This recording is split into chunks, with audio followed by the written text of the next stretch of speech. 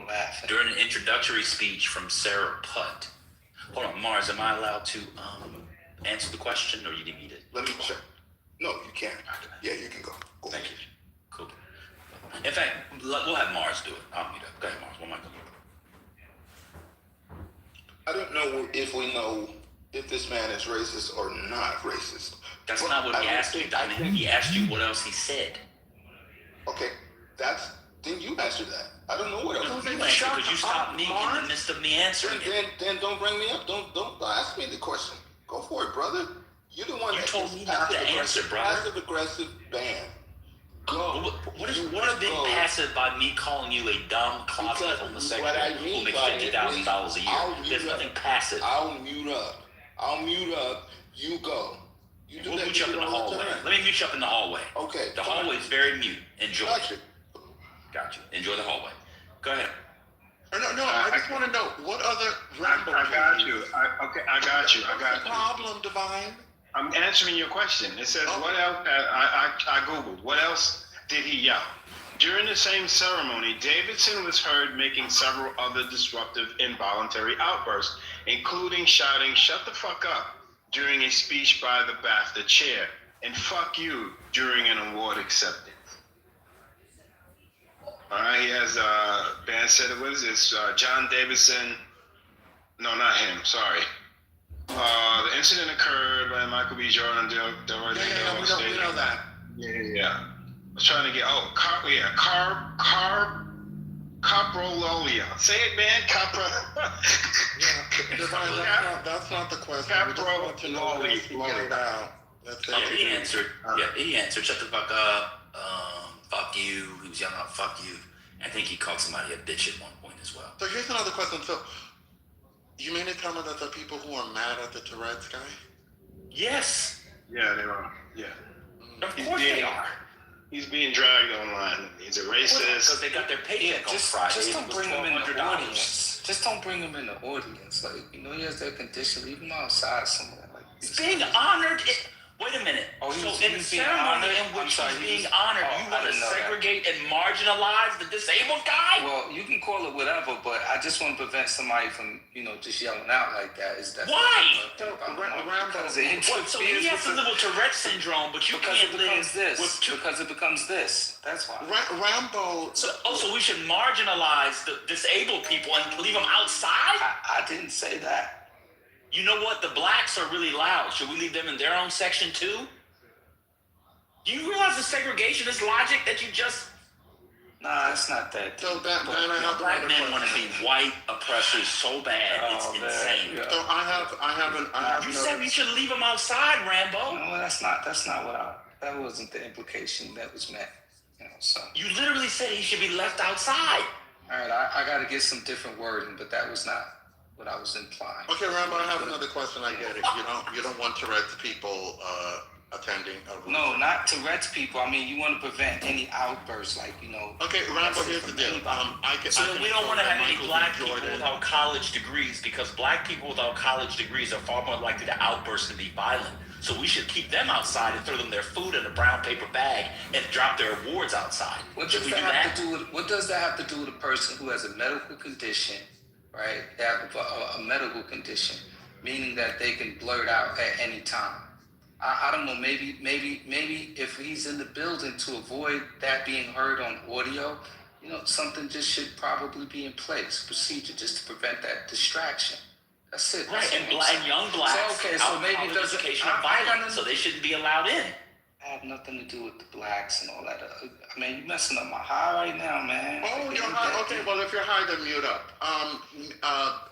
Dan. Hurricane. Rambo, you said you're high at 12:35 p.m. on a Monday.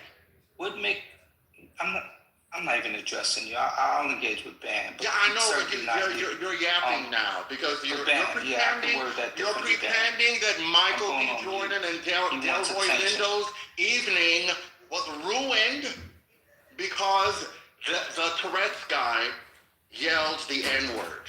We're talking about two adult black men who are well paid and were there to receive an award. And you want us to believe that when they went home that they cried themselves to sleep because somebody who is obviously mentally incapacitated yelled out the N-word. Ben, I just have one more question for you. Is anybody mad at BBC for how it handled it? Yes. Yeah, the BBC stuff is the issue. The producers are suggesting, well, to be fair, Michael B. Jordan probably did go home and cry. Delroy Lindo didn't, though. But no, they both went home and cried because they probably cried in so much ass that that's how they go to sleep. Happy as hell. Different. I mean, we're grown men. I cannot believe that grown men are upset about a rando yelling out the N-word in 2025. I'm so glad that my ancestors are not us. It is insane. It wasn't rando, Nathaniel. Well, It's not a rando. Well, a rando who's mentally incapacitated, like he's not a regular person. He's got mental challenges. He's not, he doesn't have all his factors. That's a rando. I mean, Nathaniel, when I say rando, I mean not the prime minister. Someone who none of us knew existed. It doesn't matter if he was being honored. It's still a random Oh, my God. I want the Republicans to win everything. Fuck it. Charles right. Never mind, bro. You niggas are dumb. I mean, yeah, dumb and so. Oh my God, a man with Tourette's yelled out the N-word. What are they gonna do? And they don't want to honor sinners. And Hollywood is being so mean to Ryan Coogler. So that's been the response to that. Yeah, I was wondering how people were gonna unpack that. Yeah, I don't think it's a big deal personally. I saw a clip, and it, like the way, I mean, I wouldn't have heard it unless it was pointed out. It's just a small clip, so I don't know what the. I'm offended. Oh my God! Somebody at a thing yelled out the N-word. 5 minutes later, he listening to a bunch of music you want to hear, listening to it. Monica's in here. Just come on. Let's get some testicular fortitude. Some ovarian ovation. Let's do something. Come on. Oh, they yelled out the N-word. Oh my God, I'm so offended. What is BAFTA? What it is, but they said the N-word. I got it.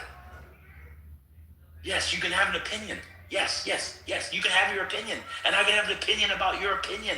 And your opinion tells us why black people are in the condition they are in part, is because we've become what you all have become soft. Oh my God, they said the N-word. You should be. Why are people more upset they're not letting Jesse Jackson lay in state? Huh? That one less viral than this. They're not even going to honor Jesse Jackson in the U.S. Capitol. But oh my God, and so-and-so, they said the N-word. I can't believe it. In a movie in which they said the N-word 80,000 times. My God, a guy with Tourette's said the N-word. What am I going to do? I can't feed my family. Some random Scottish guy at BAFTA yelled out, I'm bitch, and fuck you. Because he has coprolalia and Tourette's. Oh, I have an idea. Keep him outside. We can throw him his food in a chicken bag. And if he wins an award, we can bring it to him, but don't get too close. He might bite your hands. We can put him in a cage. Oh, my God. We're going to sit this one out, ladies. We're home. What else can we get offended by? He wasn't a random. He was being honored. What to do? Put him outside. Delroy Lindo? What are we going to do? Delroy Lindo? You don't even go to Delroy Lindo films. Honor Delroy Lindo by going see one of his art films. You don't even go see the brother's film. Go to Delroy Lindo. What am I going to do? It's so bad. A man with Tourette's and coprolalia said the N-word. So Ben, here's another question. What do you think about the acceptance speech of the actor who played the Tourette's guy's his character. What do you think about his statement? I saw Alan Cumming's statement. What was his statement? Read it. I don't know if I read it or remember what he said specifically that it was him. So What did he say? I just watched the clip, so I don't know if what I saw was the entire thing. But what I saw didn't show him commenting on the outburst. So I don't know if he did later on during his acceptance speech or not. I don't know. Does anybody know?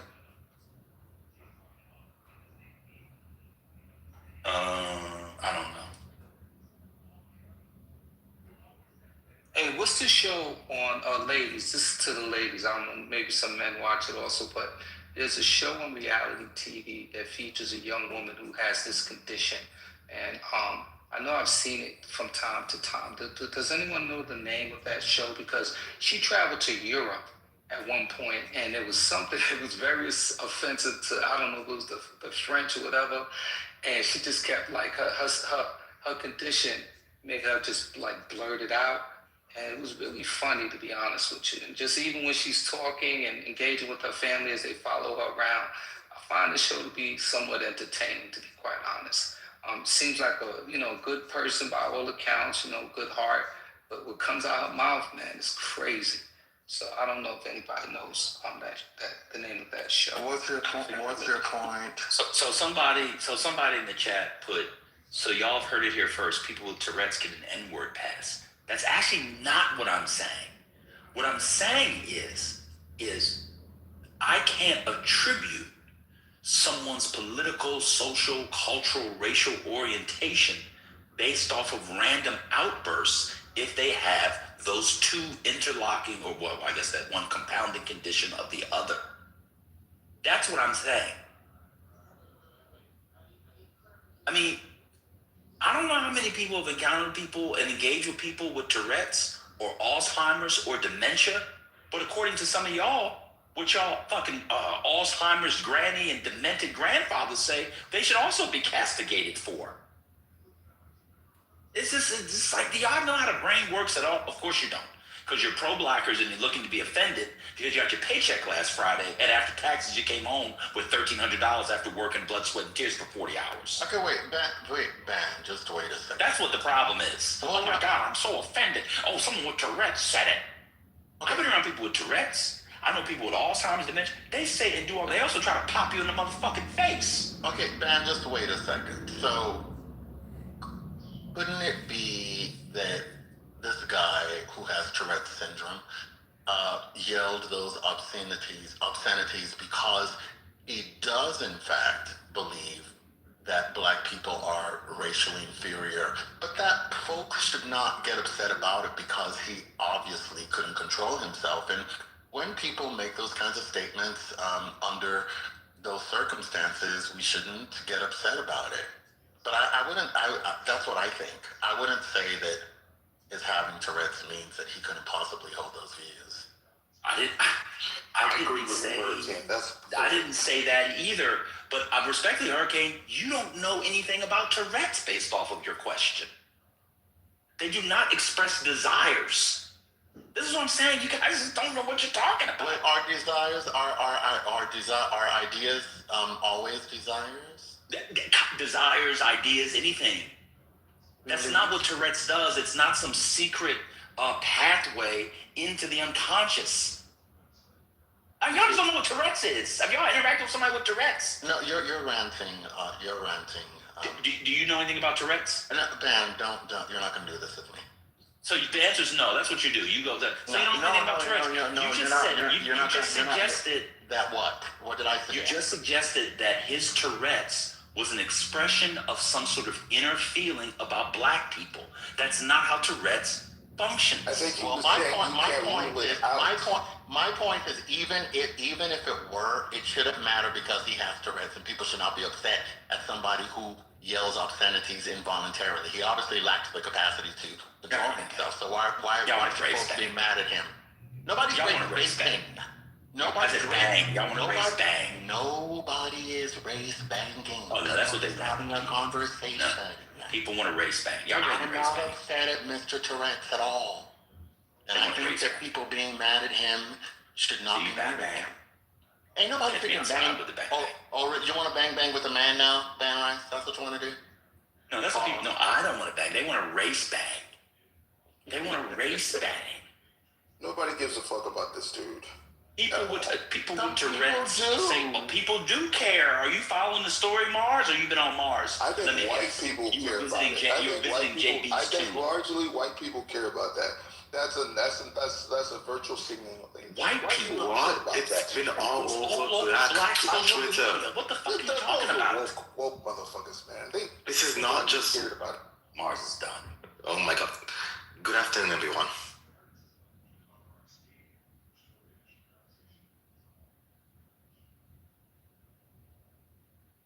No one Go understands. ahead, Mayo. Go ahead and race bang. I can't bang, so I can't even erase bang, so I'm okay. That's true. Yeah, You're into you've race been in play, Brooklyn not for race all bang. these years and you can't bang shit. What's going on? No, he's in the race play, not race bang. Okay, bang.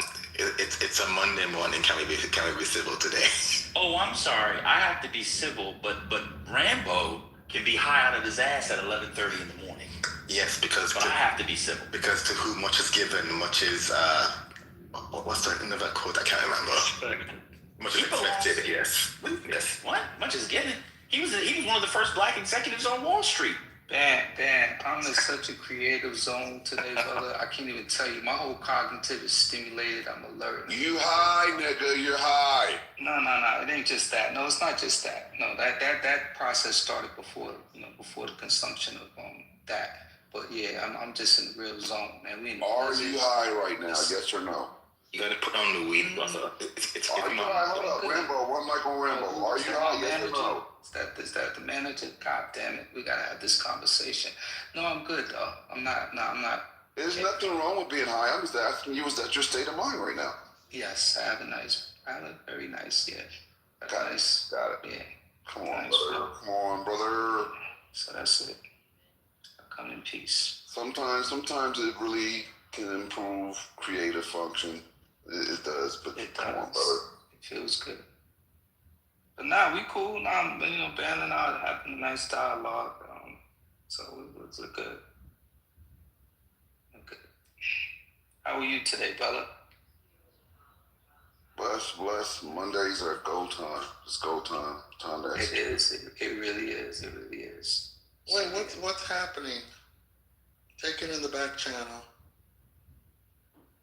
Taking in the back channel sounds weird, bro. I mean, but y'all are talking softly to each other. Let me go to the chat. Demonstrating care toward each other, talking about how you doing and all that I want the stuff. name of that reality show. I'm going to the chat. Rambo's already high. It's not even 1 p.m. and he's running that hand.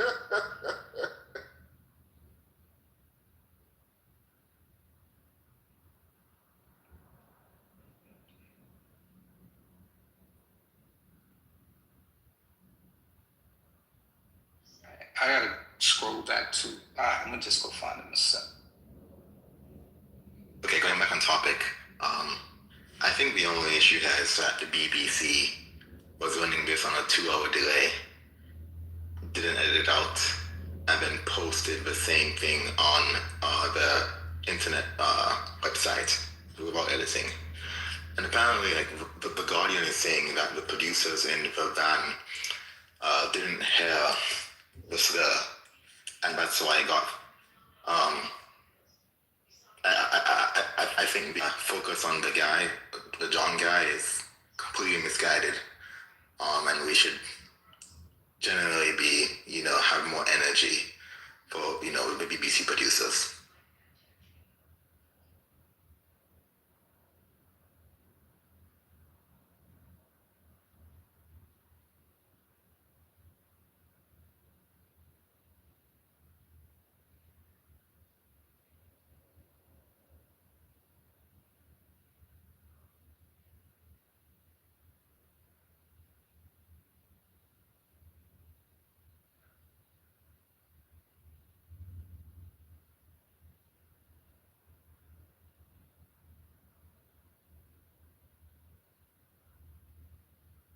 Okay, I'm about to put it in the chat. The name of the show. There you go. Nah, I'm good. called Bailing Out Loud. It's an American reality television series based on TLC with episodes. Yeah, you gotta check that out. It's interesting. You can learn about the affliction or disease, whatever it's called, brain dysfunction.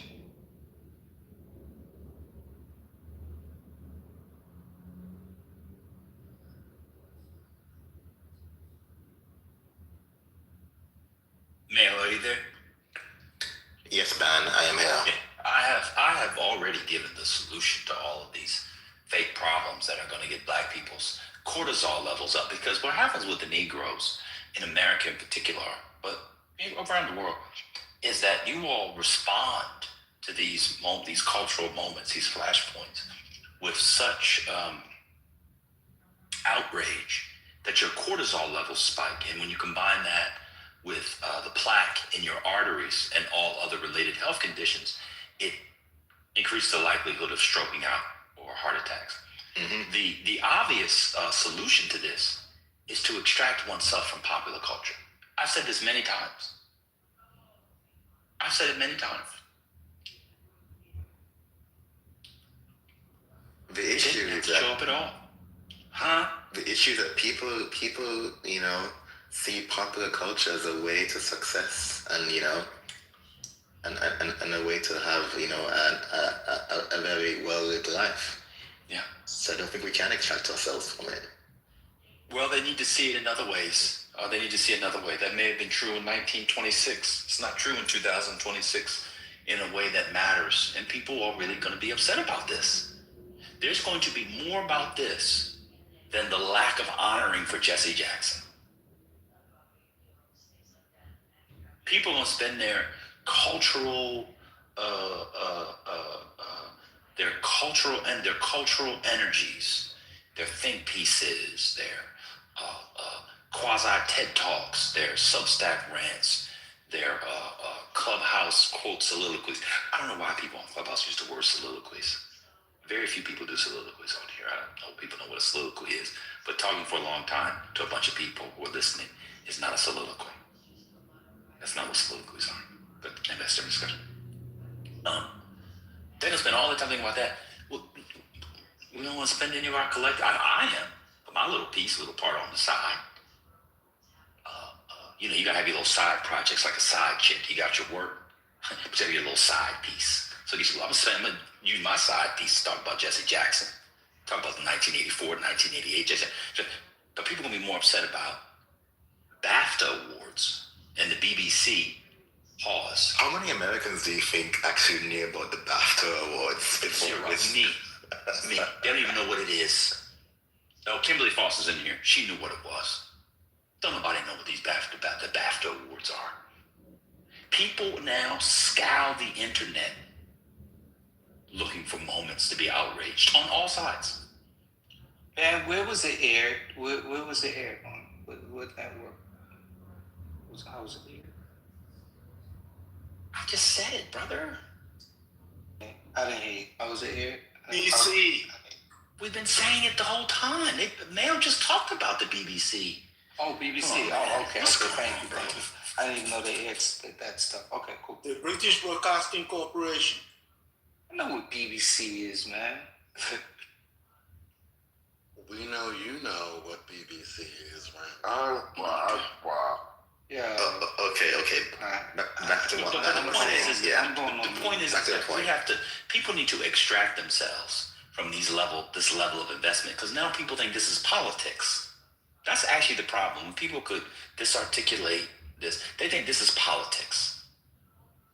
They're going to expect the Kimberly Fosters of the world to do 30 minutes on this. They're going to expect the FD signifiers of the world to do 18 hours on it, and then cut it up into 8 hours, and then cut it up into 80 minutes, and then cut it up into 8 minutes so he can make another $800,000 on a poorly researched, poorly edited, poorly argued piece. They wanted you to talk about it. Yeah. Why are you wasting it? Man, you want to do something cultural? Man, give me a quick. Get the Jesse Jackson on. Somebody go show your kids what Sesame Street used to be. Y'all remember Jesse Jackson on Sesame Street? Of course you don't. Man, do you mind giving a quick recap, just a brief recap, so I can understand? have context. If you're 3 hours behind because you're from California, I'll tell you in 3 hours. I'm not giving special handouts to California. Wow. I'll tell you in 3 hours. Wow. And this is why you need to limit your coffee intake, because it does make I just poured another cup. It makes your cortisol spike. You worry about cortisol, it's making your spike. What are you doing? Well, see, what happens You've been crafting for the last hour and a half. What happens is, well, I just read a bunch of Durkheim, so it was a good morning. But what happens is that I've had so much caffeine that I'm now gone to the other side. So the horseshoe taste. So now I feel very calm. Yeah, I can tell you what happened. I'll do a very quick recap. Last night was the BAFTA Awards. BAFTA used to stand for, I don't know, the British Academy of Film and Television Association, something like that. But it's basically their version of what are called the Oscars, which of course, the awards of the American Academy Awards, the Academy Awards, excuse me. So they honor top in film. And because Sinners is everywhere. Oh, Cinnamon, where you gonna run to? Oh, Cinnamon, where you gonna run to? I love that movie. Yeah, but it didn't include the Nina Simone song, which I found to be strange. And so they had Michael B. Jordan, who now has really revived his career because I'm just editorialized. He hadn't been good in a while. He was good in Sinners. And Delroy Lindo, they were doing an opening award, maybe Best Special Effects or something like that. And the brother, they were given the top. Delroy Lindo, by the way, was nominated for Best Supporting Actor in his long, and I would argue, august career. It was his first Oscar award. Tells you all you need to know about these. Imagine Delroy Lindo now just being nominated for an Oscar. Tells you all you need to know about these award shows. Anyway, so there was a man who was a film about him. He's an older gentleman, Scottish gentleman, excuse me, not British, my fault, Nathaniel. To Nathaniel, wassalamu alaikum. Who, and happy Savior's Day to all who know, if you know, just finished on Sunday. That's their discussion. He yelled out a bunch of stuff during the course of the night. Shut the fuck up. Fuck you. Because he has Tourette's and this compounded condition called corporal A or something. You know? Right. And then when the black man...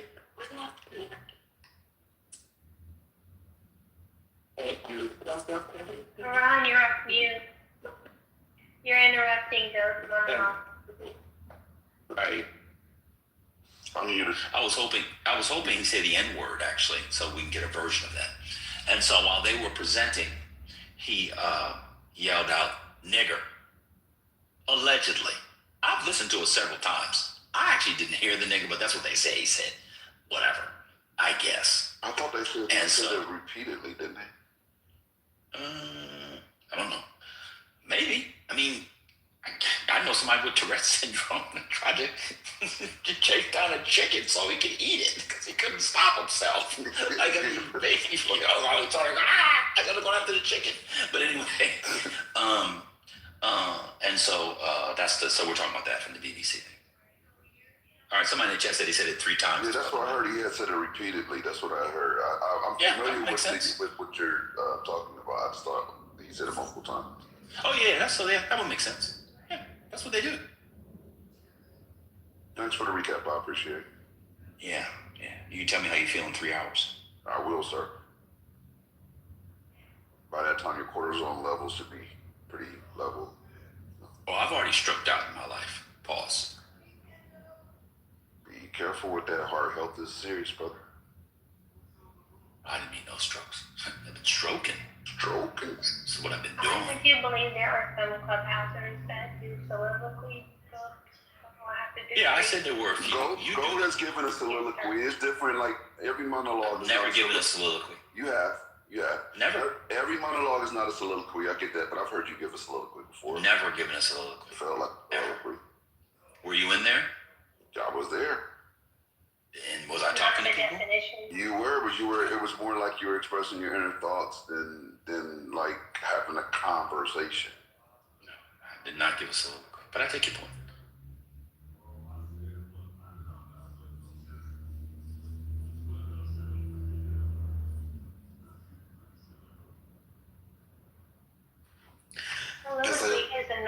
more than monologue. Go ahead. Soliloquy is a type of monologue, though. That's what it is. Should we go to the Gavin Newsom one? That's better. Hey, go to that. I was going to talk about that. Go to I that, kind of brother. do want to talk about that. Actually. Yeah. Nina Turner. I'll play it. I'm like you. I'm no better than you. You know, I'm the 960. I'm dumb like you guys. Yeah, say that to the white people in the audience, because that's who's in the audience. All right, here we go. And who I was becoming. And my mom saw that. She saw those cracks in that mask. And she challenged me. And, you know, and so it's a story about resilience, redemption. It's a story about humility and grace. I think it's a very human story. I'm not trying to be someone I'm not. I can't do that anymore. I tried that for a long time, and I wasn't happy. And I say to kids all the time, learn from, don't follow others. You know, your expression's unique, nobody else has it. And I've really just, you know, the way we're doing, some of you may have seen some of my social media. You know,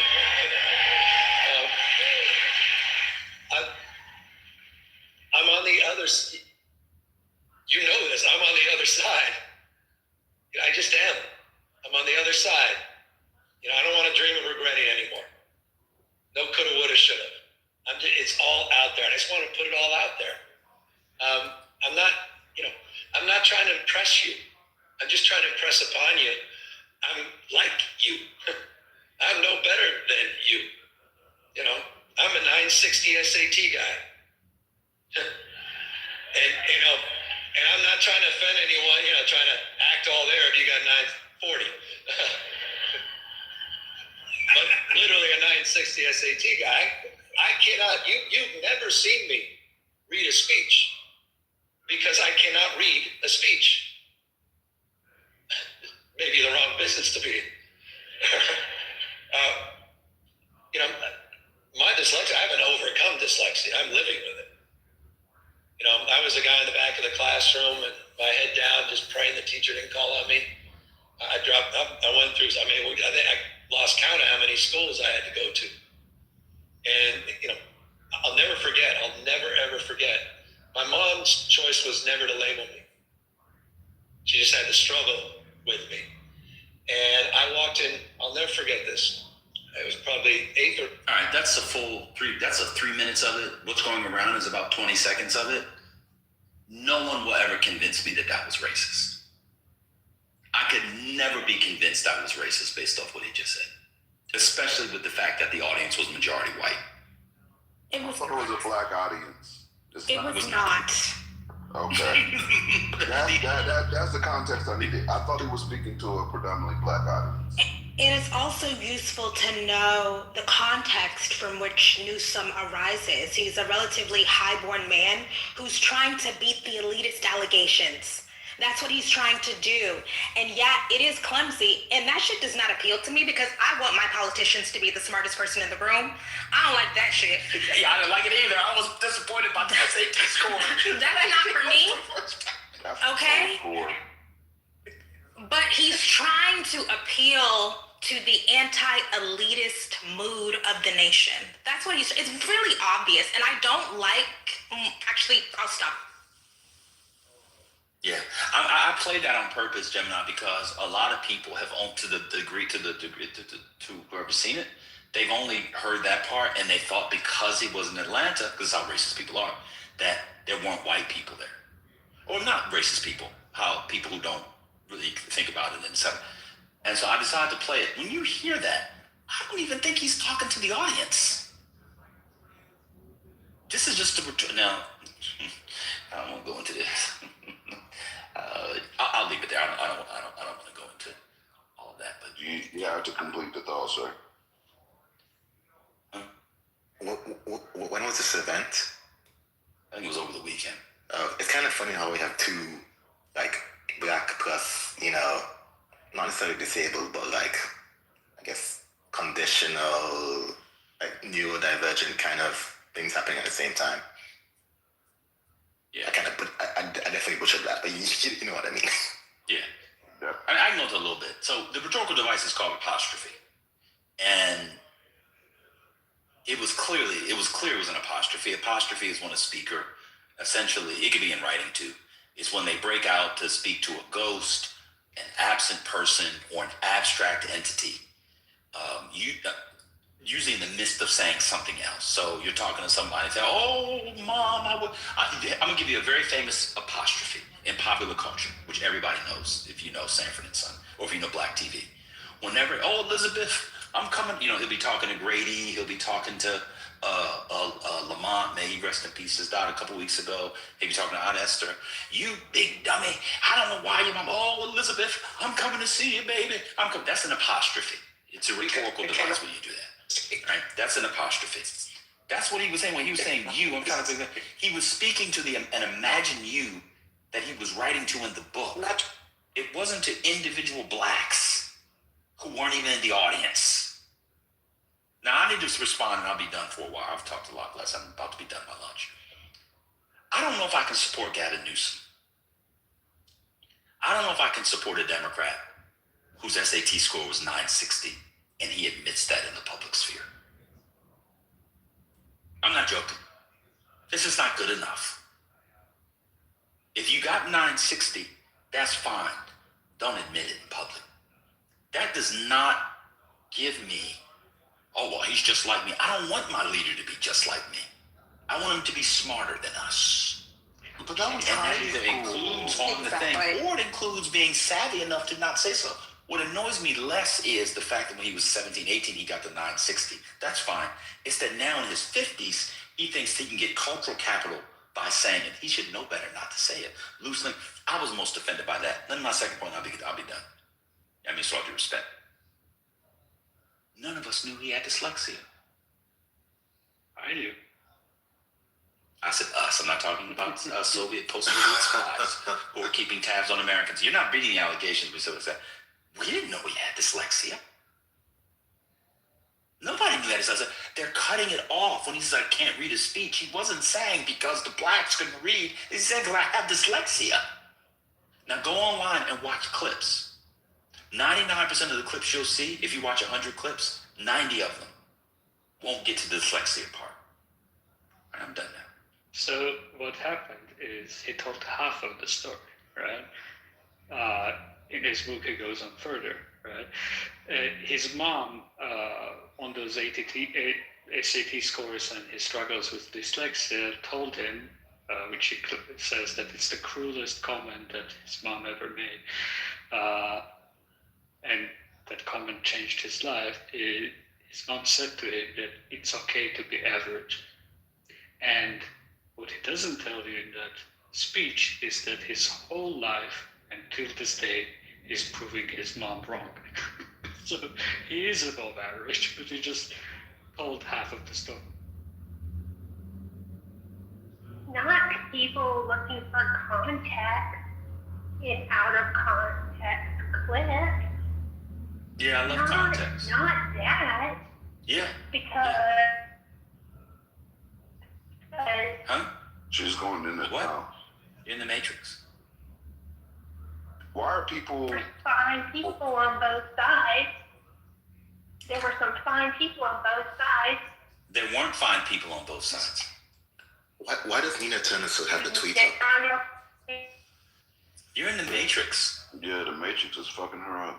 She decided the Charlottesville comment is equivalent to this? Yeah, I know the context.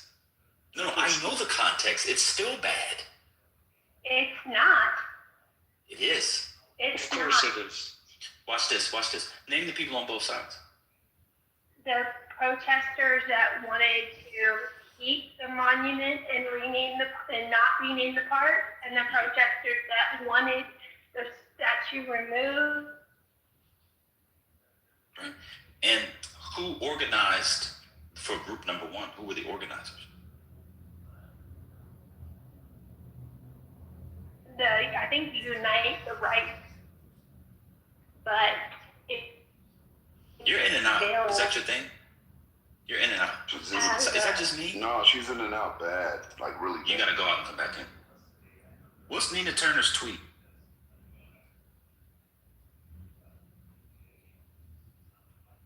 Oh, sorry, I'll read it for you. She says, Governor Gavin Newsom went to Atlanta and told a crowd that he's just like them. He had 960 SAT, but he can't read speeches. How insulting. Working class people believe politicians are out of touch because they don't worry about the cost of rent or medical bills. And then she posted a video with like a 30-second snippet. Why is it being construed? Why is it being put in a way that we were to believe he was speaking to a predominantly African American audience? Like, why is that the narrative? Because he was in Atlanta. And Atlanta is proxy, or not proxy, is metonym for black people. And so that's why. I don't think Nina Turner listened to the 25-second clip. People heard that. So if you came in, I would love to hear this. If you came in and you didn't know the story and you hadn't heard about it and you heard that clip, please tell me what was offensive about what he said. What's the average SAT score? I think like 12.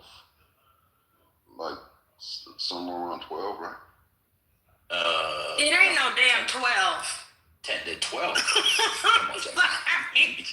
Well, I got a 13. I got a 13, so hey. Well, you're smart. You're smart. It ain't 12, bro. It ain't nowhere near 12. It's around 1,000 to 1,050. I also went to Sylvan, though, Kimberly, and took the PSAT hella times because my dad made me. So. It's definitely not 12. And so, yeah, people are going to have to, the backtracking on this is going to be insane. This is not going to stick because Mediaite just did a compilation of people responding. Listen to the people. Sean Hannity, Megyn Kelly, Rick Scott, Nicki Minaj, Ted Cruz, Clay Travis, Brendan Dilley, Ron Rule, Cat Turd. You know who those are all? Shaking in their boots about 2026 and 2028. Trying to find a way out of the 8 video. It's not going to work. I don't think conservatives know they would do better exploiting racial issues if they let it just stay out there and they don't touch it. Once they touch it, people begin to get more suspicious. I don't know why they haven't learned that. If you got Megyn Kelly, Ted Cruz, Sean Hannity, Rick Scott, and others saying this thing is racist, people that say racism doesn't really exist and then they call something racist, you know what people are going to say? I don't think it was. Yeah, 2 weeks ago they were defending Donald Trump's ape video. Correct. Like, yeah. I think it's possible that some people offended by the video focused only on the first few seconds and didn't try to take it in its full context, because when he first said, "I'm just like you," he was looking at the black mayor, and maybe some people thought that he was referring to the black mayor, but if you watch the entire video, then you see him turn to the audience, and if you listen to everything, then you get that he's not referring to a specific person, but he's just talking about the proverbial you. Maybe it's just the first few seconds of the video that had some people thinking that he was directing it to a black man. But that's an absurd conclusion, because how would he know? What could he know about that black man's background? He definitely didn't know the black man's SAT score. So. Well, Andre Dickens, if you look at his body language, he knew he wasn't talking about him. Okay. He was repulsed. He was reviled. Andre Dickens went to Georgia Tech for undergrad, so he know he got bored at a 950. So he's like, oh my God. Man, so the average is 1,000 to 1,100. That's the national average. Yeah, exactly. So I was off by 100. After 1,100 is the high end. It's probably close to 1020, but 1025, 1030, 1040. But afterwards, he was like, "Hey man, let me talk to you real quick. Gavin, come over here. Hey, what's up, Andre? Brother, did you really only get a 960? You just telling that for the people? I guarantee you, he asked him that. It's wild to me that people, like, man, that's what I'm saying. Damned if you do, damned if you don't. He's trying, as Kimberly said, to shape the elitism. He says he has a disability, and he got an average or slightly below average SAT score. Anyway. Monica, are you back? Did you want to say your thing or no?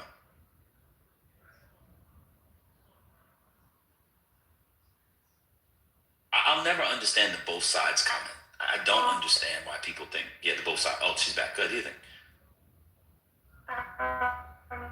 No, like you just gave another good example. Those pulling allegedly from it at the White House on Truth Social after 60 posts were posted that night of Lion Sleeps Tonight video meme from a guy on at get as mad as you want. It wasn't pretty. It wasn't nice.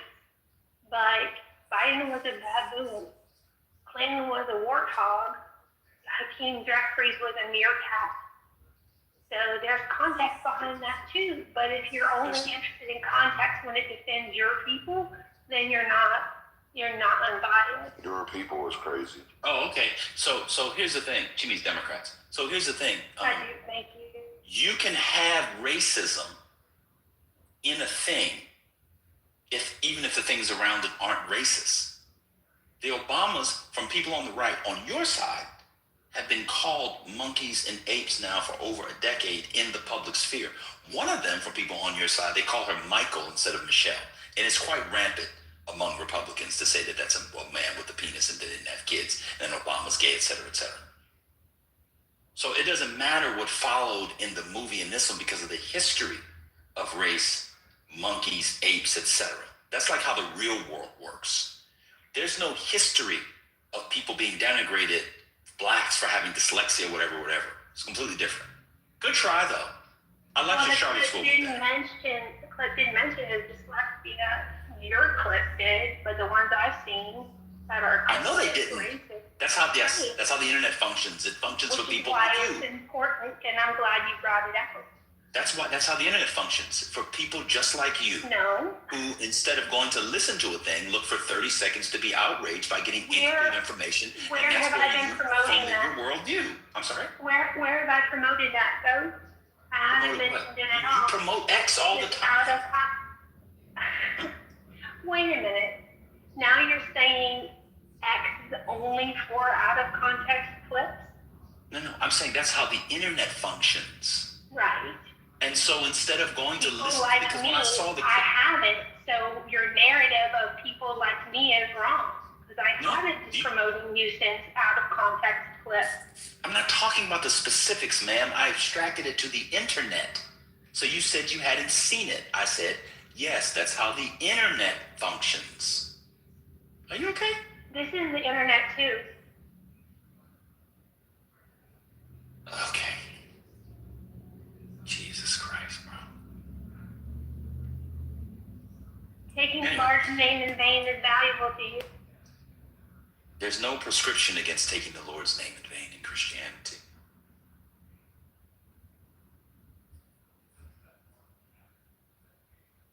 Jesus' name.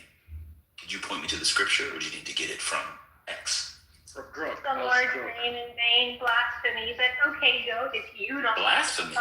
What did Christ say about blasphemy? In the Ten Commandments. Is she okay? I said, what did Christ say about blasphemy? She said it's in the Ten Commandments. Did the Beatitudes cover it too? Girl. Do the Beatitudes cover the... This is great. Christian. They always expose themselves. Well, Ben, she could just be making the argument that when the word Lord capitalized appears in the Old Testament, that the Lord is referring to God the Son and that Jesus Christ is God the Son. And so when the Lord gave Moses the Ten Commandments and told Moses to write the words down, the first time God wrote them down, that those words written down were Jesus' words, since Jesus is also God the Son. Maybe that's what she's arguing. Maybe that's what she believes. Is that what you're arguing, Monica? She don't know what I'm talking about. Thank you, Hurricane. Monica, you don't even know about LORD capitalized. Like, you don't know what I'm talking about. Wait, she know you're talking about what you said. That's what she was arguing. What are you doing? She doesn't know about. I know she doesn't know that.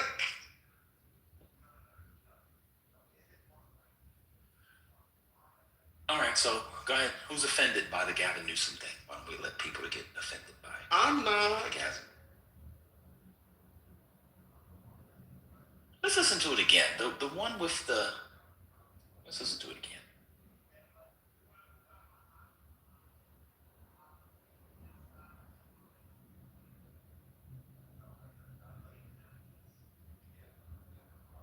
What do you think? I was really trying to find a place to be. Oh, sorry, go ahead. I was going to say, what do you think about the black mayor's facial expression? when I loved it. Newsom said, He was like, wait, you can be like you. Yeah, he was like, wait, you can be governor of California and that's all you got? Shit. Let me move to California. All right, hold on.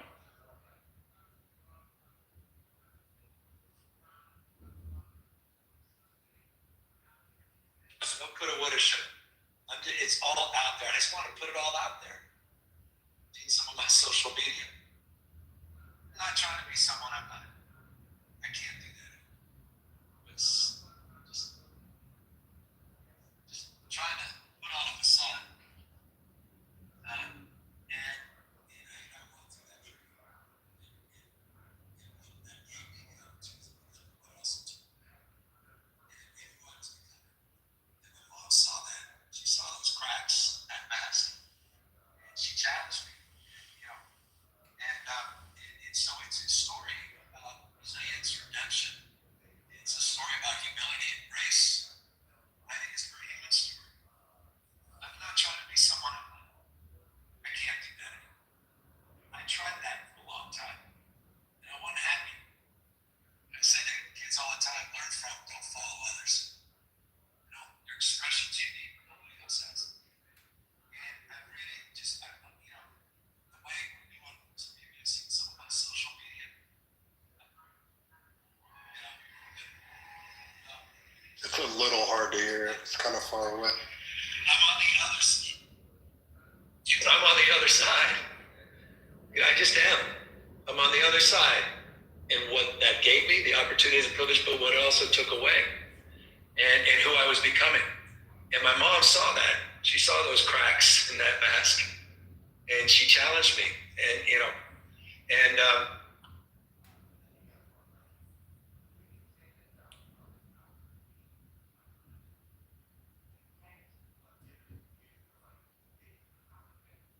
Oh, God. Oh.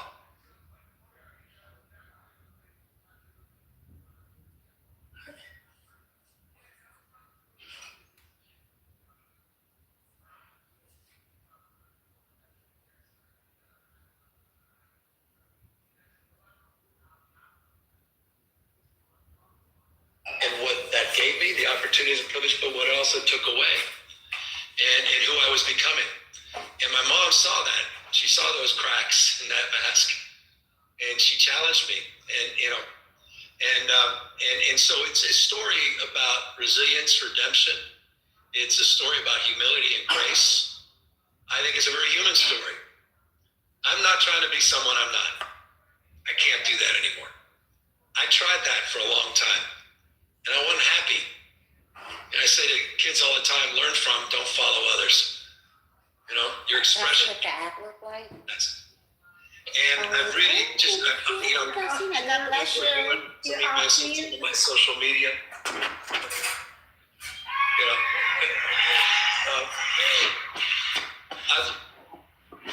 I'm on the other side. You know this. I'm on the other side. I just am. I'm on the other side. I don't want to dream of regretting anymore. No coulda, woulda, shoulda. It's all out there. I just want to put it all out there. I'm not trying to impress you. I'm just trying to impress upon you. I'm like you. I'm no better than you. You know, I'm a 960 SAT guy. And, you know, and I'm not trying to offend anyone, you know, trying to act all there if you got 940. But literally a 960 SAT guy, I cannot, you've never seen me read a speech because I cannot read a speech. Maybe the wrong business to be in. You know, my dyslexia, I haven't overcome dyslexia. I'm living with it. You know, I was a guy in the back of the classroom and my head down, just praying the teacher didn't call it.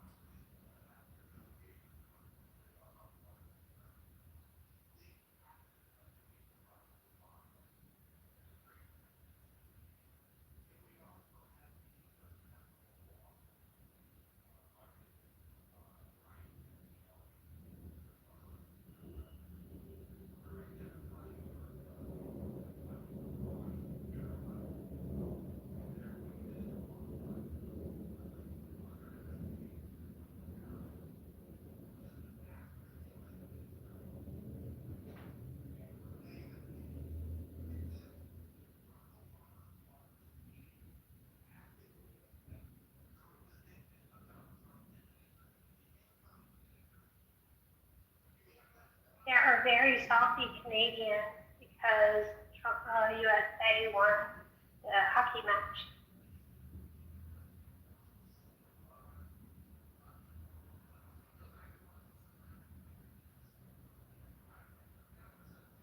I didn't think it could be more bitter. Yeah, it used to be that Canadians could like enjoy, you know, losing to America, but with the stakes and what it means now, yeah, Canadians are not too happy. They're always going to be little rural on every level. That's just how it is.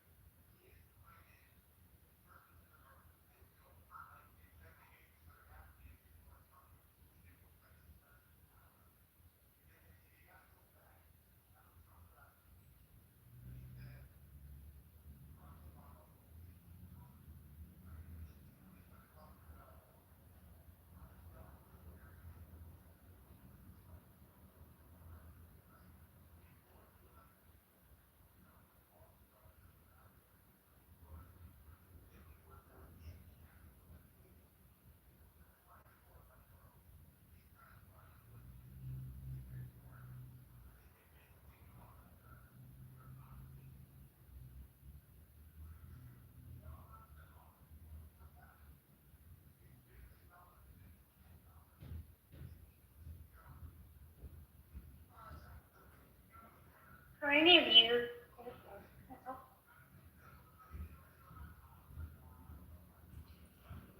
Have you guys discussed the hotline that's being operated for U.S. citizens that are stuck in Mexico because of the civil unrest due to El Mencho being terminated? And how does that work? Like, okay, so you call this hotline, then what? Like, how are you protected? I'm confused.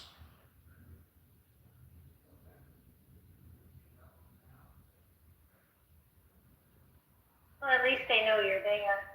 They'll track you down. Are they going to aid and help you in leaving the country? Are they going to extract you, or they're going to send you an armed vehicle to take you to the embassy? Like, what the fuck happens?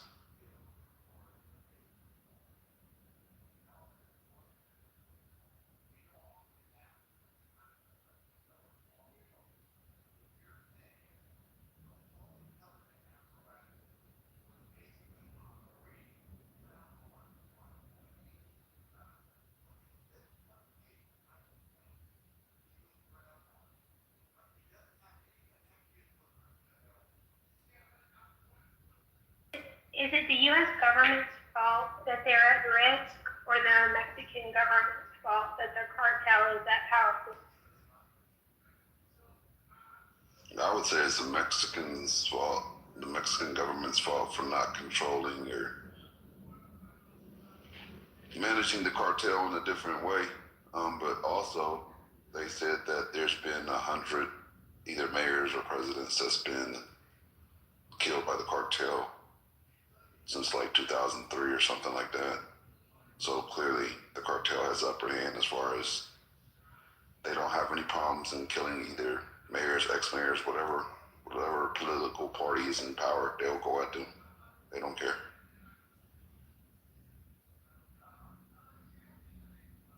And then there's so much corruption, they can buy different generals, they can buy different police officers, they buy a lot. So that still doesn't answer my question. I'm trying to understand how the Americans there are going to benefit from a hotline. Like, I don't think there's nothing that can be done by a call. Like, what happens?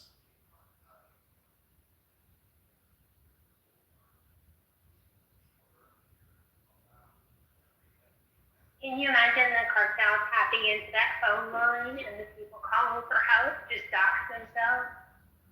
That would be bad.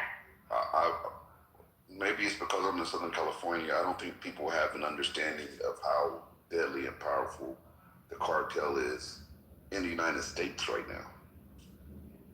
Like, they are operating in Los Angeles on such a large scale that the police are scared. Like, they know where the cartel grow houses are. They know where the cartel meth labs are, and they don't fucking go. They don't go. The only time they go is when there's a car full of bodies burning in the fucking desert, and they go collect that and say, well, cartel violence today, but they don't go to the source. They know where they are. They don't fuck with them. It's weird as fuck. They know that they're going up to homeowners out here in California and demanding like either sell us your home or there's going to be issues. Like, there's been so many, like, you can Google this shit. They do it all the fucking time. This is well known, well documented, but they don't do anything about it. They're just deboning homeowners out of their houses. If you don't sell your house, it's probably not going to be here anymore anyway. You might as well sell it. Jim, what would you recommend? I'm not claiming to have the answers, but to allow it to just operate, you're going to have to that's when you bring in the National Guard. Like, not for the citizens that are peacefully protesting, that's when you actually utilize them. Like, to me, I don't know. Would have to approve that, right? There's been businesses downtown that are just, there's so many businesses, and unfortunately, I know a few, like, where they're not real businesses, they're just money laundering fronts for the cartel. There's houses that are just straight cartel, like tons of them. Neighborhoods, everybody knows it. There's money laundering fronts downtown where they found 60 million in just random boxes. So they know about it on some level. They seize the money, but they don't go after the actual physical components of the cartel that's doing the damage, that's inflicting the damage, that's doing the blackmailing and murder and mad, like they have 8 fucking semi-trucks outside of a regular ass house. Like, you can't tell what the fuck they're doing. Who the fuck has 8 semi-trucks, 8 Peterbilts? They know, they just don't do shit.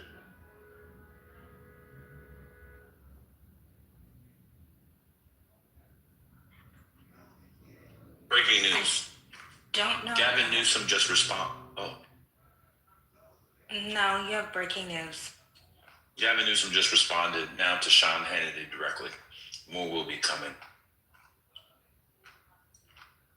Quote, you didn't give a shit about the President of the United States posting an 8 video of President Obama or calling African nations shitholes. But you're going to call me racist for talking about my lifelong struggle with dyslexia. Spare me your fake fucking outrage, Sean. Yeah. Man. They're going to make president of these people. They don't know. They're losing the culture war, the discourse war in real time. They're losing. They're going to allow him to defend himself and then to bring us back to attention of the consistent anti-blackness, Negrophobia, and xenophobia of America's Republican Party. These people are really bad. That was why would Sean Hannity? Anyway, that's the response. That was I apologize. Go ahead, Kimberly. Do you think? I was gonna say there was a little bit of a lull, but this weekend, well, it started for me reading Friday, but over the weekend was the first time I really felt like, oh, Kristi Noem is in real trouble. Kristi Noem is not gonna make it, I don't think. I initially read reporting that her job was on the line, and then she made those statements about TSA PreCheck and global entry being suspended, and then the White House really quickly overruled her. And then in all of that reporting, it's like she's already on thin ice, and then she did this, and then the White House didn't approve and just said, no, that's stupid. I just think the lady, I think she's on her way out. I'm glad you said that, because I was confused, because I was flying on Sunday. Come Sunday. I was flying on Sunday, and TSA PreCheck and global entry were all open, but I remember the day before she said it was closing. So the White House just shut her down. Okay. Yeah, the Washington Post reported the White House shut her down. Oh boy. Good question. What's this I'm hearing about the Commerce Secretary's sons? The former company he was the head of going to make millions off of these tariff paybacks or whatever?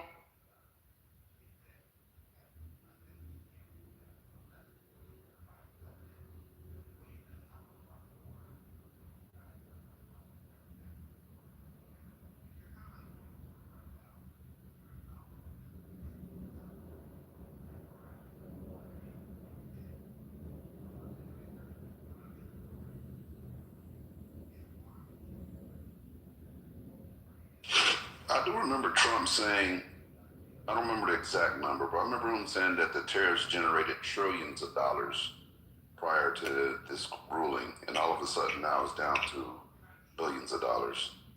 I don't know if anybody caught that. He said like 18 trillion.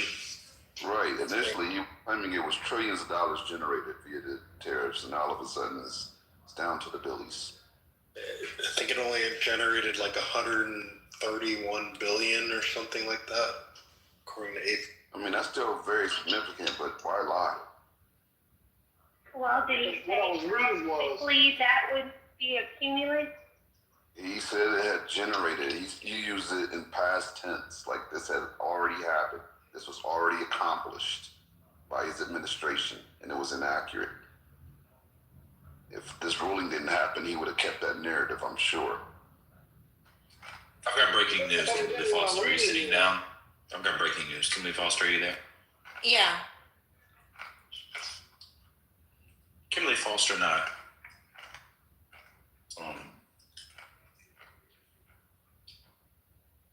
it's official now? We have talked about, Gemini, please. We have talked about, Gemini, we'll talk to you in 3 hours. Kimberly Foster and I have talked about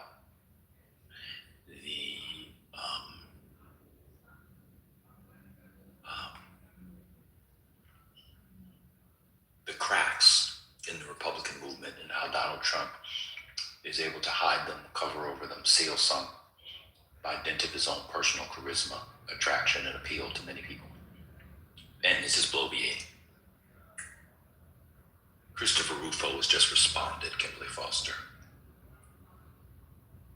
who I would argue is what? The lieutenant colonel of the rights culture wars? Very important voice. Yeah, Mr. DEI is racist himself. Yeah.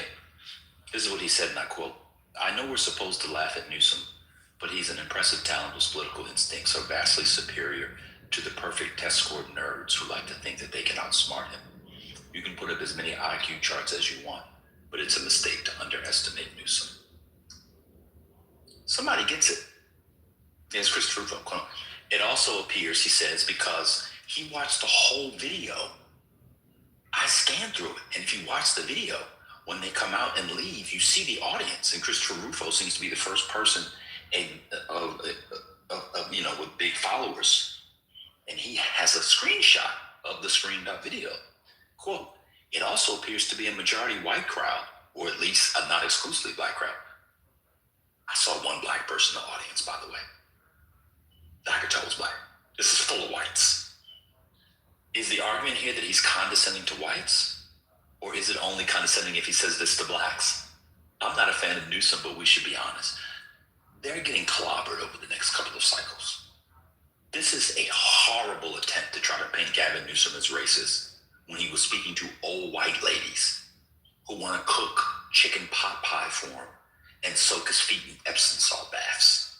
He wasn't even talking to black people.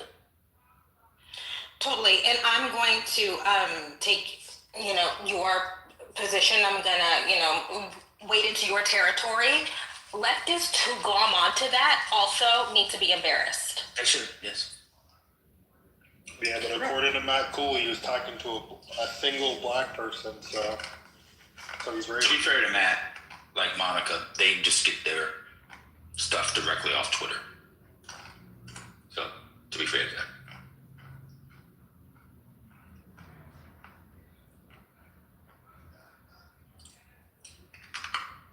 But can I also say that Rufo, in that tweet or whatever, he's also giving hints of where I think the discourse from the Rufo side of the movement is going to go. And I noticed this wherever I live, who knows? More and more of the right are beginning to say test scores are overrated. They're beginning to say, well, we can't just judge everything just by test scores. It's really weird how the meritocracy contingent is now beginning to say, oh, just because Asians and Indians, they have the highest test scores doesn't mean that they're the most qualified. That is a big thing wherever I am. That is really like, it's on the news every day. I don't think the people seem to understand that in their attempt to play the race card, which they say we shouldn't do, they're actually, I'm just following what you're saying, I totally agree. They're undercutting their whole anti-elite, anti-university claim. You know why? Because they didn't think it through. The most embarrassing tweet from a federal official so far has been Rick Scott. Have y'all seen Rick? I don't know what Floridians see in Rick Scott, but it's clear he only wins because he's rich. He must give crazy kickbacks too, because Rick Scott is wildly untalented. This is what Rick Scott said. I'm going to read it word for word. This might be the dumbest tweet you'll read today, or you'll hear today.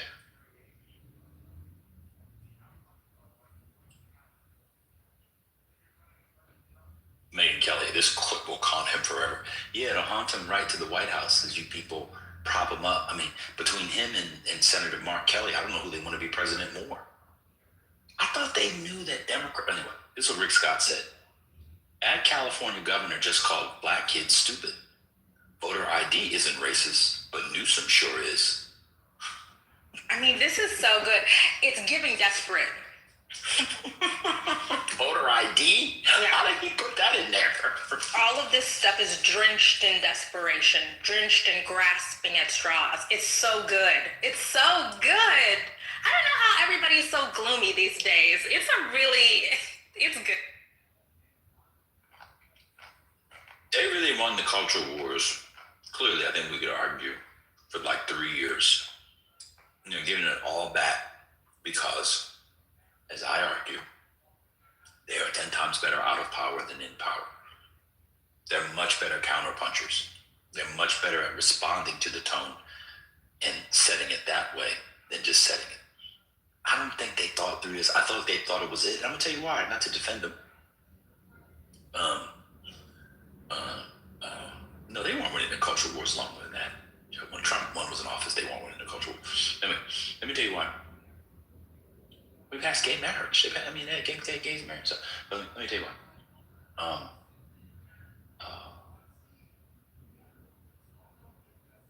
I lost track of my thoughts. I apologize.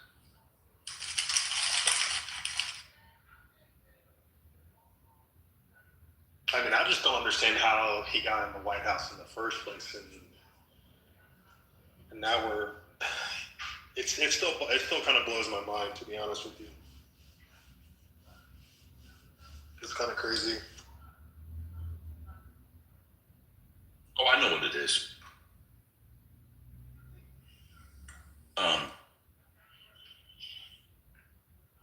And I'm not trying to defend them, but like Monica and Matt Cool, they also just looked at the 30-second clip, and they weren't smart enough and didn't take the time to have their people, hey, give me a longer version so I could see it. The clip that went viral this morning did not mention dyslexia at all. So when he's saying, I also, you never see me read a speech. They thought, oh, he's talking about black people. He was talking about his dyslexia. They cut it off right at the. They cut it off right there. Conservatives are really bad. Because the clip I was watching, like, cut it off as he was saying dyslexia, and I'm just like, okay, well, obviously we need the full context for this, but I mean, I would say that anytime.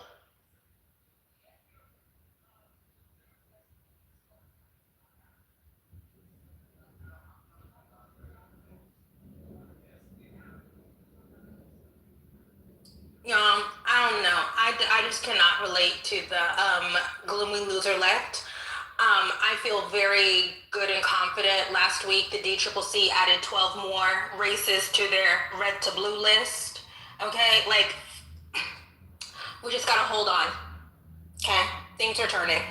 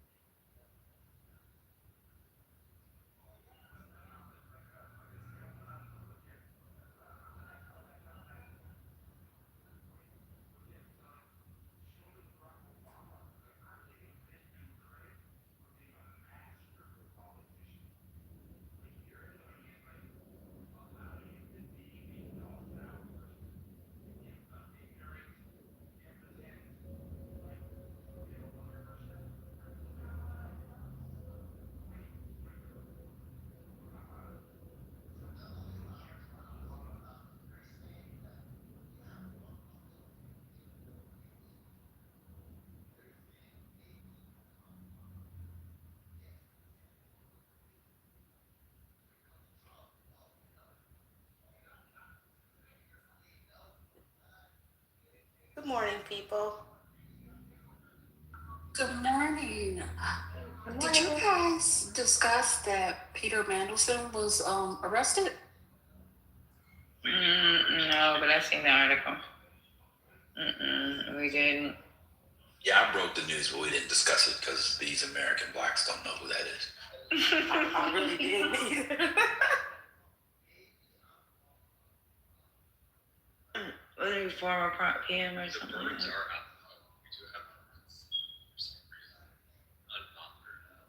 Oh no, he was an ambassador. That's what he was. He was an ambassador. And he's a lord.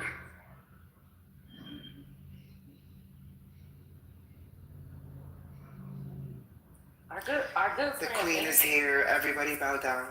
Okay, but our Shut good up, friend. girl. I said the queen is here. Everybody bow down. I said okay. What part of bow down was not? Chanel number one scared bitches.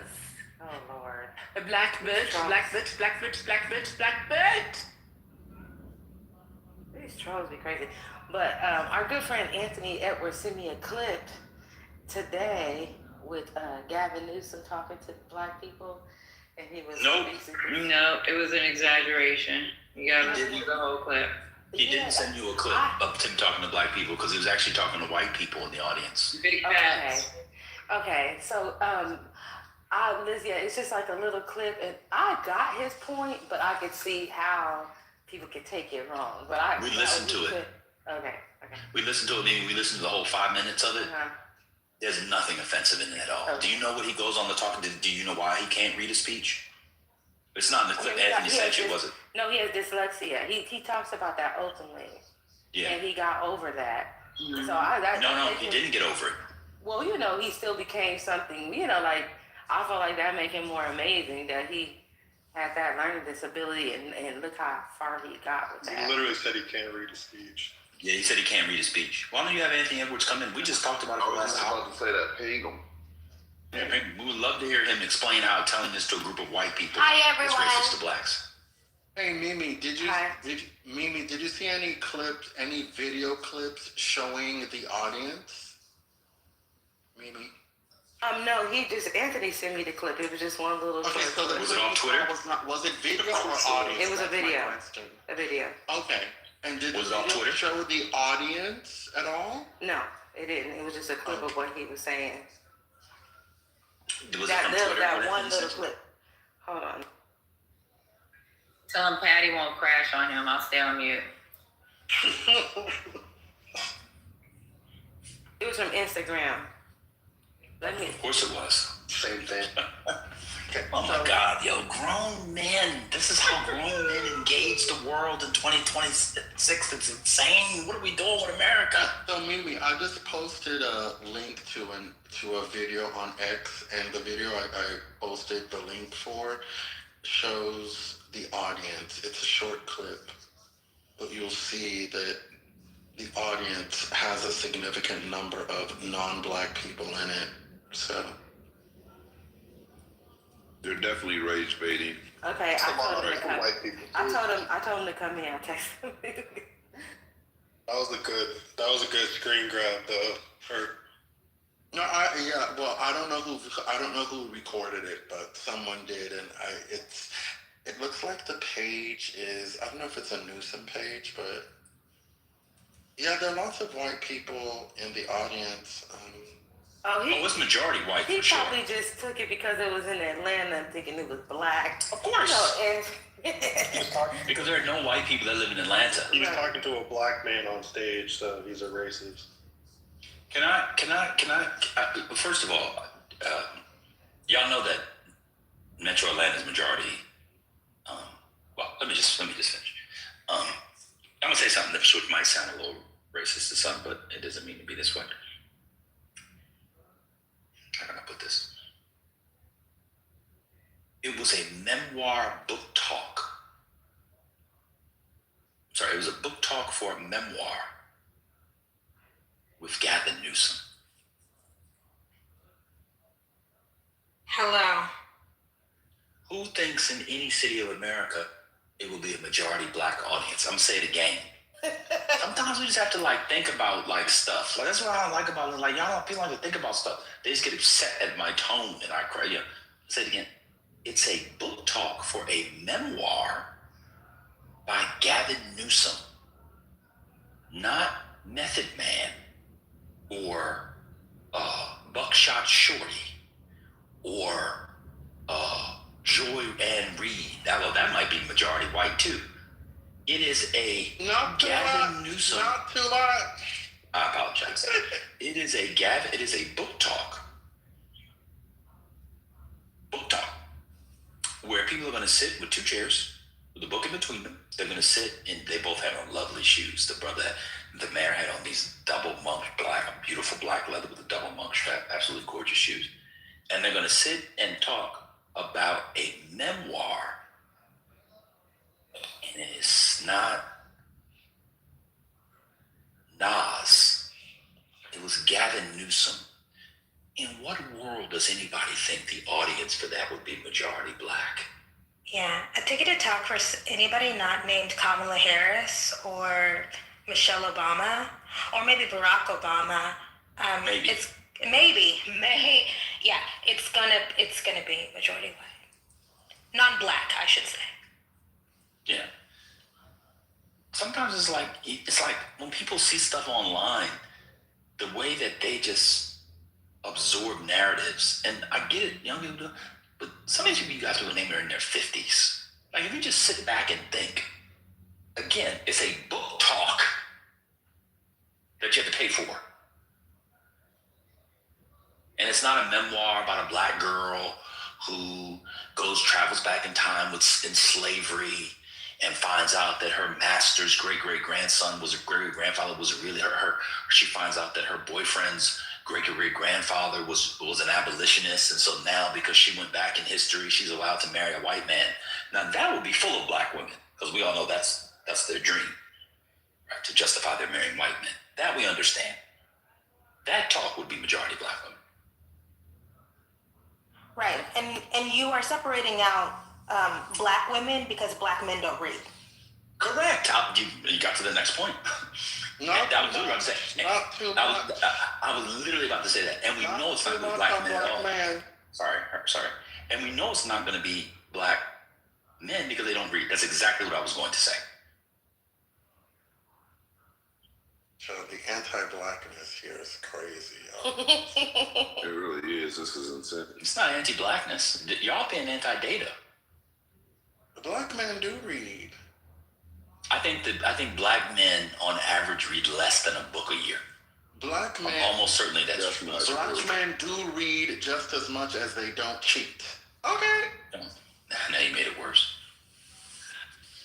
Man, my daughter got her first tattoo yesterday on her wrist. That's a parenting failure.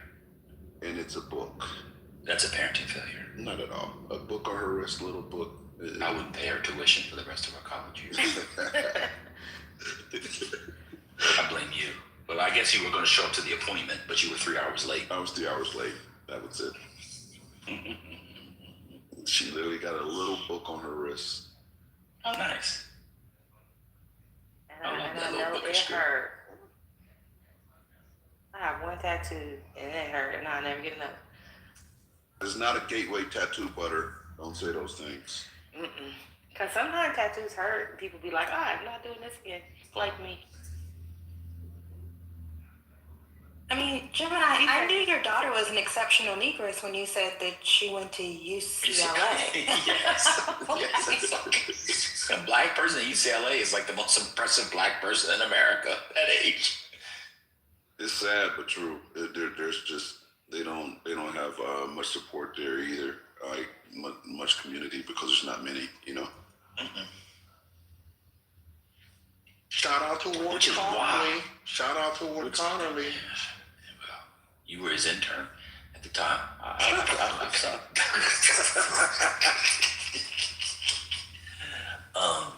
It's sad too because UCLA in the 70s and 80s, basically until Ward Connerly stuff went kicked in, it had a very vibrant, small but still vibrant black population that did really good things for that campus. You know, they got the what's it called, the Ralph J. Bunch Center? I think it's at UCLA. I think it's there.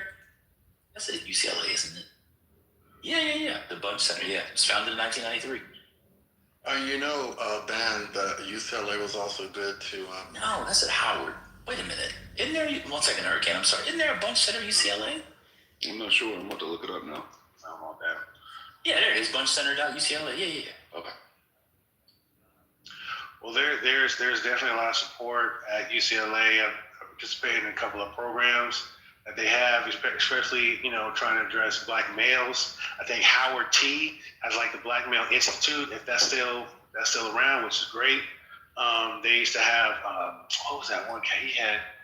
He had an annual conference for Tavis Smiley used to have an annual conference there. So they got some stuff happening there. It is very low key, and yes, there's not a lot of them at all. But the one thing I thought was really cool is at least they still had like a Black barber shop pretty much there, which is, especially for the UC system, unheard of. But it's decent though. But definitely a shout out for UCLA, even though I'm on the other side. But yeah, I know that they have the one thing I do know that a lot of them hang out at. They have like a Black resource center, Black student resource center. Yes. So the director, I'm at the website now. She's a political scientist. Her name is Kimberly. Are you there, Kimberly Foster? I am. So it's a lady named, listen to these dates. This is a lady, her name is Lori Frazier. She's the director of the Bunch Center at UCLA. She has the Bunch chair, of course.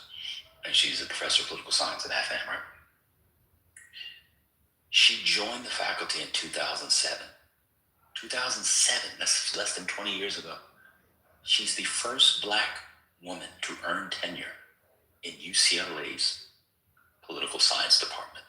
If she started in 2007 and she did it fast, that means she got tenure in 2012. UCLA did not have a tenured Black woman in their political science department until 2012. That's wild. Dude, that's almost unfathomable. That's incredible. 1992, okay. 2000, maybe. 2005, the 2010s is insane. Here's something that's kind of unusual about UCLA. They have Black people that go through the UC system on the way to Ivy League places, right? So there's even some people that I was fairly impressed with that went to Berkeley, and I was like, okay, great. I'm gonna see if I can apply, maybe get part of the graduate program, so on and so forth. Next thing you know, they were there for 2 years, and then they left, and then they went to Ivy Leagues. So it's like, if they can get to that level, they just got to do a short time, produce some research, and then boom, they can get picked up at a different institution that's a whole lot more supportive, supposedly. But it's really just a stopping point before they move on to other stuff. So I'm not surprised at that, but it's unfortunate too at the same time. And plus, there's a lot of Black professors that really don't. I mean, how can I say this politely? This was like an issue at the Black Faculty and Staff Association, was getting tenure. They have to, and you know this, Ben, you have, and it has to be stellar. And if you don't hit that 4 criteria, you don't stay. It's like research is number 1. You got to be involved with the community. Of course, the schooling, but then there's like something else. But the research part, getting them to like that top grade research is and grants, and grants too. It's hard. So, anyways, I'm gonna stop there. But tell me if you know something different, man. Oh, I'm sorry. I'm not responding to nigga babble on them. I put my litter perplexity fingers come on on now. it. I'm sorry. It wasn't inscrutable. I put my perplexity fingers on it. It says she's not just the first Black woman; she's the first non-white woman to get tenure. Damn. The Department of Political Science at UC. What year did it say? Did it skip the year? 1 moment. I mean, I guess I could look at her CV. That's crazy. That's like 13 years ago. Hey, so Ben, quick question. This is just your opinion. Who is this? Who's speaking? 2015. It's Hurricane. So, Oh my God. would you say that UCLA, not the university itself, not the professional schools, would you say that it's more conservative? It's more on the conservative side, would you say? Or not? I don't know it well enough to make that claim. I don't know it well enough. Maybe compared to some of the other UCs, but in the world, I never thought of it as such. Like when people talk about the conservative elite schools, I've never really heard UCLA up there, but it could be. Yeah, because I don't know well enough. My memory tells me that the university itself, not the professional schools, is more on the conservative side, which is why what you just said, what Kimberly just read, doesn't surprise me. But I could be wrong because it's been a while since I did the UC thing. But that's just what I recall. See that? I can't see them being conservative. Well, it's not always intuitive, Gemini, the way these things shake out. Like you might think that a school, because it's located in a city, leans one way, but then when you examine the way the institution runs, then what you end up seeing is something different. So if you look at UCLA's law school, you'll find that the law school has some indicators that suggest it's not that conservative. For instance, UCLA's law school has a research center devoted to sexual orientation law. It also has a critical race theory center. And those aren't the kinds of research centers that you find at every top-notch law school, but at UCLA they have that. So you're going to find some super leftist law professors at UCLA, but then when you go to the university itself, putting aside the professional schools, you might find something different. That's what I'm talking about.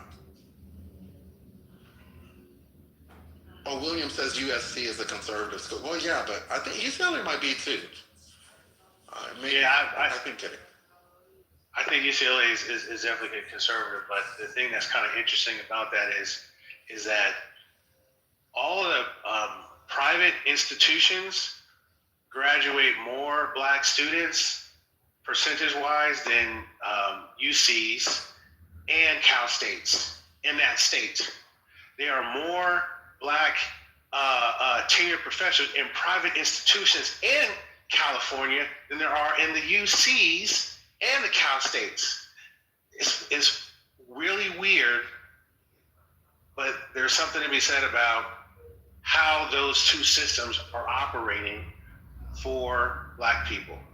Okay. All right. Now I can respond because that was a nigga babble. Now I can respond to that because that was interesting to me. Speak. Yeah, what you said before was it was a bit inscrutable. I have theories about that. Let me give you one. The working conditions. So imagine you're a candidate and you're a black guy and you can get a job at Pomona. You can get a job. Leave Stanford out of it. That's a whole different. Harvey Mudd. What else? What other private schools are there? Give me another school in California. Caltech. I don't know. Caltech. Okay. Take out Caltech and Stanford. Claremont. Yeah. All the Claremont. So I can see why they would be more attractive at the level of working conditions.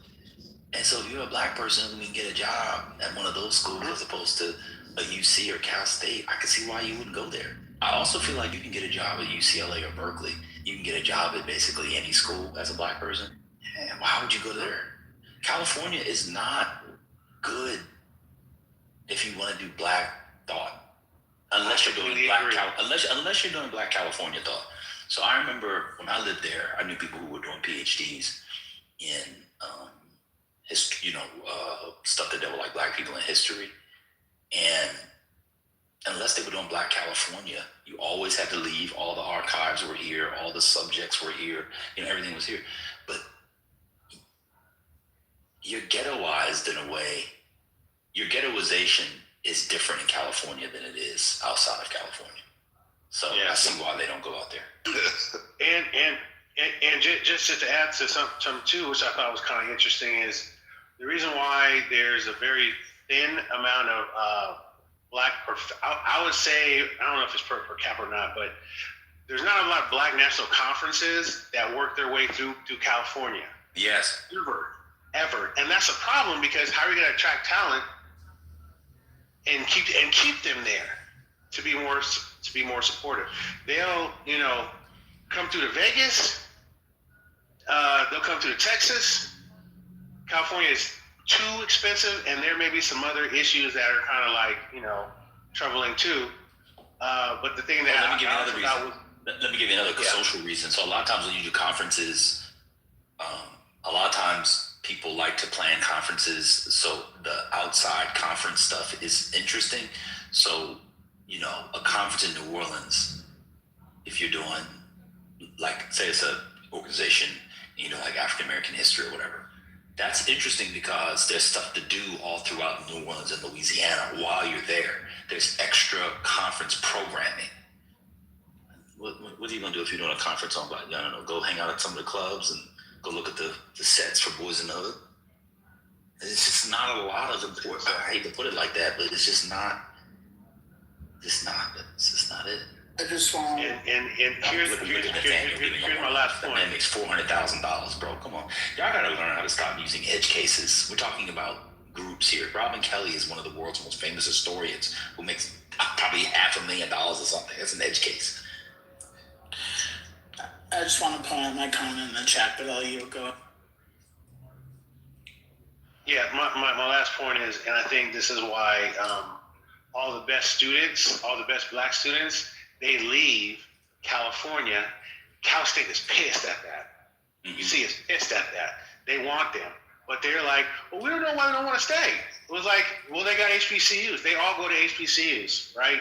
And they're really upset about it. Secondly, this is also a concern, because when you try to get black students into professions, they never see black professionals in large gatherings. And when you talk to them, they're like, oh, I didn't know there was a NABA out there, National Society of Black Accountants. Oh, I didn't know there was I thought NSBE was just a small thing. Well, NSBE is big. So, National Society of Black Engineers.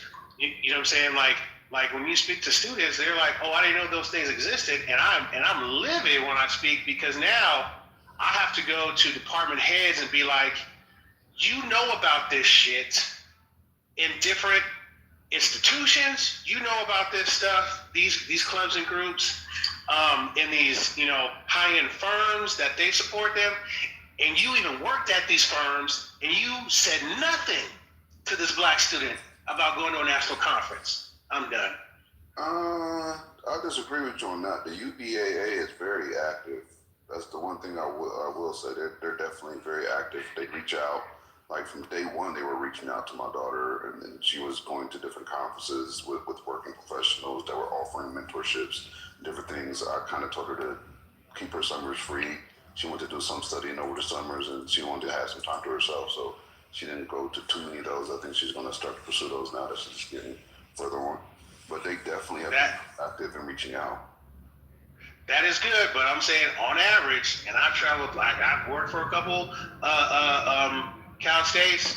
I've done different talks at a couple UCs. I have done some recruiting all throughout California. And the thing that I'm like livid at, right, is when I see a department head, right, who worked at, let's say, like Deloitte, right, or Ernst & Young or whatever. Like, how come you don't have any, Black Business Student Association? How come you're not recruiting for black students to get into these case studies? How come you ain't doing this and that? I'm livid at that point, but I gotta put on my positive Negro hat and just try to be progressive and try to remind them that there are these things that are available. And then I speak to the students, and they're like, I've had a few that are in tears. They were like, I had no idea.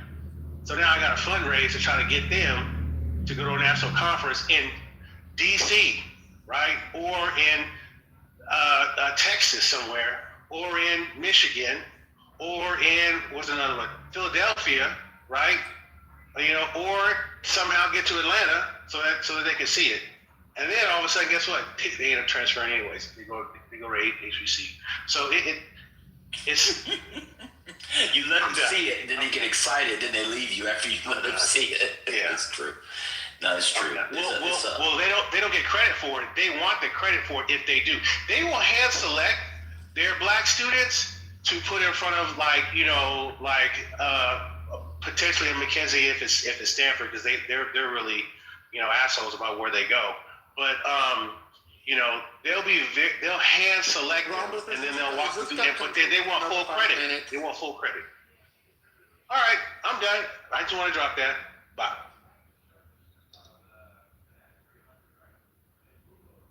I mean, I enjoy it. That wasn't bad. Yeah, the hurricane and Hurricane, why are you hating on this book? I'm not hating. It's lovely to hear from anybody, but I mean, the shit has to have a head, a tail, and an end at some point. He's just full of bile. Ignore him. Nigga, I'm not full of bile, okay? I'm not full of bile. You're full of bile. No, I don't mean, I'm talking about the... bile coming out of my eyes, bile coming out of my ears, bile coming out of the girls that get... I don't talk much, but when I do... No, I'm talking about hurricane, not you. I'm defending you. Oh, shut the fuck up. He's full of bile. Bile means bitterness and irritability. That's the guy who's had 4 cups of coffee already. You don't know about bile. You don't know anything about bile. It's from the 4 humors. Are you familiar with the 4 humors? I think so. And there you go. You have yellow bile. You're full of yellow bile. No, I'm not. I can tell you what you're full of. You're not going to like it, though. Pause. No, I'm sanguine. I'm full of blood. These are the 4 humors. Blood, yellow bile, black bile, and phlegm. You're full of yellow bile. Kimberly Foster is full of yellow bile, especially lately. Oh, God. I did want to mention, I spoke to my friend who actually is a professor at UCLA Law. No, she's not. Yeah, he is. And no, he's not. Okay. Anyway, he said it's pretty left. They sprinkle in a couple of conservative professors in there, but in terms of UCLA Law, he did mention to me, which I did not know, that it is one of the founding, I guess, critiques of, or not critiques, of critical race theory. Yeah. Yeah, we said that. Hurricane said that. I'm so you sorry. on the phone so you can come back in here like Trent. That's what we said already. I was on the phone. My goodness. Why don't you tell us what's going on in Tehran? Oh my God. What's going on there? I have no idea. Tell us. Is that in tech? That was fun. It's on the border. Sorry. Look, I'm daydreaming out my window. Thank you very much. I've never heard, it's funny, the hurricane, that question really piqued my interest. But, I like what Rambus was saying too. But I want to say, there's an energy to black thought if you're interested in that sort of thing. And UCLA just doesn't give it. Well, California doesn't give it. California doesn't give it. I apologize. Yeah, the law school is very different from the rest of the university. That's been known for a while. I don't even know how it happened. I never took the time to figure it out, but it's very different from the rest of from the university itself, which is it's even less. The student body is even less black and brown than it was a few decades ago because of what is it, Prop 209 or whatever that Connerly did. Yeah, it got really bad right after Prop 209 was passed. The enrollment, black student enrollment at the most selective UCs, which include Berkeley, LA, and San Diego, just dropped precipitously. And I don't know that the numbers have ever risen up. And there are theories about why, that in addition to black students with high test scores not getting in for other reasons, they also feel less welcome because of what Prop 209 signifies. And so they've been looking more at institutions on the East Coast because of that. I mean, I wouldn't tell a non-California black to go to a school with 6% black people. It's not even 6%, Kimberly. It's gotta be lower than that. Is it? Yeah, it's gotta be. It's over. Oh yeah. At places like Berkeley and LA, much lower now because of Prop 209. And imagine, so Prop 209 really made things bad at the highly selective UCs. Now, when you go to other UCs, it's not that bad, but at those three that I mentioned, it's really bad. The highest percentage of black student population is at two schools, Cal State Sacramento and Cal State Dominguez Hills, and none of them crack 20%. So if you're at an elite institution, 3 is very generous, right? We're talking 1%, 2%, 1%. I looked it up. Berkeley. At Berkeley, it's 4%. Yeah. That's still insane. Look at it.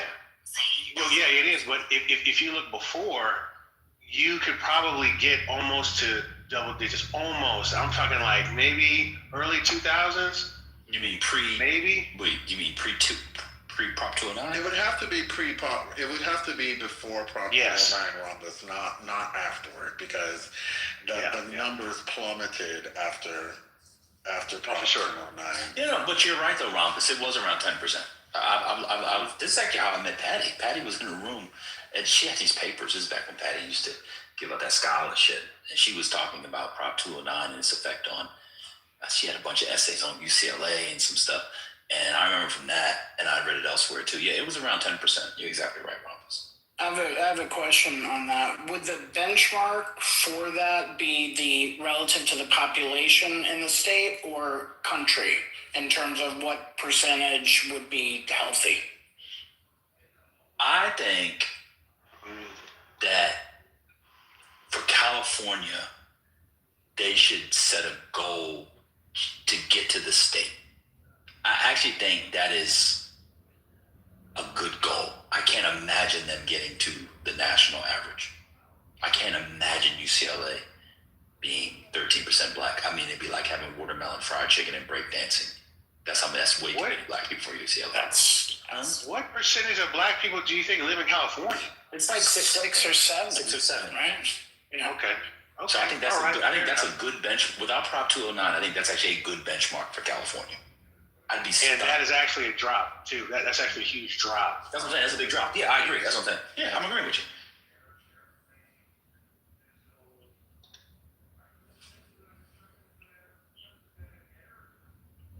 That would take a miracle, Spiritus, to get to the.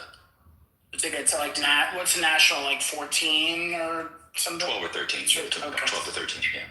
No. The miracle would be to get to the California. To California, right? You would need Jesus and Zoroastrians to put all their powers together to get 14.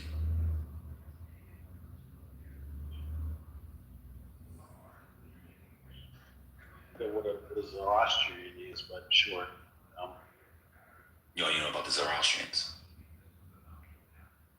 Yeah, they peaked a little early.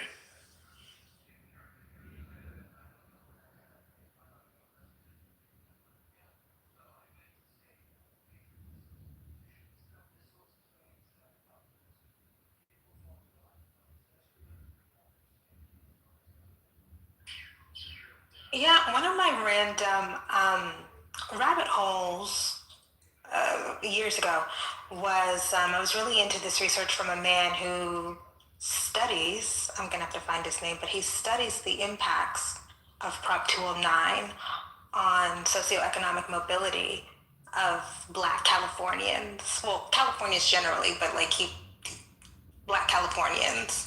And it has had a real measurable impact on dampening earnings and life outcomes. It's really sad. Mm-hmm.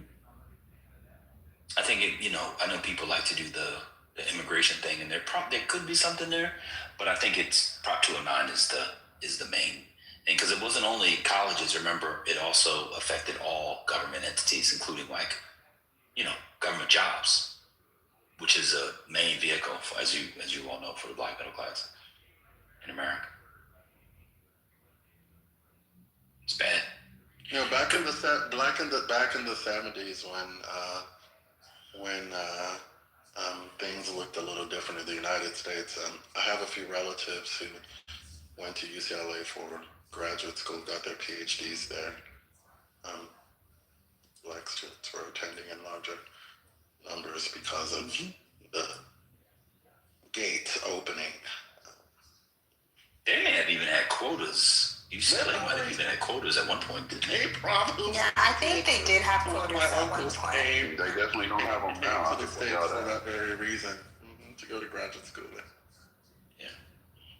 Right now, their average percentage as far as African Americans is somewhere around 6%, which is not far off as far as what we represent in the state or the county. So, you know, then there's UCLA is under that. I think UCLA is. I think it's around 6%. If it at the low end 5, but I'm pretty sure it's 6. Oh my God. What? Oh my God. They're stretching to get that 6. Wait a minute. Good for them. Oh, y'all, wait a minute. It went up to 8.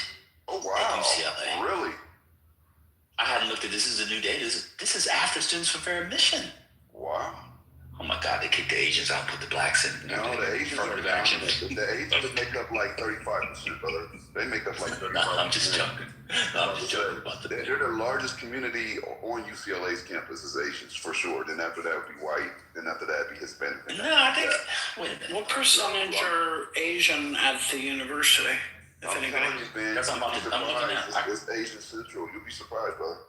Oh, I got it. Okay. So overall, it's 6.5. Yeah, it's Asian 1, 35. Hispanic 22. White. Asian, Pacific Islander 35. White 25. Right. Hispanic 22. Yeah. Black 6.5. Yeah, that's It's right. it's the class of 2028. That class was 8%. That's impressive, though. It was. It is. That's impressive. You got to think about it. We're talking about You know why, don't you?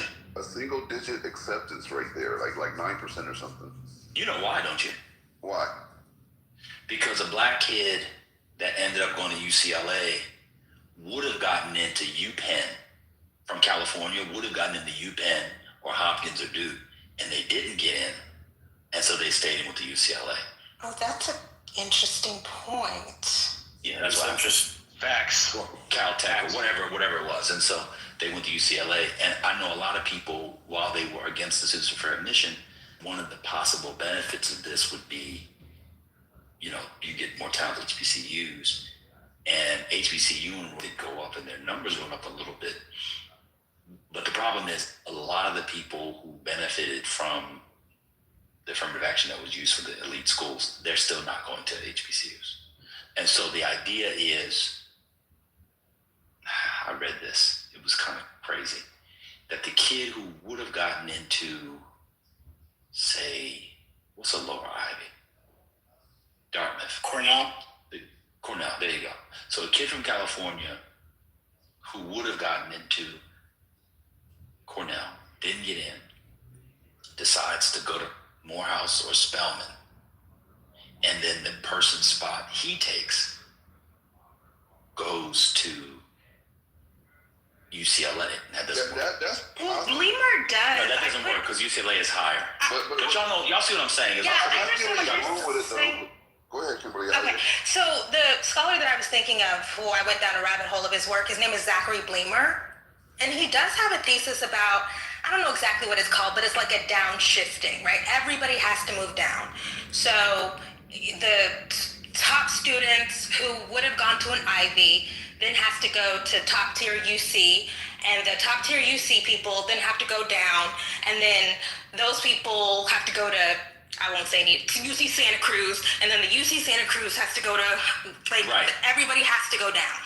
And so everybody's earnings go down, their life outcomes are diminished because they don't have access. The top people don't have access to the top anymore.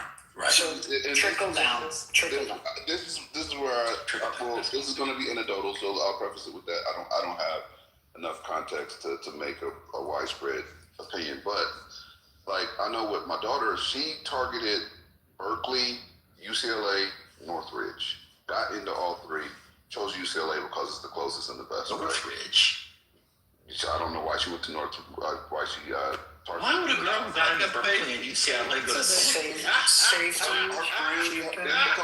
Because it's like literally 15 minutes from my house. Like literally, like I can get on a bike and go to like that's popular. Wait a minute, hold on. I'm sorry, Gemini. I hate to stop the story, but I'm about to crash. Your daughter, as a black girl, got into UCLA and Berkeley in-state, and she didn't apply to Harvard, Yale, Princeton, Duke, Northwestern, U Chicago? She had UCLA on the brain from day one. Her. Just answer the question, brother. Just answer. Yes. Did she apply to those schools? No. I need a minute, y'all. Did she apply to Stanford at least, Gemini? Well, I shouldn't say at least. No, I'm telling you. God knows how I feel about I'm going to explain to you. Kimberly, what are we doing? I'm going to be honest with you. Look, let me tell you the facts, right? She was, I would say, right around late in her freshman year.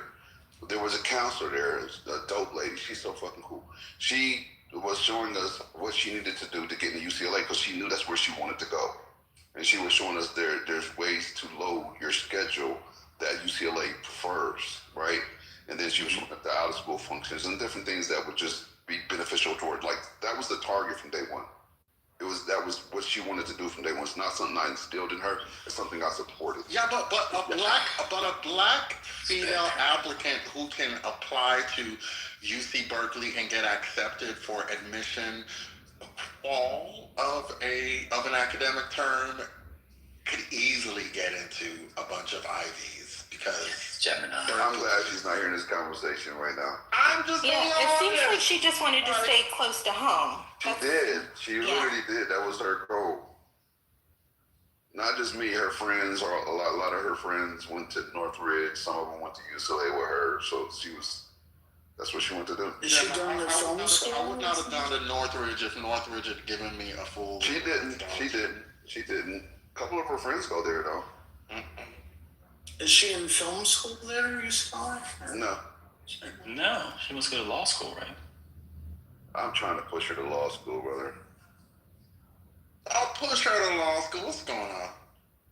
Well, you know what? It's a black California girl. It could work out because what year is she? Right now, junior. Yeah, she could end up at Yale Law School. It might work out. We got to get that girl out of California so she can thrive. No, brother. That's my little broke bestie. I can still pull up on her right now. No, that's the problem. That's the problem. Oh, I messed up on something. Oh my God. Hey, so she may even get an internship. Bye.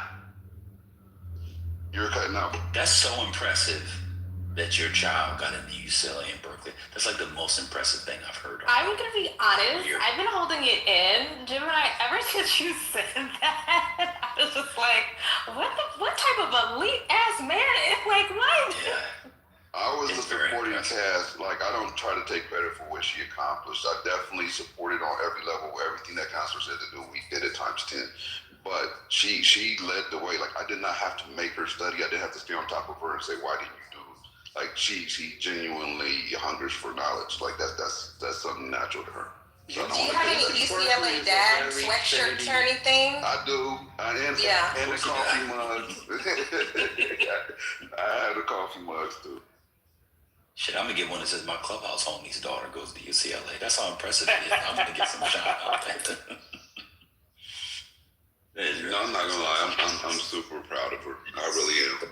UCLA. Came in the tail end. Does she live close to campus, Gemini? Yeah, she does. She does. Oh, right off campus. They're not necessarily dorms, but they treat it like dorms. Like they're still under the UCLA umbrella. They still have the RAs and all that good stuff. I mean, it's also very nice over there too. It is. That's why I asked him if she was. It's beautiful. It's really brother. That's always the gag for people outside. They think UC is the public school and it's the rundown in USC. it's the private school, and it's it's quite the opposite. way around. You know what's really valuable, man? If you just see the cars on campus, just pulling up. Oh, yeah. Campus. I know that's not true, but I'm serious. Not at all.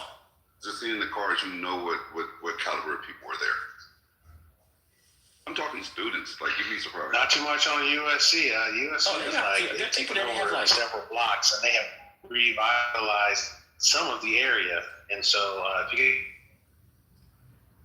was before the last, I think like 10 years, they just really expanded that university. It looks nice. Rhombus, please. Yeah, Rhombus. It's not Brentwood, okay? Yeah, Rhombus. We know the areas, brother. What's going on? UCLA, it depends on the students there, but they have very famously had students like Porsche clubs, Lamborghini clubs, Ferrari clubs. It's really something. Oh wow, that's crazy. It's insane. It's insane when you're pulling up and seeing these vehicles. Like, what? Parked in front of dorms? That's crazy. You know, at Stanford, Mel, remember at Stanford? You know how people like, Mel, you may have read about it, how can I put it, like they try to act middle class? Yes. It's the opposite of that at UCLA. Oh, they don't okay. try to act anything. Okay. They just are what they are. So you're, it's just like a sophomore coming in a $150,000 car. Watch this. Who doesn't play for the basketball or football team? He's not on NIL. That's just. He just got money. They just got money. Yeah. Very true. That was not the vibe at people like to pretend. It's crazy. Yeah, top down, heading in the PCH. Yeah. PCH is beautiful in general, though. Yeah. Oh my God. Beautiful at that school.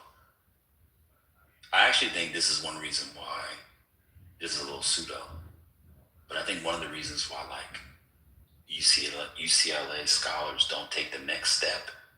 I think they're growing as talented as anybody else. It's just too nice of an environment to work in. Why do I think everybody use Chicago is so brilliant? They can't go outside for 7 because it sucks. The weather sucks. They go outside 7 months a year. Why do you think Kimberly's people and the people in New Haven are the smartest? Because they can't go outside. Oh, because the University of Chicago also do all that because they're just weird. It's a weird that's true. type of person that goes to UC. They're not normal. That is true. Yeah, I remember being stuck in the library in Amherst and just, be a blizzard and like, all right, well, can't leave. We gotta study. Just gotta study.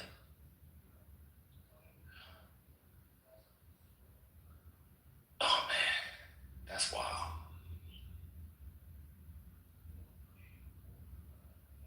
Yeah, I was up in Boston too, Spiritus, but I was studying the creation of yams. I'm crying. You were on that in Boston? That man is building, he was building. Why Boston?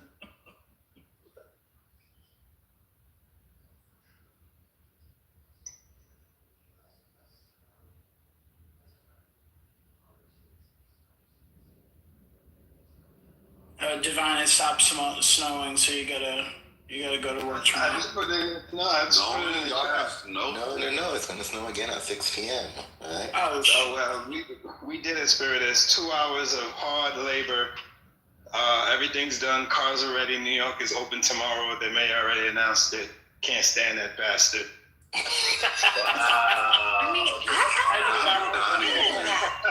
why hasn't Mom Donnie? I mean, we don't have to get into it, but the no black deputy mayor's thing. Kimberly Foster, why are you doing this to us, Kimberly Foster? Oh, I'm sorry. I've just been. I went down a rabbit hole. You're literally feeding the beast right now. I'm on mute. Y'all can talk about it. Okay, I went down a rabbit hole. I just find it to be really fascinating. I don't know what's the controversy? What's the thing? In a city with the racial history of New York City. I'm sorry. Just the headline. I he doesn't have any black deputy mayors, Mom Donnie. Oh, I didn't know that. But we don't have to do it. It's just a thing. And there's several, right? There's, because didn't Adams had a bunch of them resign? There's like 5 or 6, yeah. I mean, that's a choice. That's what I'm saying. We're post-black, I guess. I mean, what's New York City? Is like to 18-20% black or something? I think the reason Mom Donnie does not have any black deputy mayors is that he, the mayor, is black. Remember? He's he's African American. Oh. He started himself. Like, what's going on? That was good. I'm dying. I'm dying. I knew you. That's good. That was really good. Yeah, Uganda, right? It's Uganda. Yes. Uganda American. He's a black African. That's right.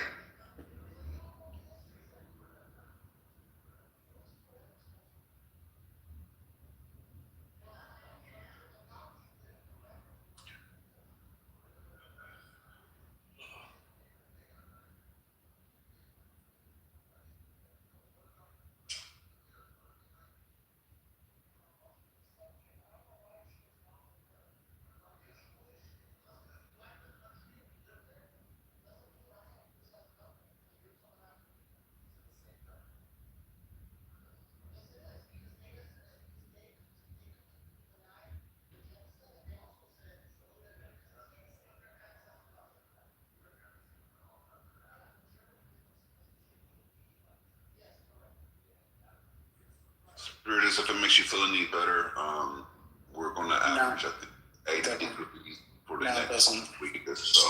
Right around 80. Sunny.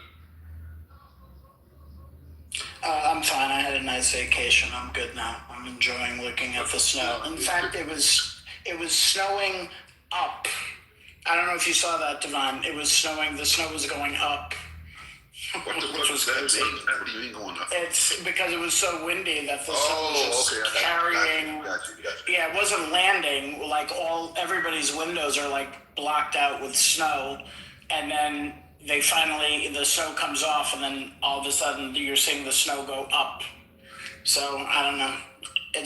Mel said that was a bad troll, but I'm literally not trolling. I will be in tank tops and that wasn't to you, Divine. Gemini. Okay. Y'all are funny. Yeah, it's bad. The drips are bad. Some places you're seeing like literally up to 20. Yeah, at least it's not cold though. I was just outside. It's not bad. It's not bad. What do y'all call not cold though? What temperature is that for you guys? It's mid-30s right now. Wow, that's not cold. But when you're shoveling a Gemini, literally, I bust a sweat. It was literally a workout. So now y'all got to count the heat generated while doing manual labor. I mean, literally, I had to jump in the shower and literally like hitting the treadmill when you out here.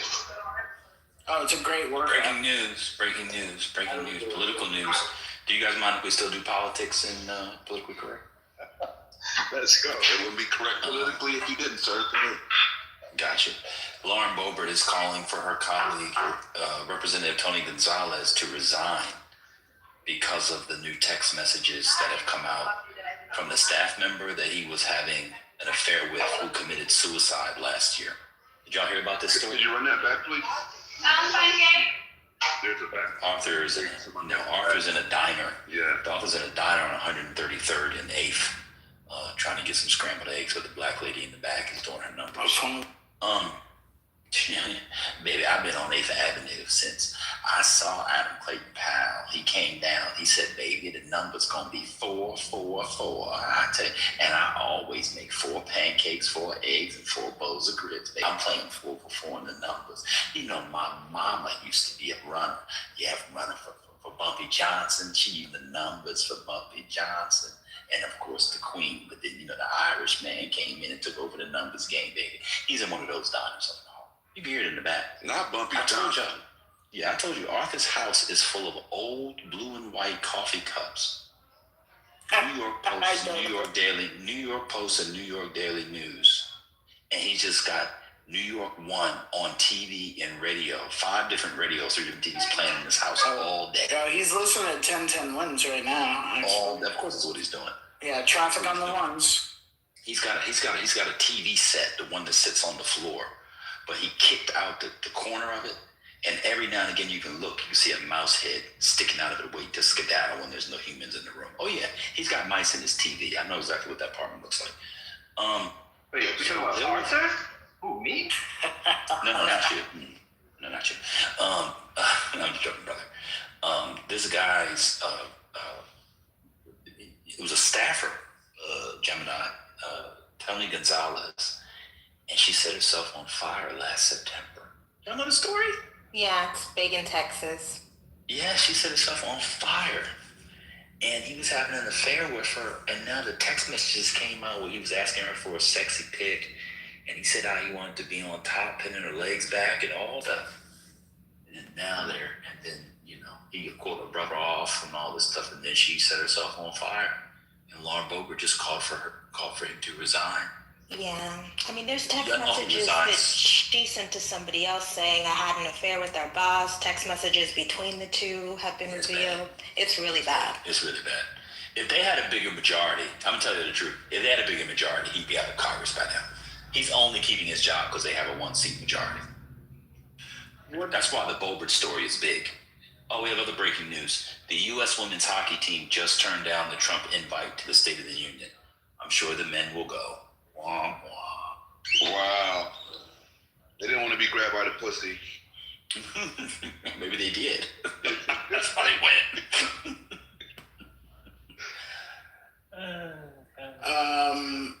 So how does the replacement scenario work in Texas for something like that? Well, we're getting close enough, Spiritus. We're at the point now where it might just be the general. Yeah, I think it would be the general, but in any other circumstance, the governor would set a date for another election. Is he in a big D district? No, he's a Republican. He's a Republican. I'm sorry. Endorsed. Yeah, he had just been endorsed by the newspaper, the San Antonio newspaper, and the newspaper rescinded their endorsement after all this came out. It's a big thing. Oh, wow. So that's really big. I'm sorry for prejudging Gonzalez as a Democrat. My bad. I was Texas. Yeah.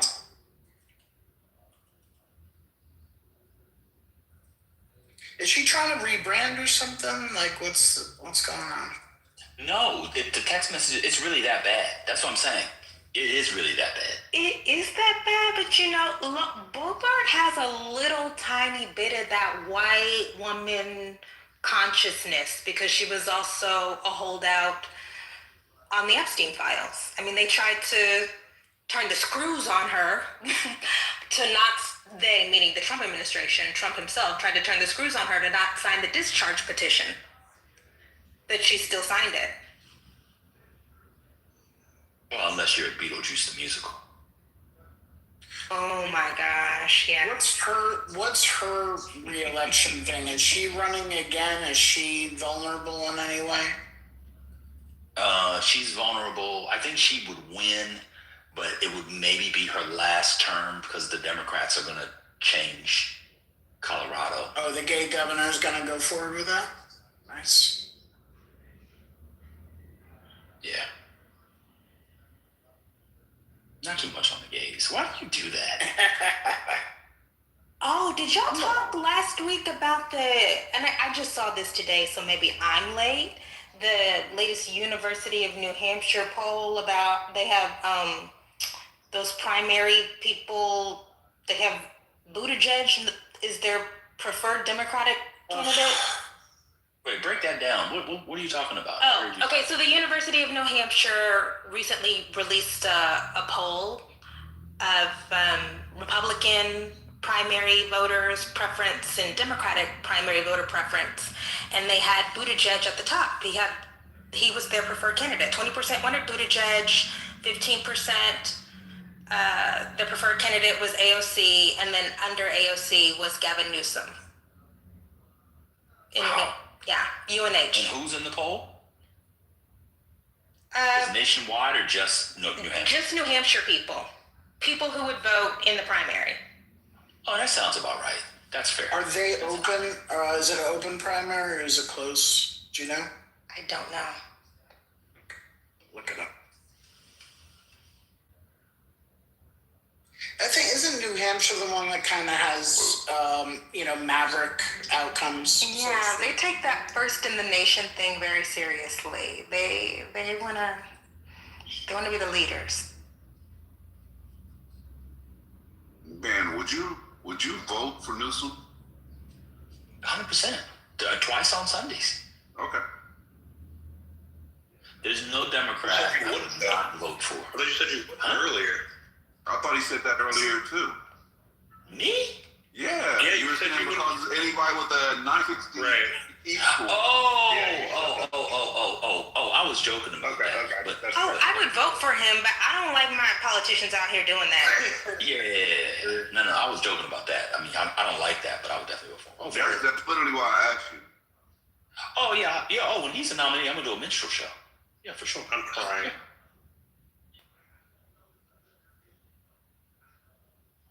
You guys heard it here first. He's going to be Shepherd and Justice. You better believe it. I'll do a minstrel show for about 6 of the Democrats who I think can win. I don't even like them. I just don't want the Republican to win. I will not do a minstrel show for Bashir or Mark Kelly. That just doesn't feel right. So something doing a minstrel show for them just doesn't feel right. I don't think they have a shot. Well, that's fair. I'll do a minstrel show for Gallego. Oh, for sure. I would not do a minstrel show. Sorry, Kimberly, for Ossoff. I apologize. Why not? Can't do a minstrel show for Jewish people, given the history of Jewish and Black entertainment. No. Even after the document, okay. No, it's like the jazz singer. Al Jolson. I know, Al Jolson. All right, well, think of it as Neil Diamond. Oh. No. I don't like Ossoff as much as you all do, but I think he's fun. I don't know much about him other than what I see clips, but, people do say he has the esque thing, but I don't know much about his stances.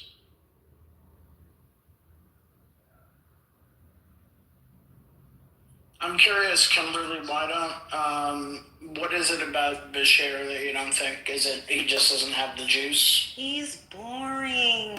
I think in this day and age, and in every day and age, you just need somebody who has a spark, a twinkle, a je ne sais quoi, okay? And Bashir does not have it. Man, I would not do a minstrel show. I'll vote for them, and we'll max out the individual contribution, but we won't do a minstrel show for them. That's all. I'm gonna be honest. I would do a minstrel show for whoever. You gotta have some pride. Yeah, I'm putting on my Aunt Jemima bandana for whoever. Like, it does not matter. Are you gonna do the mammy? Wait, yes, you do the mammy character? Whoever. I'm putting on my bandana and my apron for whoever. Not the mammy. The pro-blackers are gonna drag you later. I can see it. She got dragged last year. Don't bring no. I can't do it. She got dragged a week ago. No, I'm talking about on the real internet. No, I mean by real people. She got ripped last year. That was insane. This isn't a real place. I agree. But that's why I have tough skin, right? Like when you get dragged like that, anybody can say anything to me. Yeah, but to be fair to them, some of the drag was warranted because I could tell by how you were talking, you knew Kamala was gonna win. So you thought it was safe. No, I don't want to get into it. I recently just saw that drag too. Like something said that to me. And I felt it, but I wasn't sure. I said that when Biden was still in the race. But you thought the Democrat was going to win is the point. Oh, for sure. I thought there was no way.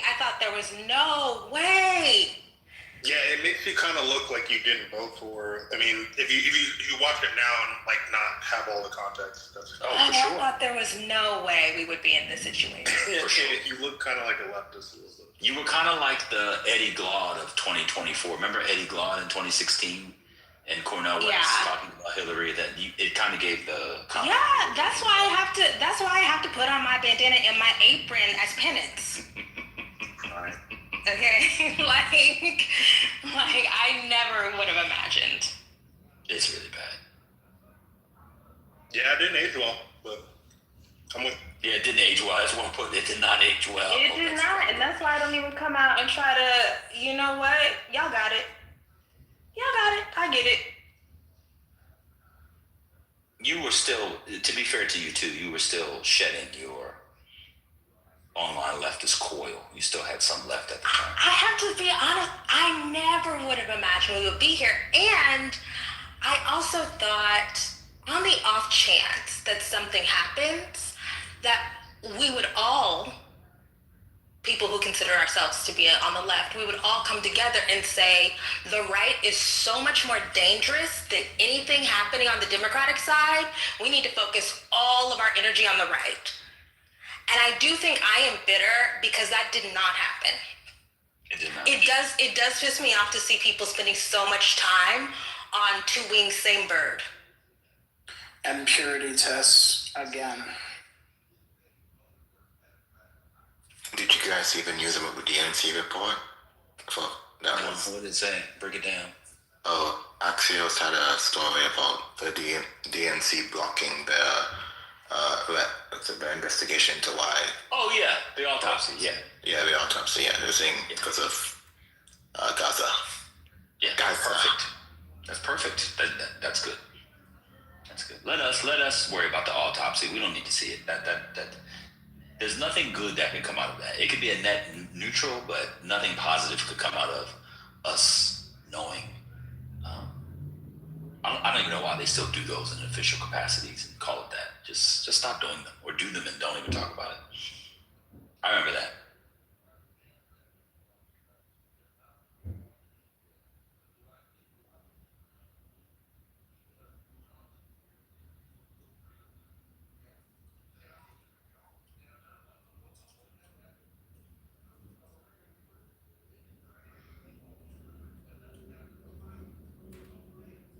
You think Hexeth or Kristi Noem will be ousted first? I'm kind of leaning towards Hexeth. No, Noem would be first. Hexeth is doing pretty good right now. I'm gonna be honest with you. There's a lot of bad Noem reporting. There's controversy around the bench pressing he was doing. I don't know if you saw that. Did anybody see that? Yes. I didn't. Isn't that kind of a whole story though? Is it? Oh, I don't know. It just came up in my feed recently. It looked like a lot for somebody his size, to be honest. But we need some actual power lifters in here to comment on that. There are no power lifters here. Oh wait, is Spinoza here? Spinoza's the only power lifter in the room, I think. I don't think Spinoza.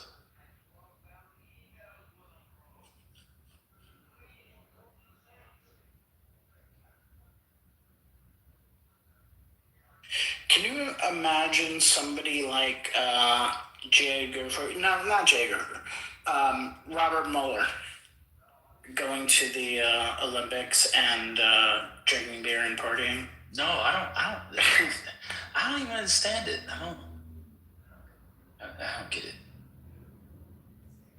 And the guys on the team were so good spirited. They don't know who Cash Patel is. They just, he works for the company. They got all this kind of. They just had fun and wanted to get blasted. Yeah, I mean, they didn't care. I mean, they don't. And people being harsh on them, it's like crazy. It's like you're celebrating and like, hey, the FBI guy's outside. He wants to come in. Like, what are you gonna do? No, we're making a political stand. No, they're partying. They're drinking. They just won. We haven't won since 1980. And then this fucking knucklehead who looks like that guy at college who crashes every party, but nobody likes him. But he's got a lot of money or something. And then you let him in and party with him, but then you talk about him behind his back later and be like, what a fucking tool that guy was. That's what was up. Yeah, it looks bad, and it's a pattern. With all of these people, with Patel, with the new fleet of Mercedes, and he abuses the private travel and all of that.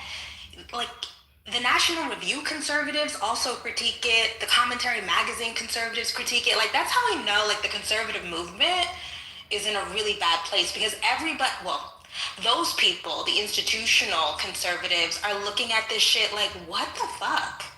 This is not... What's with the Saturnalia? You know, like what's going on? Oh, that's a good one. That's a good one, yes. Hey, y'all. Look at this. Is this Po Folks? What? No, there's this guy, this comedian online. He starts off every video by going, hey, y'all. And then he goes, look at this. That's what you sound like when you came in. You don't know him? No, I don't. Did y'all talk about the BAFTA award thing that happened? Of course. But you can break it down. I can't break it down. I was waiting to hear how y'all felt about it. We thought... You think it's bullshit? I muddied the waters and didn't allow anybody to have a dissenting opinion by yelling and preemptively calling anybody stupid if they disagree with what I said. So what you said? I didn't want to talk. That was nasty what I did. I apologize. I totally shut that conversation down before I got started. I said that anybody who's offended, if they were alive in 1912, would have made sure the Negro would not have gotten out of Jim Crow. Damn. I don't know. Well, I didn't say that specifically, but that's essentially what I was saying. I don't know if you shut down the conversation. There were just other people that wanted to have an opinion, but didn't actually watch what happened. And then, like, when you pressed them about it, they were like, "Oh, well, I agree with you." They kind of just like backpedaled. So. Well, they said if you were offended, then you're an ableist. So there's that. Ooh, I'm gonna use that one. I like that one. I'm pretty sure Neo said that. That could be the defeater. Oh, that's good. I don't like using ableism because it doesn't really exist.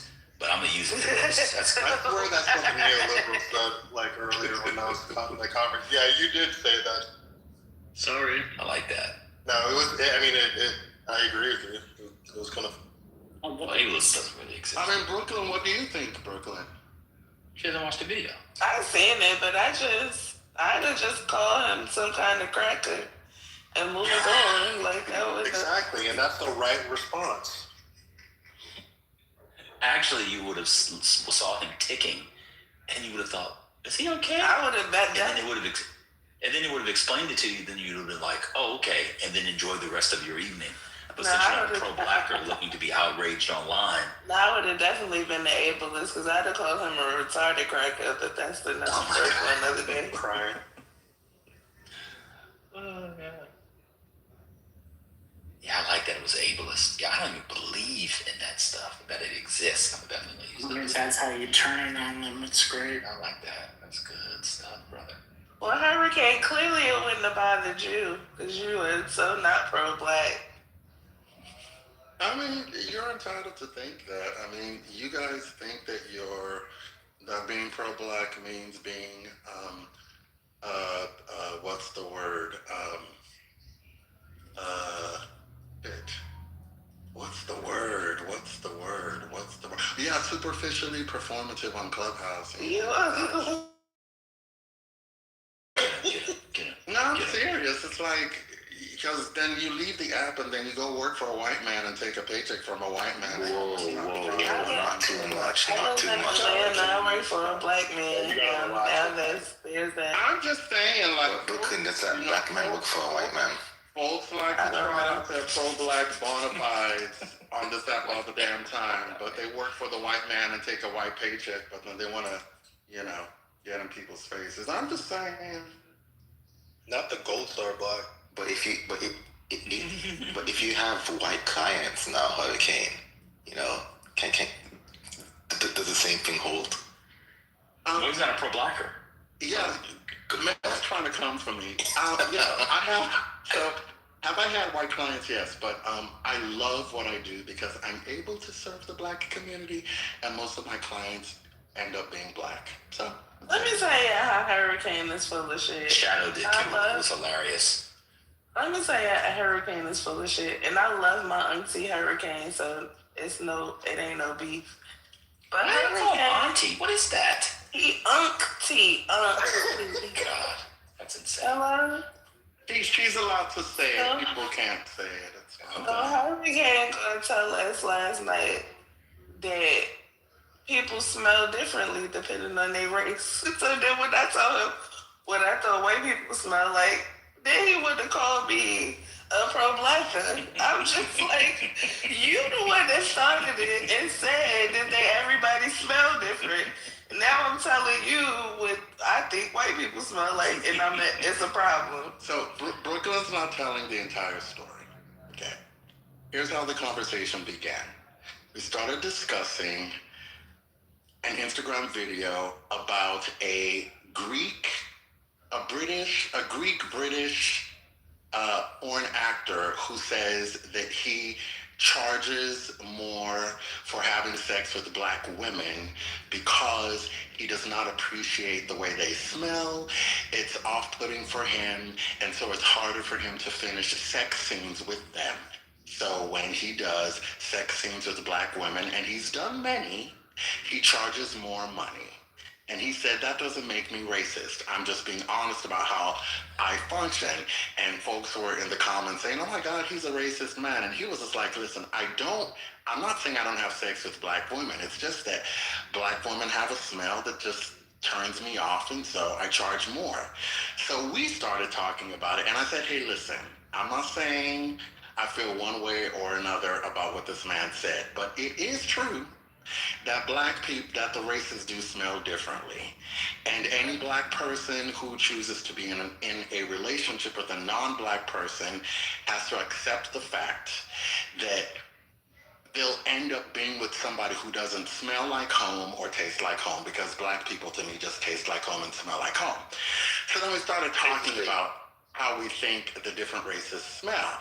And somebody said, oh, white people smell like mildew. And I was it wasn't me. I didn't say that. That's why I said some person, okay? Now, Brooklyn said, do you want to say what you said? She said wet dog. They smell like coins to me. Like she said they smell like wet coin, okay? Wet coin. And then some other people said that white people smell like insert whatever nasty, gross adjective you want to insert. And I said, listen, now y'all are being pro-blacker. Because it's one thing to say, listen, they might smell differently and it doesn't really work for me. But to say, that white people generally smell bad and what black people don't. I said, how does that explain the black man who walked past me and almost knocked me out at the New York Port Authority when I was in New York that once? Well, he was homeless, to be fair. Yeah, he smelled like home. That's right. He smelled like homeless. You're correct. Tell me what you said about when you was on the plane and you tried to go in business class. Don't tell on my. Oh no, I remember that. I know that story. I've told the story before. It's true. It's a funny story. But then I told Brooklyn, I said, the reason the plane story is not bigoted is that I tied the smell of the people to diets and perhaps grooming habits. It was not racial or ethnic.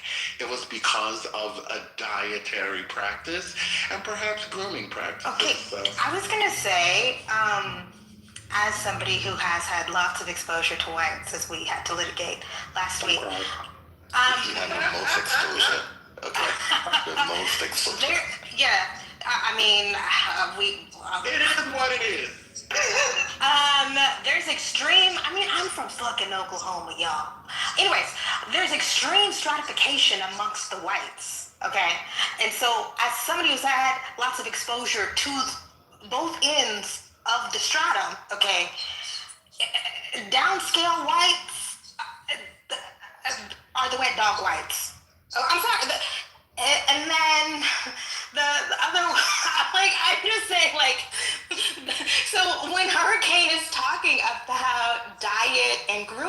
habits. That's what I associate with the downscale whites.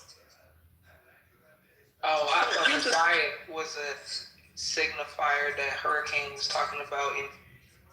Well, when I was talking about an airplane, I was talking about the business class section where a significant number of Indians congregated. But listen, it was diet and grooming. Okay? I wasn't making any broad generalizations about racial smells. What I told Brooklyn and the others is that when we're having these conversations, we need to avoid falling into race science traps and making claims that people just smell a certain way because of their racial identity. That's what we need to stop doing. Because if we do it to them, then they can do it to us. And that was it. So, nothing more. No, everybody say I smell like cocoa butter, so there's that. We already knew that. Oh, one of the pro-blacker arguments made yesterday is that black people never smell. Oh, that ain't true. That ain't true. Y'all taking it too far. I know, that's what I'm saying. See? Yeah. You ever been around? Oh my God! When my little brother was a teenager, that's really when I knew I would never live with a man. After this is done, I was like, I'll never live in a house with a man. Oh my God, DLC boys are the worst. Oh my God, it's really bad. Like football playing niggas, terrible. Athlete niggas, terrible. But I was gonna say, when I was in college and I had lived in a suite and I was the only black girl in the suite, that was really not a good time for me in Connecticut. The thing that got me was the shedding. I really can't do that. Like physically, I can't handle like everywhere you look, it's hair in the couch, it's hair in the carpet. It's like too much, like blonde hair everywhere you. Oh, I was gonna say, so there'd be white people right there. Yeah. And the pro-blacker argument even got xenophobic because at some point the claim was made that Africans stink in Edos and I was waiting for you. That's what I was waiting for it to go to. That's how bad it got. See, so. But let's pick up from there because I thank you. So I put this in the chat because I don't actually care about the races. I want to go to the Africans. So my dear brother Benishu, let me back up. Benishu is a plantation, francophone, anti-woke, anti-online feminist asshole. Which is to say, he's one of my favorite people online. He says that also Africans don't smell like ADOS. And I said to him, all Africans don't smell alike. The francophone Africans smell worse than the anglophone. That's a fact. Let's get into it. I mean, so here's what I'm gonna say. Because I lived in Nigeria for 8 years, so I can tell you that there were times that I prayed for immediate extraction. Okay? Because, I'm being very honest. I'm not gonna lie, because sometimes between the soap and the lotion, well, we didn't call it lotion back then. We used to call it pomade. That's what we would call it. So cream, they would call it pomade. Between the weird soap and the pomade, mixed sweat that comes from a lot of humidity and the powder that we all used to put on, sometimes the end result was just unmanageable, okay? And I think there was something to be said about socioeconomic stratification because sometimes it really turned on what your paper was like. Like if your paper was good, then you were gonna smell good, but if it wasn't, then you might just, end up smelling like outside. And no in between. No in between, y'all. And then if you lived in a house where the kitchen was not properly separated from the rest of the house, and people want to cook their goosey soup or their stockfish in the kitchen, and the smell of the kitchen be entering everywhere, then the whole thing is just off. Your clothes don't smell right. Your hair don't smell right. Your skin don't, the whole thing. So really, money made a big difference. You triggered the fuck out of me with that one. That's That just took me back so far. But that's not just African. That's how it is in those shotgun houses in Louisiana too. They smell like onions and they got their kitchen right. No, but the fish has like such a more distinct smell than the onions, and I just. Let me tell you, to this day, sending me. my mom knows that she is forbidden to cook soup in my kitchen. She can't do it. Stockfish will never be Oh my cooked. God, you're triggering me so hard, so bad. Not the stockfish.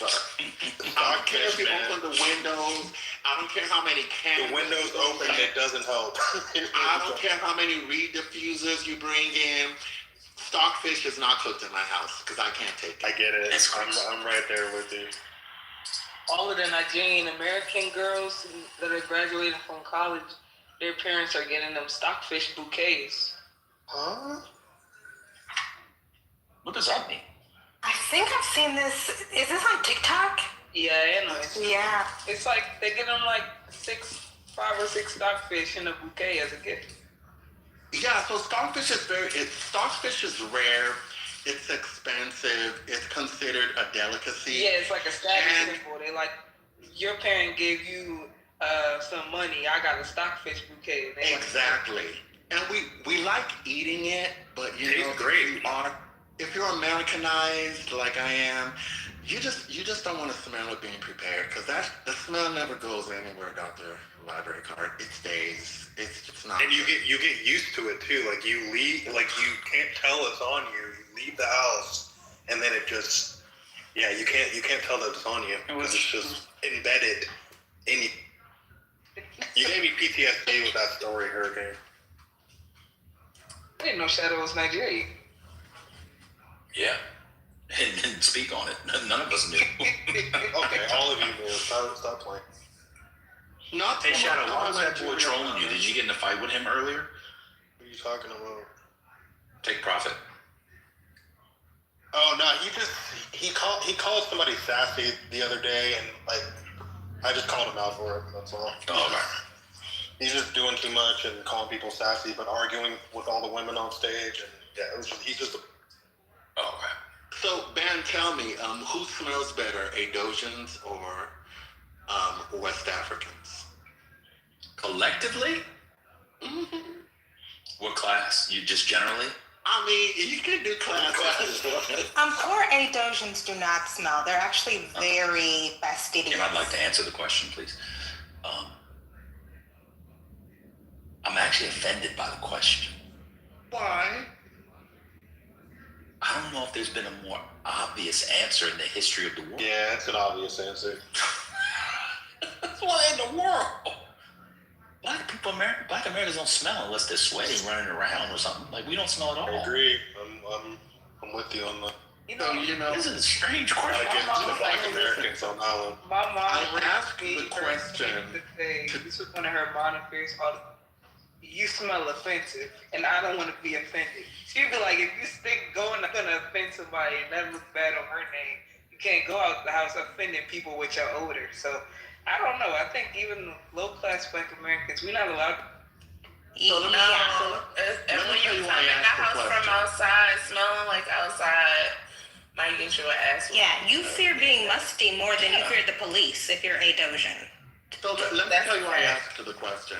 I asked the question to demonstrate how fair I am and to show, to demonstrate that when my people aren't great at something, I'm not afraid to admit to it. Oh, okay. Adosians do smell better. In fact, absolutely. I was reminded of this many years ago when I met this xenophobic black lesbian because she started talking to me. Then she heard my name, not obviously, but my government name.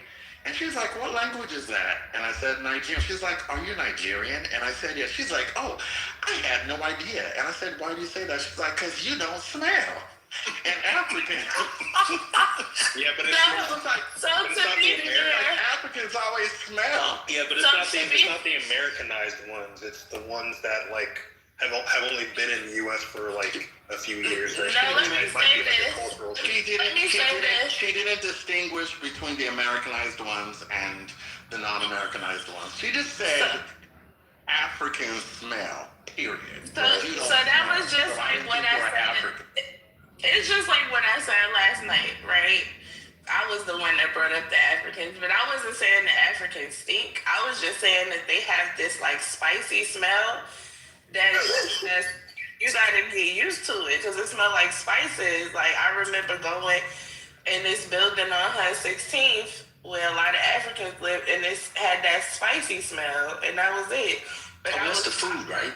No, it's like they cologne or whatever. They had that. It's like a spice type It's of like shit. a different type of bacon spice than we used to. Yeah, like something that they wear.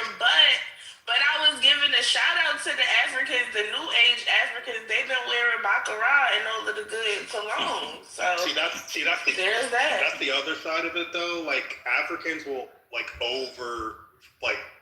fragrance themselves. They'll put too much cologne on. So that's new age Africans. Well, you guys have done your politically correct thing. I'm glad we're getting to some truth. Black Americans, they only smell if their hygiene is lacking. My West African brothers and sisters, especially in Francophone West Africa. Sorry, if you're here. Nigga, when did I become Francophone? They smell. Oh, that's true. They smell even when they have good hygiene. That's true. They take after the French because they're responsible. French homes don't shower. I was just about to say that. The French. Les citoyens francophones. The French just stink in general, so. What about the Horn Africans? They don't smell at all. I don't smell anything normally when I be in the store. Oh, I see what you're doing. You're trying to figure Benishu.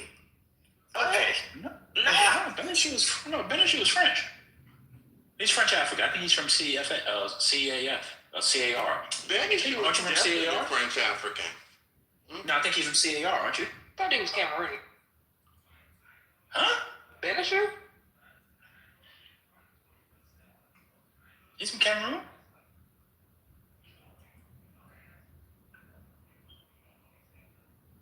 To me, West Indian. Cameroon. I didn't know that. To me, West Indians always smell like food, like some kind of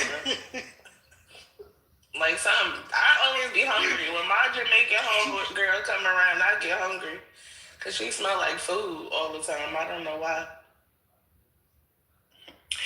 Oh, y'all! The breaking news. The what's name is now going crazy on Twitter.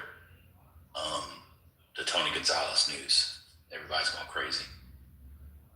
What happened? The congressman stuff. Oh, this is the congressman who was dating the woman who was his staffer, and he broke up with her, and she committed suicide by setting herself on fire last year. Oh, wow. Now they have the text messages. Yeah, Bober called for him to resign, and it's pretty bad. But they only have a one seat.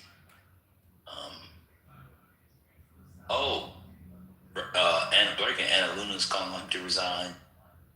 Actually, there's a few people calling him to resign now. But they only have a one-seat majority, so I don't know what they're gonna do.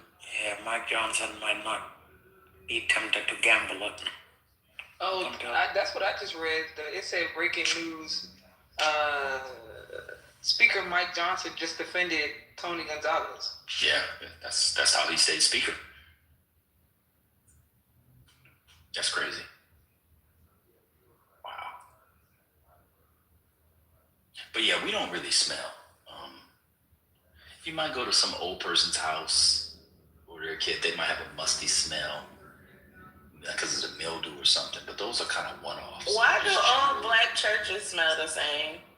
It's the mothballs and the mildew, and they don't burp the house. They don't open the doors. It's because old people smell. That's what it like. Old people be having a little, I mean, it's not an those are usually old churches. It's not an offensive smell, but it has a old people. Stop lying. Old people be like white diamond. The white diamond. Oh my God! Every white diamond make my stomach hurt. I don't know. Wow, but it do make me nauseous. I don't even think we allowed. I grew up with my dad. My dad always had some kind of cologne, and we always had, it was a gift, from a certain age. Hey, get my dad, here's a little poop. Hey, put some of this Old Spice on your face, right? And then we grew up like getting more better brands of colognes, and the Polos and the Versace's, and that's me and my boys. We definitely, what you copping next? We talk about the dope fragrances, or my Are you wife's a fragrance collector, Divine? Oh yeah. Oh, for sure. For sure. You gotta smell good. That's a good fragrance collector. I'm married, so I better smell good. No. What's the last thing you got, Divine? The Versace Eros. I love that fragrance, and so did she. It's a beautiful submission, brother. No. That was sweet. So the black man and the black woman, we talk about black love. What we're talking about is bringing that soul back, that spirit back. It's about bringing it all in. You got people like Hurricane in Brooklyn. They want us fighting, talking about Wet Dog and Curry. You got to bring that love back. You know what I'm saying? You got to bring that love back. See? Try the black love. Not you, MJ, for today. Why was MJ calling in the clubhouse from Dominican Republic yesterday? What? In here, he was fighting with Norm. He was like, I'm in Dominican Republic right now. He always somewhere calling in. About. Because he's not on vacation. That's why. Oh, we got breaking news. Hold on. The Republicans sued. I don't know if you guys know, but the Democrats picked up a seat in Utah because the judge ordered they redraw the maps and it would give the Democrats an extra seat in Utah because the Democrat would win. And the federal court rejected the GOP bid to the new House seat in Utah. So the Democrats, Matt, I don't know if you saw that, Matt. We'll keep that court call. That was 30 minutes ago. When you said the House? It was a House, one House seat. It was plus one for the Dems.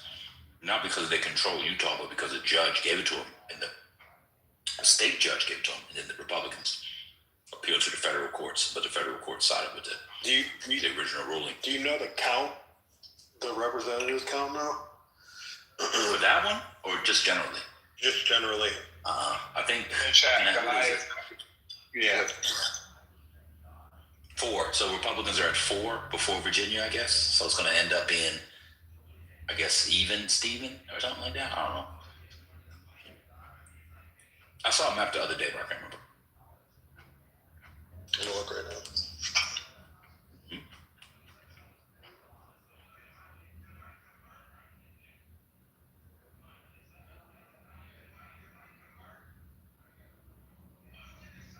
Looking at chat, man. He said VA or UT. No. Overall, what is the overall advantage that Republicans had without Virginia in the gerrymandered war? If you include Utah and California. 1. So yeah, he's at 1. The AI says there's 3 vacancies right now, but I gotta look more into it. No. That's in the House. I'm talking about the gerrymander. The new seats. You talking about the new seats or the current one? You talking about currently? I was talking about like the full House, like it's like 218 to 210. Oh, you mean the real seats, not the prospective seats? Yeah. Oh, I'm sorry. The Republicans have a 1 seat advantage because there's, I think, 3 vacancies. Gotcha. Mm-hmm.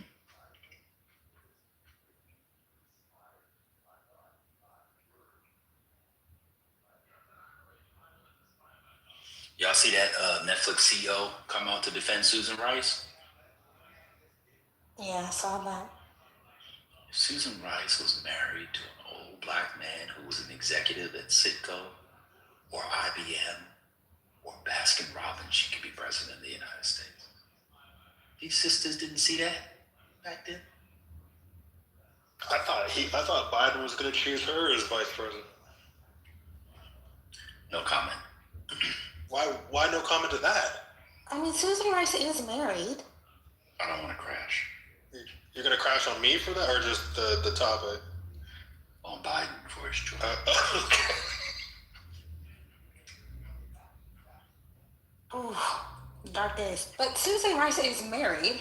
She's married to a man with a good reputation. She's just not. You know it can't go that way with the black woman. She has to be married to a black man to be president. We are not going to have an interracial presidency going that way.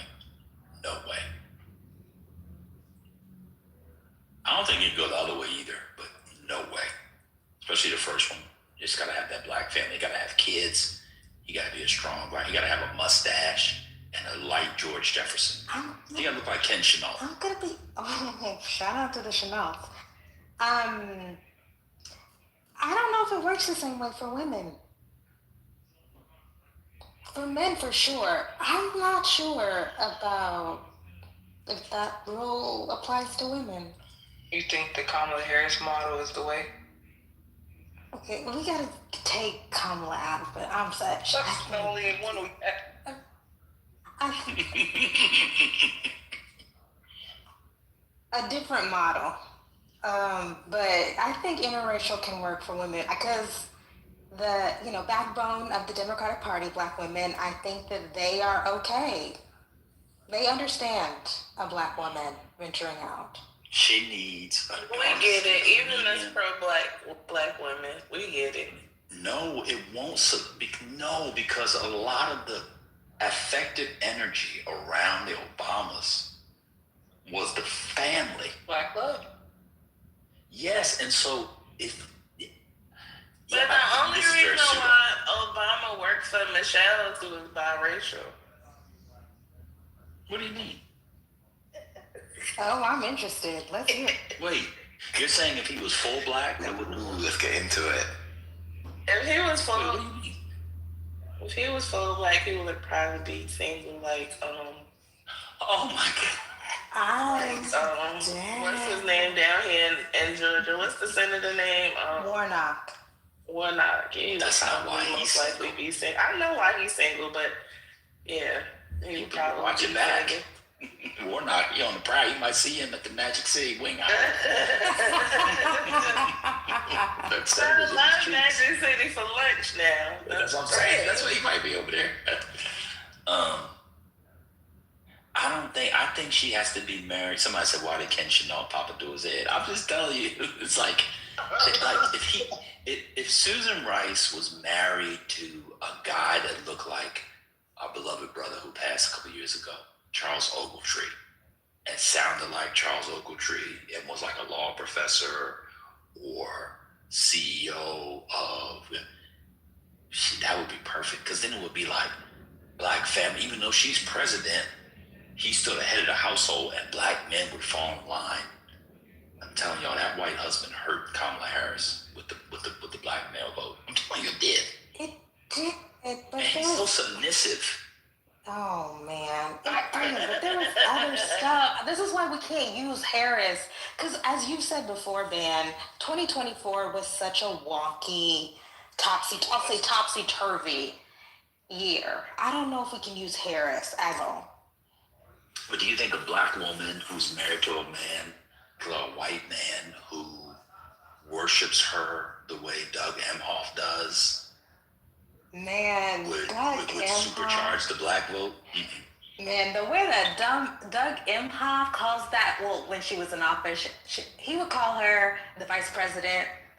The vice president, he would never call her Kamala. Like, that is my shit. That was my shit.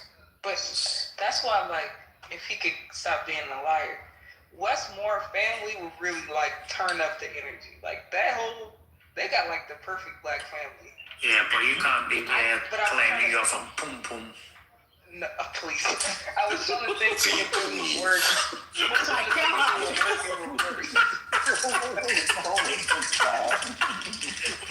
Ben, just so you know, my wife has recognized your voice when you do your pum pum things. Oh, no. I try to keep that side of you from my family, but people... Boom, boom.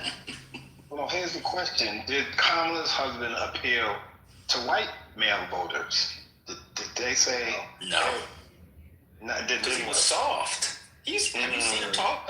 Yeah. He's like when the... breaking news. We got breaking news. Breaking news. One mic. Is Brother Seneb in here? Is Seneb here? Y'all see Seneb down there today, or he not here? I'm scrolling. Anybody see Seneb in here? Okay, well, breaking news. What team is number one in the men's basketball?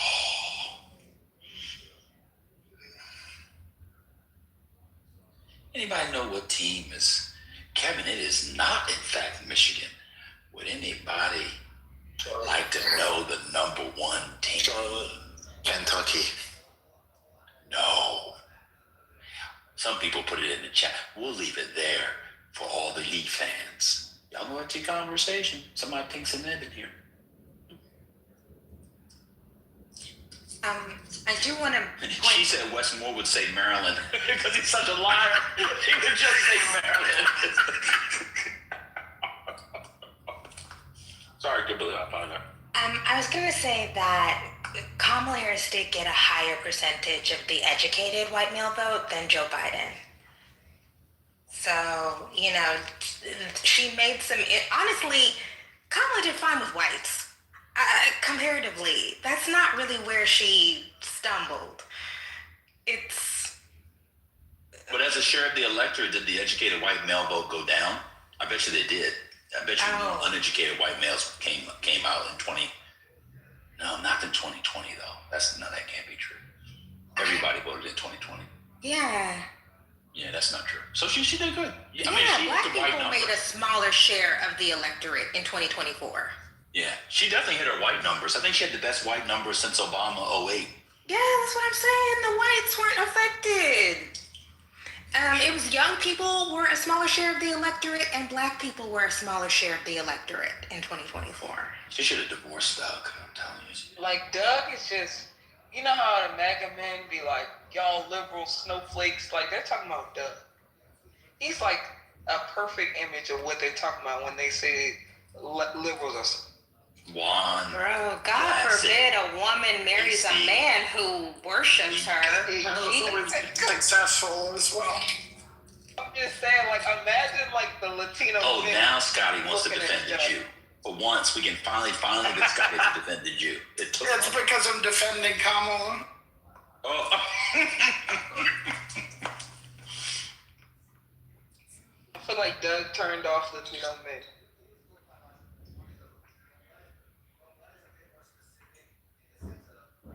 Now, I mentioned he was Jewish. I don't think that hurt him.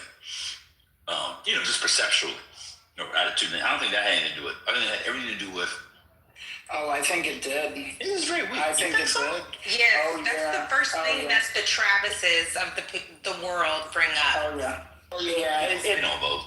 So it outweighed some of the, hesitation that maybe like a small percent of Jews had voting for her, wondering about, does she hate Jews or not? And seeing, he has a Jewish husband. Okay. But that was outweighed, I think, by people being like, she's, because of her husband, she's all about, she's anti-Palestinian and, anti-Gaza and pro-everything. They did say that. That's right. And there's a thing where he gave a talk. Oh, yeah. Yeah, and even though the daughter was pro-Palestinian, it's all a mess. Yeah, he gave some talk where he said, she has to say this, in public. And then people clung to that. That's right. I forgot about that. I blacked out the Gaza stuff because I can't believe what happened to that. And how quiet many of them are now. And now we have a border peace. I donated. Sorry to change it. Oh, sorry. I just said I donated $25 to the border peace. How did she do in Minnesota? She barely won. It was a pathetic showing. She only won by 5 or 6 points. Yeah, because I remember it was a couple of the Minnesota Ethiopians on Clubhouse during the time that said that they weren't gonna vote at all because they didn't support her because of her husband being Jewish. So they were on. Brooklyn. She won by 4 points. That is not good. That's not good. Only 4 points. The whole movement among not Ethiopians, it was headed by some Somalis in Minneapolis, but there was some other related groups too. They were like Somalis for Trump. Remember that? Yeah, and yeah. And now I know they mad at themselves for doing that. They like the Latinos right now. Hold on, mic on me. Hold on. James Fishback called Byron Donalds a fuck nigga? What? Yes, there's a tweet to him calling me. Yeah, he did it yesterday. What? Yep. All right, let me send him $25. He was like a real black man would stand on business. Yeah. Read the tweet, man. I can't open it. Hold on, I'm gonna look. Fishback. It says, Byron Donald said I would never call him IPAC Shakur to his face for taking millions from IPAC. I went to prove him wrong and he tried to have me arrested. A real black man would have stood on business. Byron equal to, you know what he said. Say it. I'm fasting, bro. No, he's fasting. He can't say it. Oh, wait, I have it. Wait. Sent by James Fishback calling on Byron Donalds to return donation from Epstein-linked billionaire. This is dated February 23rd, 2026. Fishback writes, Byron Donalds accepted $25,000 from John Paulson, a hedge fund billionaire named 39 times in the Epstein files, including in emails where Epstein asked if Paulson needed, quote, supplies sent to the... Byron is my political opponent, but some things are bigger than politics. I'm calling on Congressman Donalds to return this money, commit to refusing donations from anyone implicated in the Epstein files, and apologize to Epstein's victims. I refuse to forget the girls Epstein and his accomplices trafficked, assaulted, and raped. As governor, I will appoint a statewide special prosecutor to reopen the Epstein investigation and hold anyone, Democrat or Republican, who committed sex trafficking or sexual assault in Florida accountable. But I don't see any fuck nigga in this statement. I don't see it on his door. We just see Kimberly, I just need to hear Kimberly say fuck nigga one more time or something. It doesn't spell it out. It says FN. Yeah, he said. He said a real black man would have stood on business. Byron equals fuck nigga. It says FN. Yeah. It says FN, but we know what FN means. Black. So yeah, FN definitely means yeah. It's because I just wanted to. This is days ago. He releases so many tweets in a day. Yeah, he's the son of Nick Fuentes. But I just wanted to say this is Dim's shot once in several years shot of actually the governorship, because David Jolly is such a normal person. So good. Shout out to, the other fucker that they ran last year, or not last year, whenever it was, 2 years ago, who's trash. But former Republican / independent / Democrat. But I think this might be their only shot. I mean, you either have Byron, James, or David. And he will help, him and Vindman, will help the down ballot a lot in Florida. So Republicans really fucked up a lot by letting Democrats put up these kind of nominees against their very awful bench. So what is this? Is this to appeal to black men? Is that what James Fishback is doing? Yeah, and the young Gen Z white boys who like to listen to rap music and call us the N-word. It's because the young Gen Z white boys, a lot of them don't know. Maybe they do know, but they say YN and FN. Like, that's what, they don't know what it means. Yeah. And also, they're not calling us that, like, and I don't support it, obviously, because you will get punched in the mouth. But I think they're saying it because they hear it in the music and it resonates with them on a certain level. I don't think when they're saying they don't have the same energy behind the word when they are using it with us as opposed to the old school when they would say, the N-word, they would mean it with different. Okay, yeah, because I was gonna say I live with a 40-plus-year-old black man, and if somebody called him fuck nigga, like, it's a wrap. It's a wrap. I would have to be really worried. It's a wrap. But this might be a once in a long time shot, y'all, of being able to flip the governor's mansion in Florida. Wait, so what's the polling with Fishback and I just posted Donalds? Oh, you did? Okay. Because this guy was just looking it up because I don't even know much about him, but he is. He's the son of. He believes in the Great Replacement. He's from Davie. He's from Davie, which, if you know Davie in Florida, that's actually like a white supremacist KKK kind of like area right there in Davie. I'm not sure if the headquarters are there in Florida or whatever it is, but that's definitely like crazy area to be a part of. But he also has some really fucking crazy, well, not crazy, I mean, standard right-wing views. I mean, he called Byron a slave and everything. I mean, he's literally just an open racist. He's a groiper. Like, he's a Nick Fuentes groiper. He's like this is the man who said he was a slave. Yeah, he's the same guy. Yeah, he's a groiper. Yeah, he supports, complete ban on abortion, not even for rape or incest. He says sin tax on OnlyFans creators. He believes in expressed belief in the white genocide and great replacement. And he even, this is a good one for us Jews, he even said that he advocates against junk food in school cafeterias, calling it goy slop. Shout out to the Jews. And saying that Jews, basically using the claim that Jews control the fast food industry with the purpose of making non-Jews unhealthy. That should go well in Florida. What's the guy's name again? James Fishback. Okay, wait, this is from January. James posted on Twitter, Byron wants to turn Florida into a Section 8 ghetto. This was a month ago. Yeah, I hope that James Fishback wins the nomination for the Republicans. So do I. No, he's not. He's not in Florida. He will gain a lot of traction the more weird shit he keeps spewing because, that's how the internet works. But he's not. I will say this, though. Byron is in trouble. Apparently, someone has been trying to hammer him on the fact that his current wife, he got her pregnant while he was still married to his old wife. And I don't know who came up with that. Nobody cares about stuff. No one does, but they're hammering him on it. And, ineffective. I mean, they're all cheaters. And I mean, this is the home of Mar-a-Lago and Trump. Like, that's their, they sent the guy to the White House from Florida who did that. So, they don't.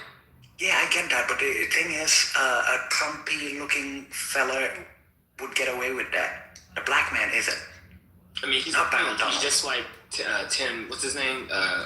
Scott. Yeah, he's just like the coon himself from a couple states away. I mean, they don't care. He's gay. He's like me, and he's in office, and he's black. And he's in South Carolina. I don't really think that matters anymore. Republicans are literally not like Democrats. So Democrats actually care about the purity test. Republicans literally put rapists and sex traffickers in office. They don't care. Black ones. Yeah, all I will say is this. If Democrats play their cards right, Florida might be up for grabs. At least the governor's I think that the independents are up for grabs to some degree, and the Latinos who are pissed at Trump, but they're not talking about them because they love Trump being in jail. But the others are, you can definitely tap into that energy. I think that Jolly has a shot. I don't know if it's a big shot, but the poll I just posted shows him leading. I don't believe Florida polls, but I am shocked that he's leading. Oh, that is interesting. Yeah, he's leading by 8 points in one of them, and yeah, so. So I'm guessing Casey DeSantis is no longer running. Yeah, she's not running. Oh yeah, she's been dead. Okay, so what's interesting, bro? Fishback is posting side to sides with him and his wife, with Donald's and his wife, Yep. He's a particular kind of dude, Kimberly, the looks maxing bullshit. That's yes. Yeah, he's a loser. Interesting. Yeah, this is to me as somebody I'm interested in the internet, that's why it's interesting to me. I'm not supporting it. Wait, did you guys read this quote by Fishback? I guess this happened on January 30th.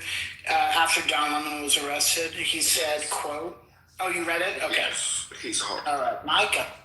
He's a really... Read it. Oh, okay, sorry. He's such a lovely person. He said, Don Lemon is lucky he's not getting hanged in the public square for ransacking a church. Who said that? Fishback. Wow. He said something with Obama had the monkey thing that Trump posted. I can't remember what it was, but he's racist. He's legitimately, outwardly. He's the type of racist that you're not gonna hear white people go, is he though? He's not really. No, he's devout, proud. He's old school racism. Well, he's like a Fuentes edgelord. So the Grover thing. Yeah. Wow. He's got a lot of traction. All right, now, this is a topic, and it's allowed me to bring in this thing that nobody's talked about on the app, or maybe I missed it, and it's around Touré. So, do you guys know the Touré thing? No. Ibrahim Touré? Refresh. Ibrahim Sorry, Torre. Ibrahim. My bad. It's my fault. Oh my God, hold on. You just threw me off. I swerved on the road. Oh man, be safe, bro. Matrix. So, well, when he said Ibrahim Torre. Can you hear me? Now we can. Go ahead, brother. Okay. So you guys recall there was a white person in one of the videos with ICE who called the black ICE guy a house nigga. Mm-hmm. Did y'all see that? Yep. Yes, I remember that. Torre defended it. And he was saying, well, you know, in this instance, what if it's true? What if it's not a slur, but just a descriptor? You know, he was only as Torre. I'm whispering, even though thing. So I'm not at home. Maybe somebody could play the video. And it was the most insanely stupid thing. So all the black conservatives online tried to run with it. And then they had to be reminded that Torre is not as popular as it used to be. Who cares about Torre? So no. There's another one where it may have said it, but maybe that's true, Twilight. I'm not sure, brother. I got a little Towers man. But anyway, it kind of gets to the James Fishback thing. Am I supposed to be offended at him calling Byron Donalds a fuck nigga if Byron Donalds is indeed a fuck nigga? No. That's the thing. Yeah, it's hard.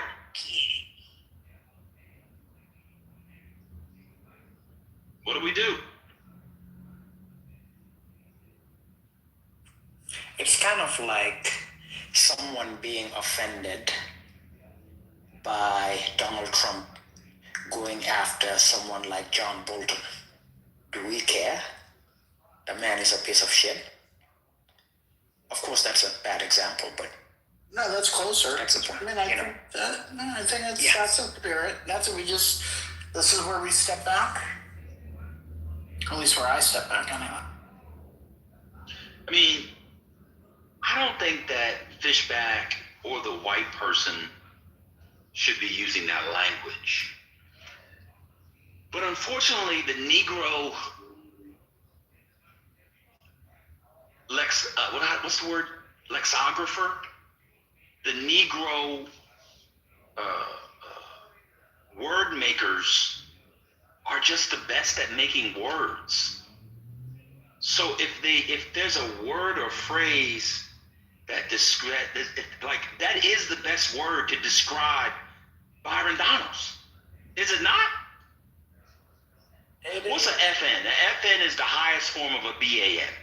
I'm a BAN.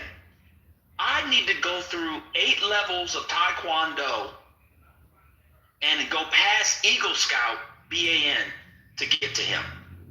I'd have to get, and in Boy Scouts you get the Order of the Arrow. I'd have to get the Order of the Coon to become an FN like Byron Donalds. Bitch ass nigga is definitely different from, it's way, it's lesser than fucking fuck nigga. If you're a fuck nigga, you is the worst. You is the scum of the earth. Hold on. This is very true, very accurate description. Hold on. Your mom might feel like to keep me in check. How in the world did y'all allow this to happen? What is going on with y'all? Allow what to happen? You allowed Chi to give the worst example ever. He might be a fuck nigga after that. No, he's fasting, so we've been giving him a pass. Oh, right. Oh, yeah, we've been giving him a pass all day. Yeah, I'm gonna look on salon. Wait a minute, hold on. And then you let the white man engage and say we should step back. What is He's Jewish, not white.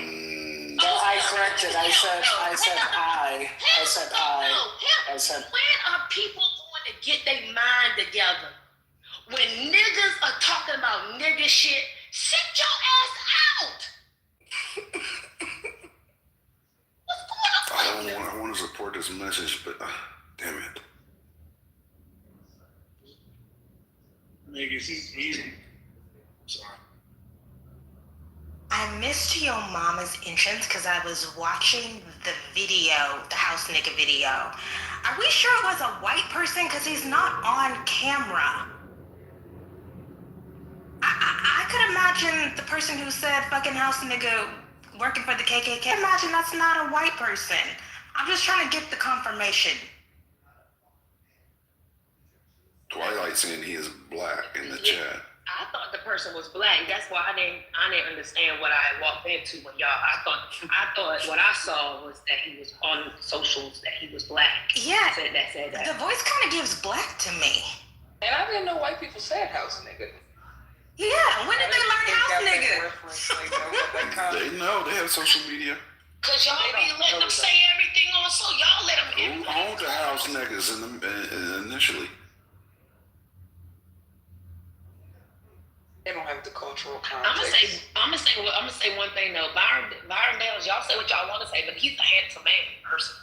He is absolutely a handsome man in person. On TV, he looks like he might have been a Cabbage Patch Kid, but in person, no. You will take your word.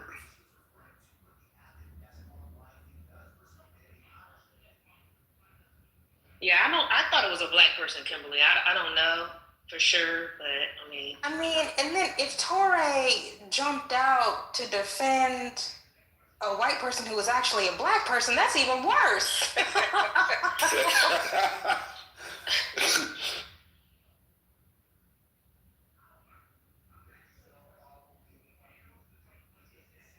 But I've thought Tory's racial politic has been questionable for a while. I read that Who's Afraid of Post-Blackness book as a young girl, and even then I knew he was suspect. Tory, who he married to?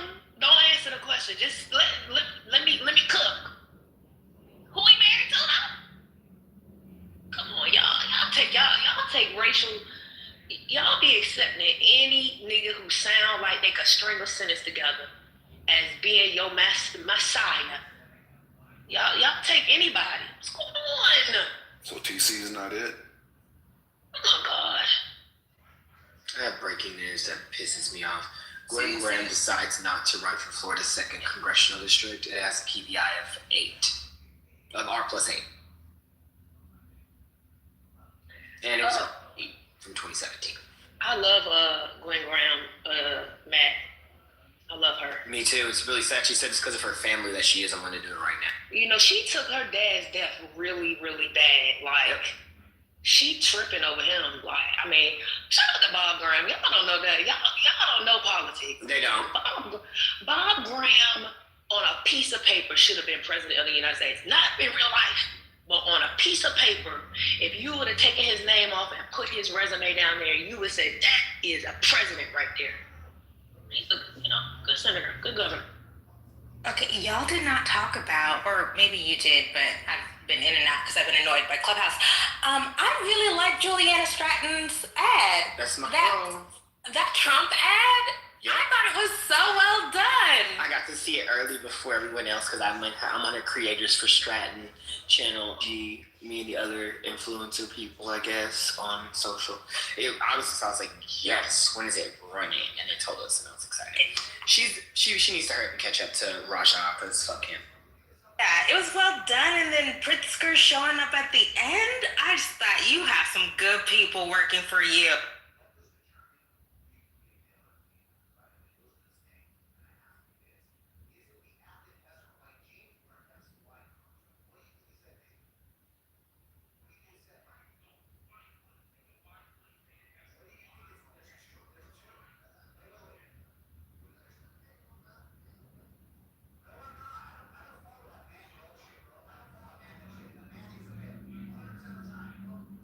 I gotta read Fishback's policy for the sin tax. That sounds like.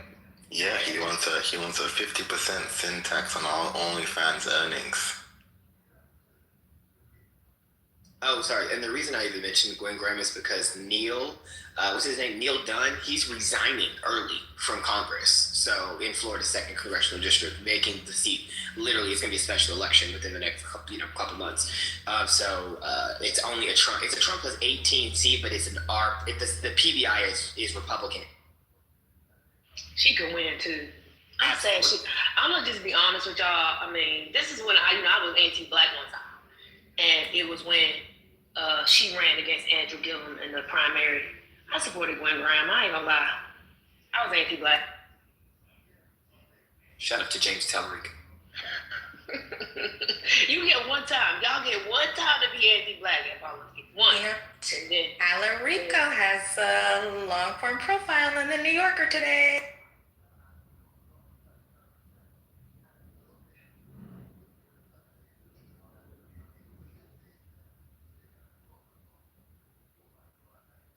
But whatever happens, happens. I appreciate the exercise of democracy and people being energized to exercise the franchise. That's the good thing about the Texas primary. It's like 200% or whatever from 2020 early voting. That's a good thing for Democrats overall.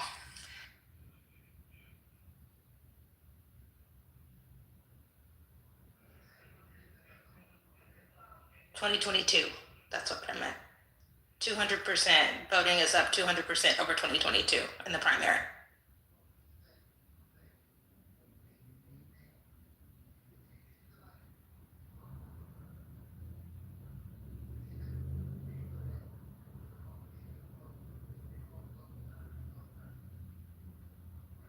I haven't got to vote for anything for so long. I'm so excited to vote.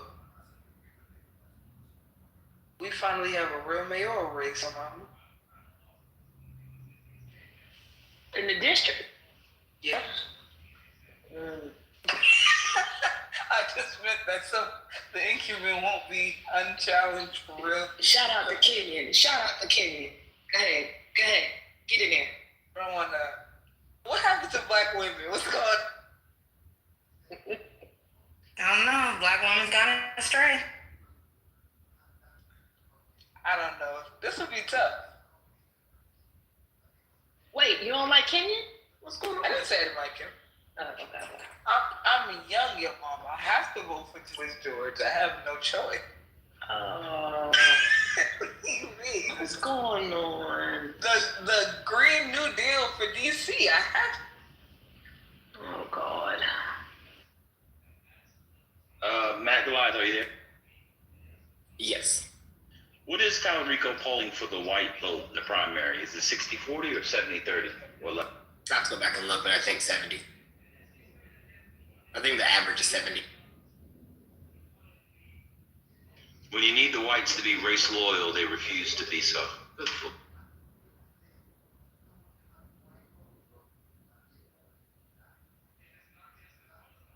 Shout out to Creatio Ex Nihilo and the Doctrine of Imago Dei showing up in the New Yorker. Shout out to that. Oh, your mama, how's the snow? You need me to come over? Oh, I woke up. Let me tell you, I woke up this morning and I went out on my deck in the back, and I looked down, and some man, I know it was some man, had shoveled my back, had made sure that my tires on my truck were cleared for movement. Ain't God a blessing? I mean, that's a blessing. That's a blessing. Oh, that's really good. You got snow? Yeah, where you were at? Ain't no snow. I was. Well, it melt now, but it was snow last night and this morning. I was out though. I ignored the snow. I was out last night, so when my car was fine, then when I parked in my little spot, it was a little bit of snow. By the time I left out today,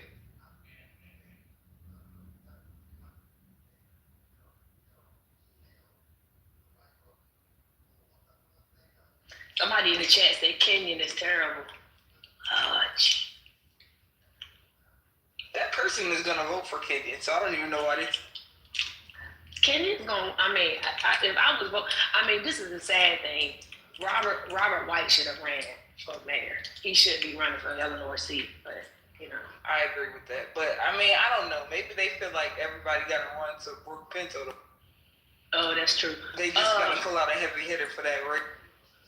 Kimberly, did you hear that Poly Market is partnering with Substack? Oh my God, I did.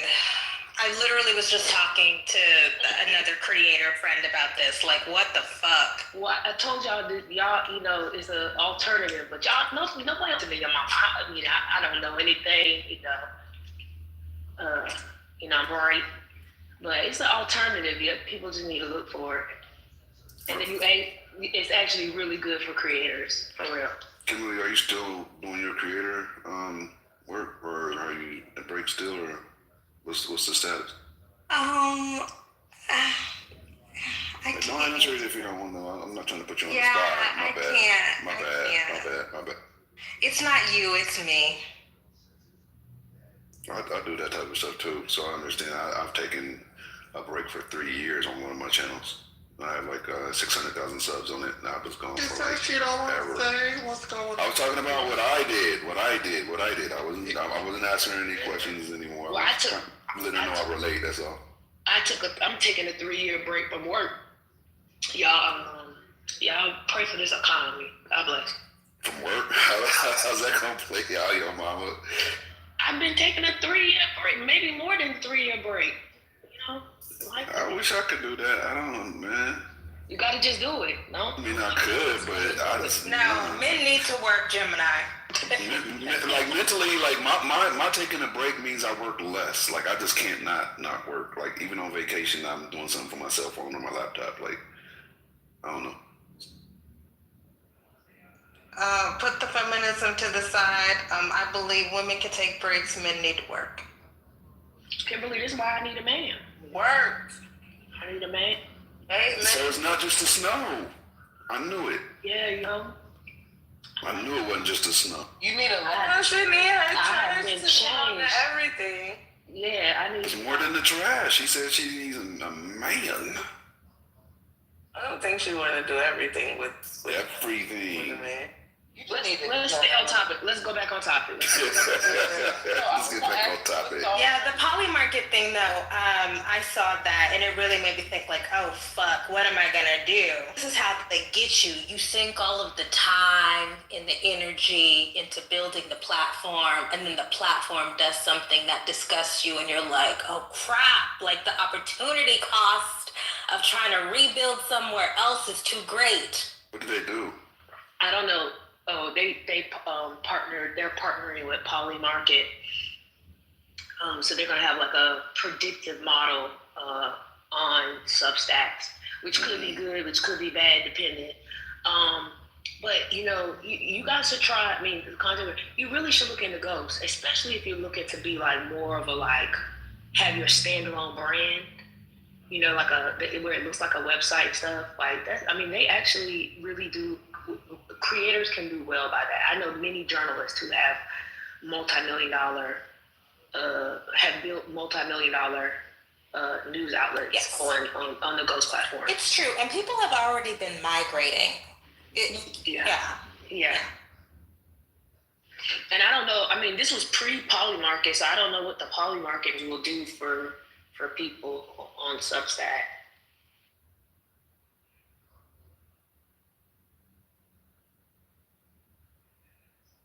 Well, my generation is about to be anti-tech in the state of rebellion, so I'm going print all the way. Just gotta abandon it. I mean, the Gen Alphas, I have 13-year-old nieces, and one of them has a TikTok, and then the other one has a flip phone. There's two types of young people. They are fatigued. The young people are fatigued, for sure. So y'all didn't put them iPads in their face at 3 months. They tired of the internet. No, they're not. I'm going to tell you one thing. These young people are highly addicted. They consume more things online via social media than any other generation by far. Exactly. So you can target them still, especially a lot of people sleep on YouTube, but YouTube is by far the biggest platform, bigger than Netflix, bigger than every other platform that Netflix represents combined.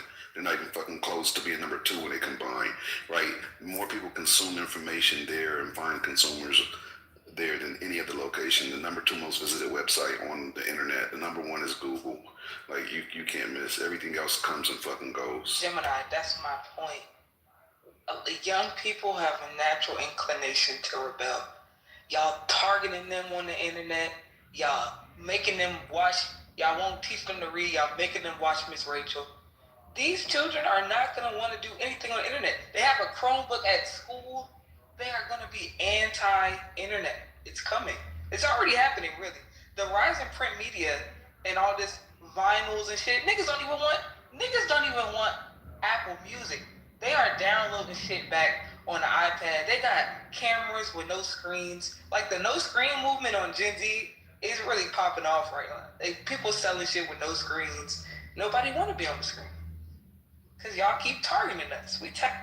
Yeah, it's a real thing for sure. I knew it was something when one of my nieces asked for a first generation iPhone for Christmas one time, and I was like, what? And then she was like, no, actually scratch that. I want a Motorola Razr.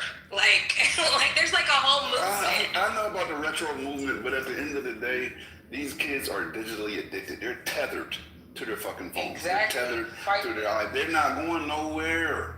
They are locked in. Like, this is like the way people are addicted to alcohol, sugar, chocolate. They're addicted to the internet. So they might fight it, but they ain't beating rehab. They're coming back. No, we're not. They are. They are. I think it's just gonna be something different, like not screens. It's gonna be the glasses. Everybody, I know people don't know what that. You know, somebody said I know what I was talking about last week when I said I do think that the glasses are gonna. That people gonna do the glasses. I'm not sure. I have 2 Meta glasses. Even though when I found out Meta sold like 7 million pairs of those glasses last year, I was like, who's that? Who is so everybody's I have some. I have ones with without the. I have shades, and then I have ones with clear lenses, but the blue light lenses. But that's not something they sit on the shelf more than I use them unless I'm outside. What about the Apple ones? Is that doing anything good? No, Vision Pro is having a problem in terms of innovation. I mean, Apple is really, I'm down bad on Apple. Yeah. Like they just, I mean, they're in the innovation. They have locked in on the laptop and the phone. And outside of that, they really haven't really created anything that I think is really working. The Apple Home, the Apple TV, none of that shit is really interesting to me. I think that Amazon Echo frames are rival, like they have some rivalry. I mean, there are a lot of different. Here's the thing: in the glasses space or the wearable space, so whether it's the watch, and I guess Apple Watch probably the last real innovation from Apple. Real like actual like real innovation from Apple. But even that is like so much like every other watch, you know, all the other wearables. But let me go back to my point. I think that there's so variety, the diversity within the wearable space is one that's hard for people to catch on to it. And I think 2026 and 2027 be a number of new glass wearables enter into the market that's going to really I think that are going to switch up or make people think, well, maybe I should use. I do think there's a movement in Silicon Valley where they want wearables to replace the device. And I don't mean just the phone, I mean like the laptop. So I think they're going to continue to build towards that, regardless of whether or not people find it popular today. And also, the first wave of these things are always really to like beta test, to fine tune. So I think the next wave will be much better. Right now, I agree with you so much. Like the beta testing right now is ridiculous. Like I have 2 Meta glasses, then I have some knockoff bullshit ass glasses that are actually just as good or better. The knockoff bullshit glasses I got for like $80 off of TikTok. And the Meta glasses I paid like $400 for each pair, right? So it has a lot of benefits. Like the actual, it lets me know that they're just overcharging for mediocre shit. Like if you look at the knockoff glasses I have right now, they do a minute's worth of recording the Meta glasses only do 3 minutes worth of recording. The resolution is just slightly less, like barely slightly less. And it also has a real-time translator. So like you can hear somebody talking a different language and it translates it right there on the spot. It has AI built into it that you can access. It has more functionality than the actual Meta glasses. The only advantage the Meta glasses have is the interfacing because it's Meta, and then the actual resolution, which is very minimal, right? So the prices are going to come down, and a lot more people are going to get involved. Doesn't it feel like they've run out of ideas? This wearable stuff, the wearable pen that records every interaction, the glasses, that just feels like we don't have anything else, so we're gonna sell this thing. I'm just not convinced that normie Americans are gonna be all in on surveillance tech. People are already suspicious of these companies. I don't think they're just gonna opt into being surveilled and having these companies control the data all the time. It doesn't make sense. I agree. Except they do. I bet none of you, let me give you an example. I bet none of you have read the latest terms of service for Clubhouse and how every interaction on the app is recorded. I bet none of you have read it. Yeah, it said it before on the last update, and they can indefinitely use your likeness and sound as well. Yeah, this time it wasn't just every interaction before. It was only live rooms. Now it's every room, even the closed rooms when y'all in y'all private. That was on the last one. That was on the last update, as well as your name and likeness, which was the real update to me when they started saying that's when some people stop putting their picture on there, but it don't matter, they already got it. Like you're creating databases that AI is going to access for sure, like 100%. They're data mining right now. That's what they're doing. Yeah. I just the whole thing about people anti-tech. Y'all talking to me on here. What's going on? Ain't nobody on this stage anti-tech. But I think the normie American, the sentiment has turned against the big tech companies. I don't know. Where we used to be techno-optimists, I think the normie Americans are very suspicious of the Facebooks and the Googles and the Elon Musks. They are, but they don't leave a VPN. They're still doing everything that allows them to access. They're still on all the social media outlets that Doc keeps your. Hey, Kimberly, last quarter, Meta made $57 billion, I believe. Last quarter that was just announced a few weeks ago. $57 fucking billion in one quarter. Beat all expectations. Apple sold more hardware than anybody expected last quarter. So if people don't like tech, they don't like Meta, they don't like Elon Musk, they sure buying this shit. These motherfuckers, unless they lying. So do you? Hold up, weren't you just saying that? Actually, you're making a really good point. But I do hear more sentiment, like people expressing their distaste. So people are just talking. Right, that's what I've been trying to say. They're talking on the phone. They're talking to you on technology about hating technology. Well, is this like also like, let's say, self-driving cars? Is it something that like a lot of people are not asking for, but they're pushing it at us in the same way that the glasses thing is? Is there any relation? Because I feel like the glasses thing was tried out with Google Glass, and I tried those out back like whatever it was 10 or 12 years ago. And I think, isn't there like a natural, like, people push back, like people actually don't want to wear glasses per se, or they actually have glasses and therefore can't? Isn't there like a ceiling for that kind of technology? Use it. They can put prescription lens into whatever Meta glass you choose. So that doesn't. I mean, I was skeptical, but those Meta glasses are really popular. They are really. They are. And Oakley does some now too. Oakley. Only dumb shit I was going to say that the other thing that they accounted for with the cheap knockoff glasses is that indicator light when you're recording. It's not there. And for content creation, that's a big deal because nobody wants a flashing light. People won't interact organically anymore. I just had to correct myself. I said 57 billion. I meant 59. Like 59.8 89. You got your point. It's billion.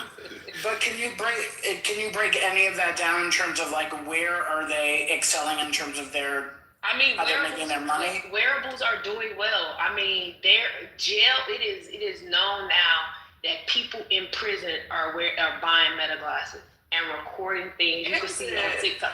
Yeah, I mean, they have done really well. I mean, those glasses have only really been on the market really over the last 5 years. In fact, I know someone who used to work there, and they were there until about 2021, 2022, and 2022, and those glasses were not on the market yet. They were a part of they were on a team that was a part of one of the acquisitions that they made. I think it's called, I forget the name, but it was a company that did like brain to hand technology.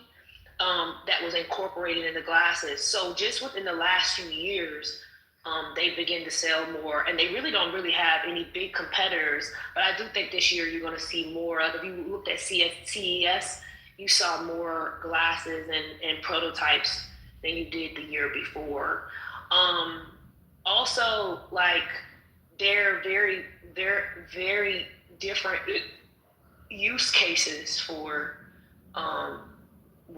glasses in particular. So, you have the gaming piece, which is, very fine, very small. It's a smaller subset of people because everybody is not a gamer. You have the actual wearing for everyday use, and I think that everyday use thing is going to become more and more accepted because the technology is changing alongside with the glasses. So I think they made like seven. Like they sold like 700. I could look it up real quick. I can't remember right now, but they sold a lot of them. What's going on with OpenAI? I thought that once they hired that Johnny Ive, right? They about to make some wearables. Hello? Yeah, but why haven't they launched them yet? What's taking so long? Oh, wearables take a long time. I mean, most of the tech that you see now took 10 years to get. The tech takes a long time. I mean, one company did say, remember one company announced last year that they had spent a decade investing in because they're making the actual frames themselves. They didn't. So what Meta did was they partnered with Luxottica for the Ray-Bans. And now they're building out with Luxottica now. So you're going to probably see more than just the Ray-Bans. But this other company, they actually make the actual frames themselves. So that's why it's taking so long. It just takes a lot of time. Are they doing AR with this as well, or is that a big component anymore? AR or even VR? Yeah, a number of the wearables, Oculus, which is owned by Meta, Vision Pro, Specs, which is a Snapchat version. I can't remember the other one. There's another one that I'm forgetting that's also big in the AR VR space. And one of the goals I think is to create a new, since we were talking about this, we're male, to create a new operating system based on the wearables. And so some of these companies not only are creating the actual frames and the hardware for this stuff, but they're creating the operating system by which all companies who want to create glasses will use their operating system, kind of like Windows or etc. It's probably a little off topic what I'm going to say right now, but my sister has definitely become an advocate for their product. It's like she owns the product, and she is now the walking voice for that particular product. What does she use them for? Huh? What does she use them for? What does she use what for? So she's an advocate of their product. Advocate of what? The smart glasses? Yes. Right. What does she use them for? In what way does she implement the glasses into her life, brother? Oh, she don't implement them into her life. I don't know if she have them or not. Oh, she just saying they're great. Okay, never mind. Okay, Right, she becomes the voice. She's like a commercial. Yeah, I got you. I literally, never mind. Okay. Yeah, you misunderstood what I said. Yeah, no, I just thought when somebody usually advocates for something, they probably have interacted with it, so they're like, once I tried these, they were amazing. That's what no, you don't have to, but that was, never mind. I got you. Yeah, and that's the same thing with everything. You know what I'm saying? That you can, it is said that's how some people, the devil themselves. I'm not saying that she's the devil now. Please take that, say it. But you know, you can become the actual voice for a company that you don't own. You're not going to make a cent, not 1 red cent, but you become an activator and an advertisement. Yeah. And you carry You know where the AR has been really interesting in real estate. They've been doing it for a few years, but if you've been to like, I go to these things, but like new developments, things like that, the way that when they have you put on the goggles and do the AR with the different types of properties, interior design, view from the 54th floor that hasn't even been built yet. It's actually pretty wild, pretty incredible. Yeah, one of the companies had I can't remember who it was now. They had you talking about the experiences. They had a partnership with, I want to say it was Ben Israel. What's the hospital? It's a very good teaching hospital in New York City. Is it Beth Israel, maybe? Maybe. I can't remember what. Anyway, they had a partnership with them, and it was to help surgeons fine-tune the ability to do surgery by practicing. Because the surgeon is only good as how many surgeries they do. It's like the more you do, the better you get, right? And the idea was that they could play these games of surgery, and they also could use the ARVR for in theater. They could use it, and there was a partnership before. Also, if y'all don't know, there's you mentioned the knockoff Gemini, but there are some open source AI glasses. I think one's called Halo. They look very nice, very thin black frame, just thin black frame, but it's open source. That's dope. Have you tried them out yet, Yomo? Not the open source, just AI glasses at all? Yeah, I've tried them out. Yeah. Have you tried the ones with the smart display in them yet? Not the smart display. In fact, I haven't had any AI glasses for a while, but I've tried them out. Yeah. Right. So, Gemini, what if you had to suggest some AI glasses? I'm not saying I'm going to get it, but I'm always curious. Honestly, if you just want to fuck around, I probably would get the knockoffs instead of getting the Ray-Bans, even though I do. They're a sturdier frame, and they have. When you say knockoffs, are they still using the platform? It's just not a Ray-Ban? No, they have their own platform. Oh. But the functionality is super compatible. Right? All the things that it's capable of doing is not only compatible, they actually are capable of doing more things. It has more utility. That's why I would go for them. It's much more exciting to hear about the good use cases for this, like surgery, like Yolanda was saying, or even in like professional fields and not the immediate, dystopian side of it. Like we're all going to be robots and, and sucked into social media and whatever. So, it is kind of exciting when I hear stuff like. Yeah. Sometimes it can like give you real-time information too. Like you could ask what you're looking at and it can give you advice on what you're doing. It can give you a step-by-step tutorial on something if you're like, say, a mechanic working through something that you had them on, even though you shouldn't need AI as a mechanic, obviously. I use it more for POV recording for my YouTube more than anything, honestly. But they have a lot of other functions.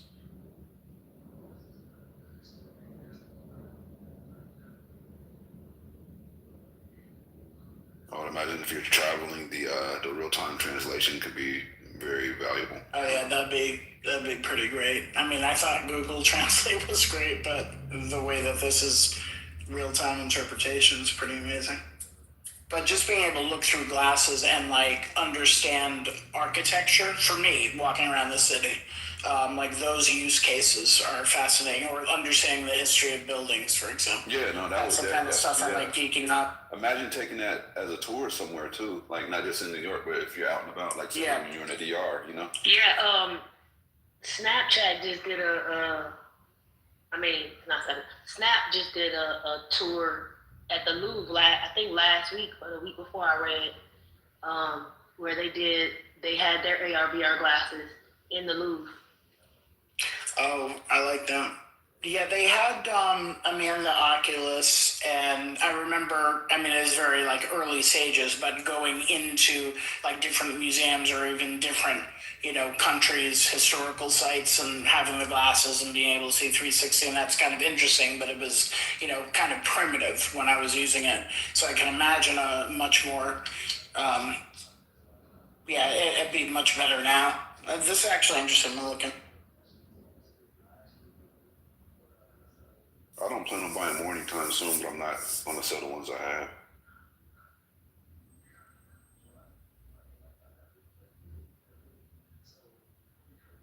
I can somehow justify it as a write-off. You can write everything. That's the beautiful thing.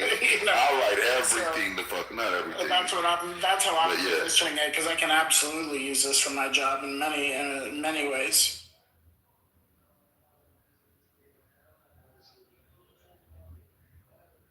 Jenna, now let me ask you something. Uh-oh. What kind of headset do you have? Is it like one of those truck driver headsets? You won't tell nobody. Why is my voice loud right now? Nigga, always. I feel like every time you talk, I feel like you screaming at me like you want to fight or something. Is that why you be so antagonistic with me? Because you always be ready to swing on me for no reason. I think that's why I be ready to just map you up, because you be yelling at me. You seem aggressive. You like every word is a fighting word that come out your mouth with that like. I'm chilling. I don't want no smoke with nobody. I'm in a good space. Like, why you gonna give up the mic? We talk on the regular phone. Get some. Do you want me to send you some AirPods or something? Do you have an iPhone? Yeah, I have an iPhone. I tried the AirPods and the AirPod Pros. They just, I don't know. I might just have to sing, because they just make you sound regular. All of this. Let me turn it down. Let me try something real quick. Hold up. Am I the only one that felt like that? No, you're not. No, his mic is loud. Is it loud right now, or is it lower? It's lower. I'm always like, Gemini, you're so loud. But it's good to have a loud mic. Maya be on my ass. Like, Gemini. It's good to have a loud mic, but god damn, he feeling like he want to fight. Every time he talk, anything he say, even if it's a nice conversation, it's like he want to fight. So and of don't course let him I'm get excited. Exactly. I can't wait till he fights Jamal. That's gonna be funny. I'm definitely turning my phone down. But yeah, that's a mess. Jamal really mad. That shit is crazy to me. That was mad because that was so funny. He mad about yesterday? Yeah, he's mad. He said I put a jacket on him and I made him appear a certain way, like he was dignitized. I'm like, you were dignitized. Like, I mean, he the one that told everybody that. Ain't nobody have to know that. He could have kept that to himself. Let's not go down. That's what happens. That's what happens when you talk too much. I understand the Clubhouse is the talking app, but some people just talk too. They tell too much of their business. They overshare. And then when people bring that shit back up, they be mad. You told everybody. The fuck? Gotta be secretive a little bit. God damn. But he said I painted him in a certain light, and I made his character look like something that wasn't, and made it seem like he was prone to dick watching and all. Like, that's what you've been doing. Like, these are your actions. We don't have to explain. Like, everybody knows what we're talking about. But once you start going deeper into it, then we get details that we don't want. Okay, so at least we'll for me. steer the conversation then, sir. We'll steer it away. I'm sure there's breaking news. I don't know. I'm trying on glasses right now. Have y'all been keeping up with what's going on in Mexico? It's so crazy. I asked about the hotline earlier, maybe because they have a hotline now where citizens can call in if they're concerned about, their surroundings or the potential of danger. But I'm like, what happens after you call in? Like, how does the cavalry come? Like, how does that work out? My girl Vicky from Housewives of Orange County, she's stuck out there. Oh no, like stuck. Yes. She has a vacant house in Puerto Vallarta. Yeah. And Cancun too. They grounded all the flights too, didn't they? Yeah, they did. I'm not going there no time soon at all. I had a trip planned to go there. Where? What part? I got mama to Puerto Vallarta. Oh, okay, going to a resort. Got it. Yeah, they're saying like tourism in Mexico is over. Like people shouldn't go out there. It's so crazy but because there's one Mexican. Yeah, because the government really can't protect you if you really get out there and that something like that happens. They can't. They don't run their country. They were like, if you go there for vacation, you're crazy. That's what they were saying. Monica asked me earlier, who do I blame for the cartel, the U.S. government or the Mexican government? And I blame both because they're allowing them to exist in the United States and dominate certain spaces like Los Angeles is bad, hella bad. Like, I know where hella cartel houses is right now. I do personally. The federal government cannot get involved in state business or be the state governors to invite the federal government in, including National Guard. You're suggesting that National Guard. You don't think the state has National Guard? You don't think the state has National Guard access? But we have a whole DEA agency that actually had a bounty on the guy that was just killed in Mexico. I'm a little confused. We killed them, didn't we? Well, the government, our government. Well, no, the Mexican government neutralized him. However, did you guys hear how he got caught? It was in the girlfriend. Right? No, the girlfriend. It was the girlfriend. Let me tell y'all, they tracked the side piece. Let me tell y'all something, men. In history, TT is telling y'all, in history, the man's downfall is always the pussy. Every time. I know that's right. I know that's right. Y'all straight man. That's true. I ain't gonna lie. But I don't think no. And this was the side piece. Yeah. This was the side piece because he's actually married to someone else who kind of helped him gain power. So they tracked her after she left. They just swooped in. She set him up, y'all. You think she lined him up, or she was just being tracked unknown? She might have got set up because they of course they're gonna look at the side piece house. They watch her too. That's what I'm saying. She might have just led them to she about to get either way. She's dead. Oh, she getting decapitated. She should have just left. They playing soccer with her head. That is crazy. I don't. That Mexican shit is crazy. Yeah, why does Spiritus do that? Yeah, I caught that too. He's like, you straight man, always going to just deal with it. I gotta be careful about these women. You gotta be I don't necessarily think it's the women that's their downfall. I just think it's their own. Oh, here she come. No, that's the thing. It is them. It's definitely the women. It's the women. Not the women, no, because they'll do it for a man if they gay. Let's be honest.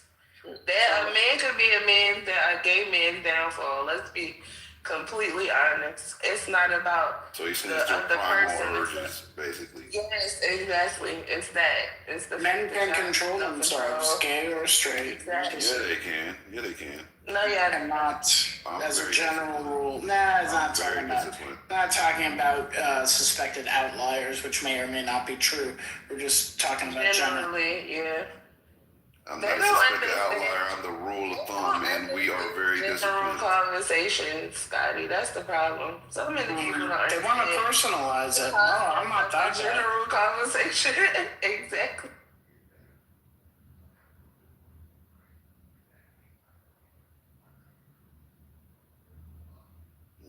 Spirit is a trip to Mexico.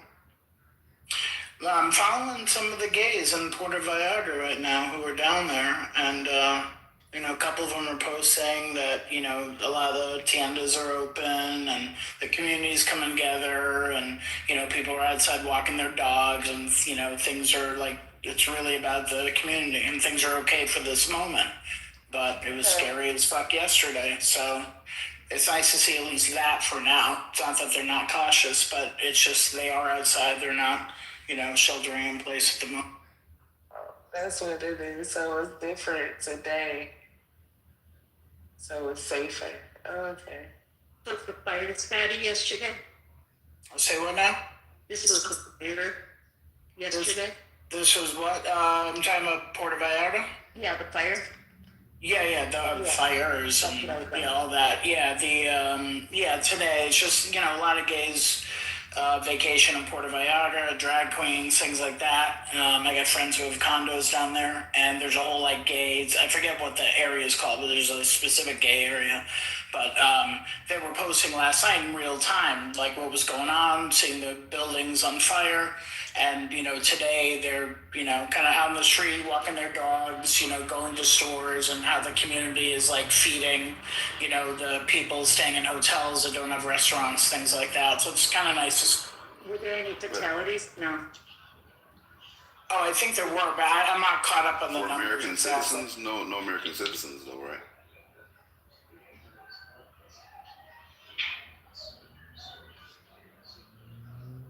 Damn, Gemini, I'm going to send you a bill because I'm trying on virtually the AI meta glasses right now. I don't think you'll take them back if you get them. I really don't. I like to think of you can virtually try on your I'm literally doing that. I'm like, oh wow, I look really tan right now. That's great. Okay. And Monica, the DEA is supposed to be controlling drugs, I thought, on some level, right? They're supposed to be drug enforcement, right? Could you live full time in a place that's that violent though, that? Say that shit that happened yesterday in Puerto Vallarta is every day. Could you live like that? No, I couldn't.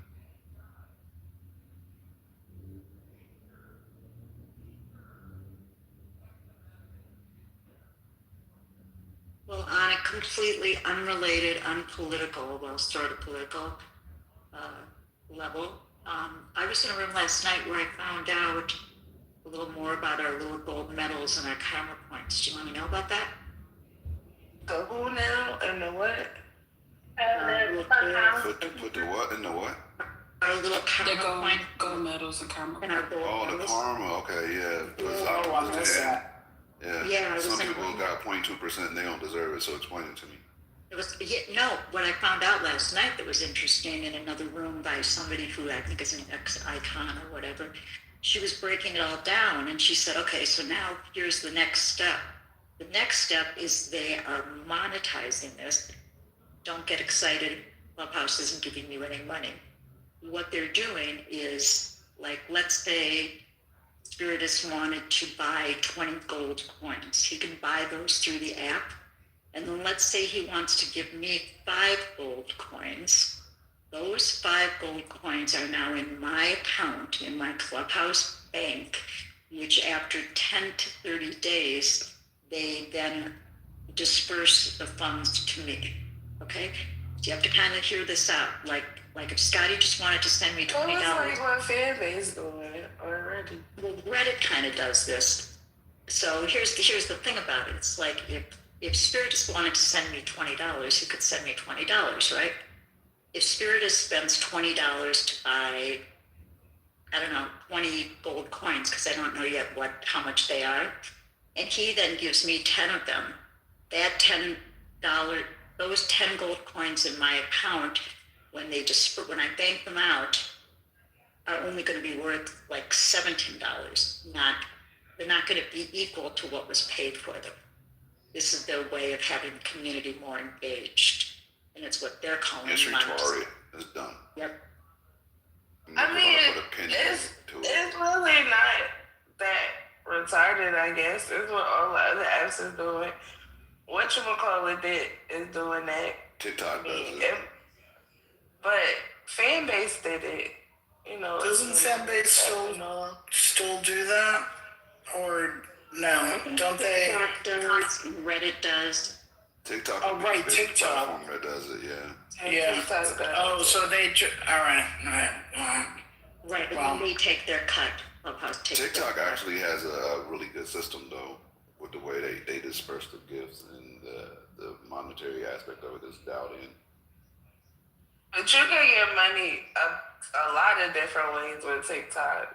Like, you know what I mean? Just having the gift shop, followers, and the gift shop. You can endorse a but product. Followers, views, all of that shit. You can get money. Go live and get gifted. People are quitting their job to be TikTok. This platform will never be that ever. I mean, nobody said it was going to last this long anyway. But I'm excited that you have a medal though, Gemini. Is the idea on TikTok that when you're doing it, like people do lives for like a very long time so that they can just make money that way? Like they'll just stay on live doing nothing? Right. But the way they make the most money is they actually battle, right? So one TikTok influencer will do a versus with another one, and whoever gets gifted the most during that exchange wins. Right? So that wins all? Money. No, they both keep. They both keep their pots separately. But it incentivizes the followers of that influencer to really gift them during that time period to show support during that battle. Wait, what are they battling over? Or are they just like anything, politics, music?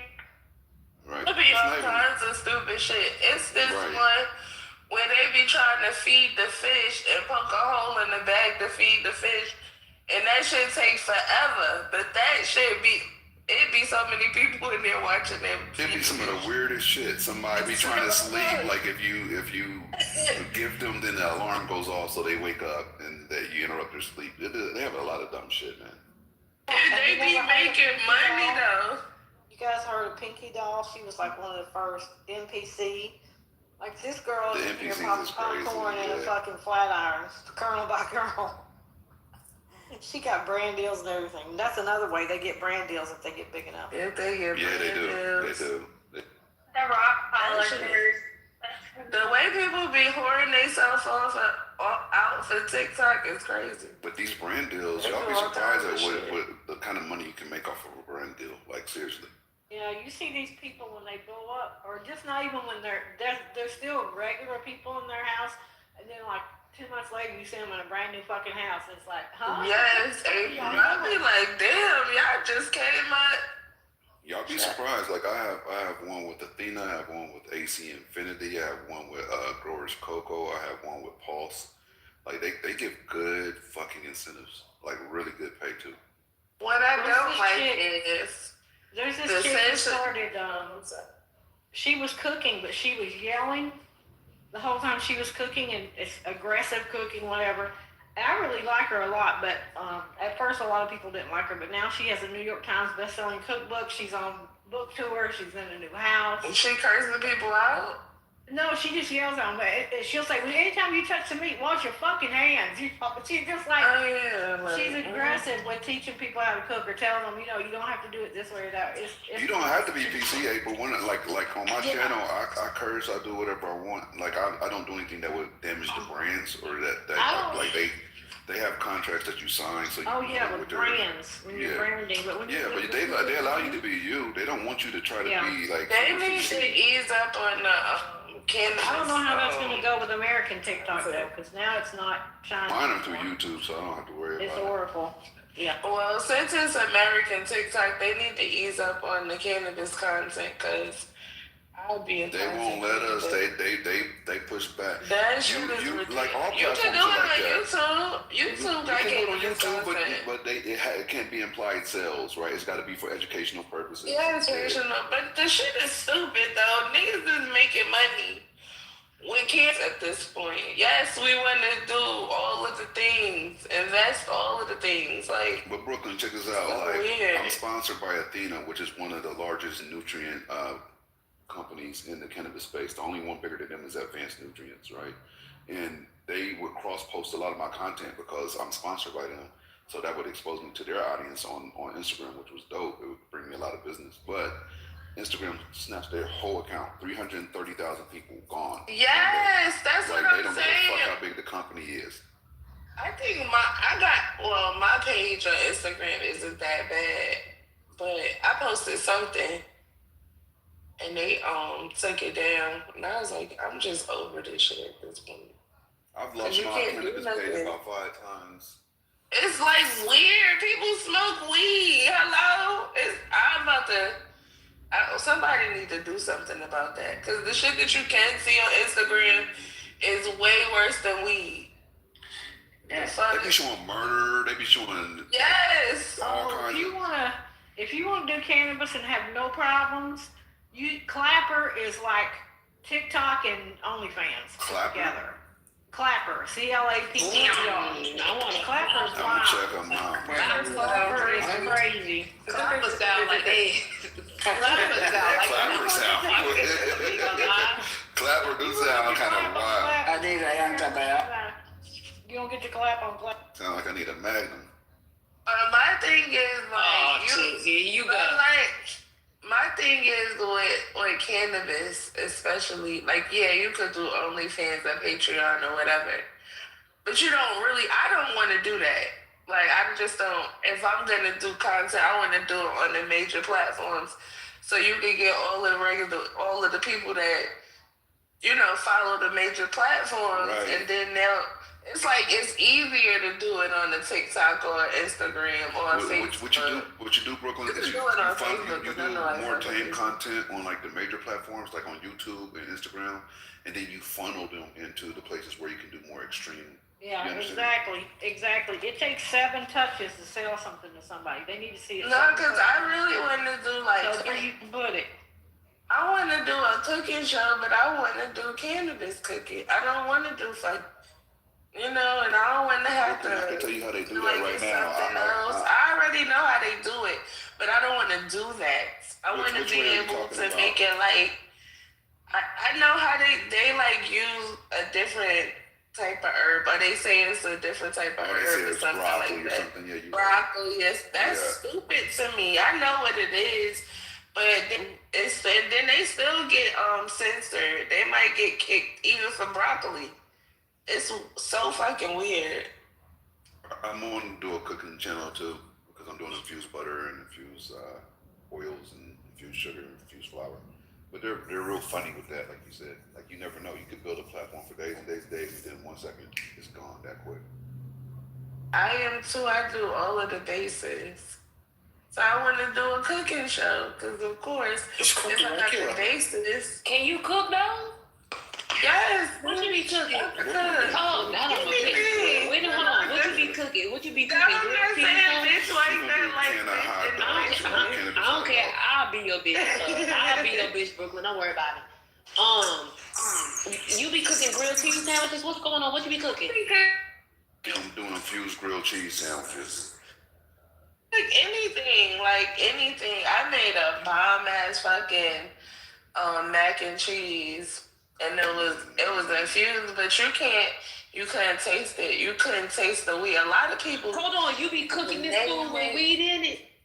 Yes. I can tell you the biggest secret to. I'm gonna do a dinner party. Brooklyn, the biggest secret to making people got to pay for it to come to, but is to start off. The biggest secret to doing infused food with no flavor is to start off with a concentrate, because you need so much smaller of a portion per whatever you're infusing, whether it's butter, sugar, flour. When you start off with a keef, you will need maybe 1/8 of what you would need as cannabis-wise. The reason why cannabis actually has that flavor and smell, and you can tell the butter or the cookie or whatever, is because you have to use so much of it. So if you start off with something that's a concentrate, your food will have 0 flavor. It's going to be whatever flavor it has, and it'll be just as potent, if not more. I use keef, and I do terpenes too in some of my meals. But I just want to, you know what I mean? Like, people don't know how to make things that don't taste like weed. That's my only problem with edibles. That should be nasty. None of mine infused taste like my butter. Mine don't tell. either. You can't tell. It looks yellow. Like, here, I'm gonna send you a link. Hold up, I'll see you. Mine don't either. All of my food, anything that I make, It's really good and it gets you really high at the same time. So I just want to show the people how to do it. You know what I'm saying? Define really high, because I can get high off a gummy, okay? Yeah, but for you not, sometimes when you eating the gummies, you could taste it. Like you could taste Oh yeah, you can always taste it. Right, and not my candies, not my. That shit is dangerous. Then if you can't taste it, you wait more of it. I instruct you on how to If eat it's it. done right, you're not supposed to be able to taste it though, April. That don't make no difference if you tell me not to eat the whole brownie. My ass gonna eat the whole brownie. People done that, but they gonna be out of here like they going on a ride. Yeah, they gonna. I don't get that. Hey, Brooklyn, they said advertise your stuff. They said advertise it. Hey Brooklyn, check your back channel. I don't do bullshit. Ooh. Okay. I'm getting in the back channel too. Hold on. Let me go.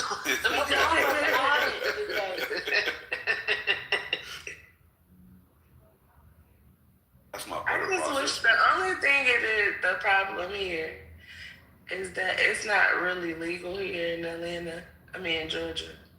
It's like medically. Not medically? It's medically Then get your card and that's that. I'm working on it. I just really got back into all of that shit, to be honest with you. But I'm working on getting my card to be licensed, but it's still like so many provisions around it, and that's what I don't like. I really want it to be recreationally legal here, and that's where the money at. But never mind. Recreational is not necessarily the money. My page is, it is the money because it's kind of the. I'm gonna explain something to you like this. Like when I first started, I had a store in Pasadena that I owned with a friend. You know, it was medical, and we used to talk about it going recreational. No, but listen to me why I'm gonna say this, and this is all I'm gonna say. Okay. It's the money because the black market thrives. That's why it's the money. Yeah, the black market and the gray market. But what I'm saying is, what I noticed, and my friend had more foresight than me, because I was excited. Like, I can't wait till it goes recreational. We're going to go up. And he was like, no, because we're going to get less per pound. Like, the price is going to go down because the market gets flooded. And he was right. Like, the price per pound went down. Like, we were averaging $3,000, $3,500 per P. And right now, the average is around $2K. And we're still doing good at $2K, but a lot of people it's $1,500, $1,200 because of their quality. So it does make a difference. Like, recreational is open season. Right, the prices is hella low now. That's a fact. Yeah. But the market is heavy, so it kind of evens itself out. Make up for it in quantity. Yeah, because a lot of people smoke weed. A lot of people smoke weed. Like, down here, you don't know the amount of teachers. A lot of y'all kids are being taught by potheads. And I just want y'all to know that because I know personally that a lot of these teachers is on the pot. Okay? I just want y'all to know. When we owned the store in Pasadena. And private school teachers too, guys. Not just the public school. The private school. It's more than just the school teachers. You got doctors, working people. Like there's not like bums into the store. I'm telling you. Like these are people that have their shit together that just enjoy cannabis like somebody enjoys a beer. They're on pot.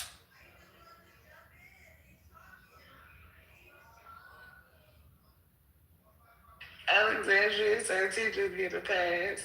That's for sure, because dealing with them kids, I couldn't do it.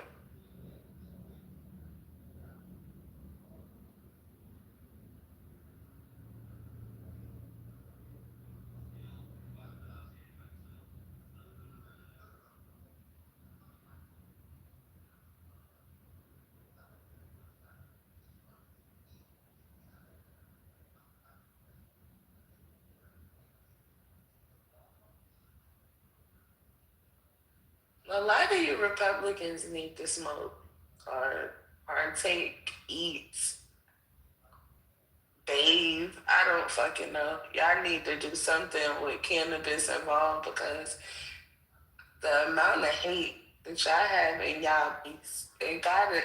It's medicine for that. It really is. It can help you.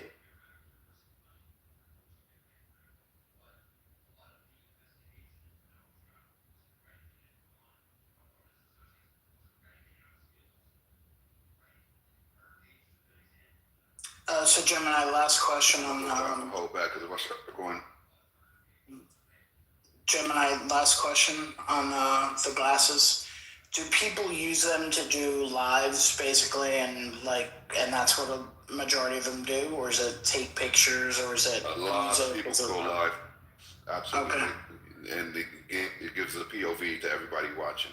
So like there's, if you're going about your day, like they can just see everything you're doing in real time. But I thought it only recorded a certain amount. If you go live, you can do it for as long as they're on. Yep. What's the difference? You can also that's also the bypass on the recording. Remember I said you have a limit.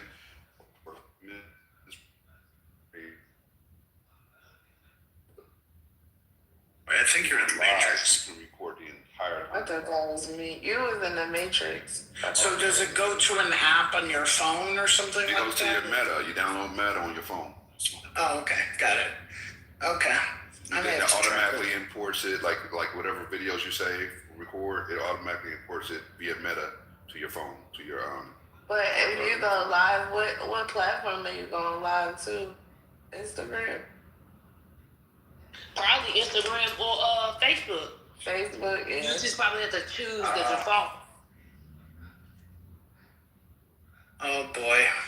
Okay. I just want one to have to go live, but I guess you could capture whatever live video you did and hold that.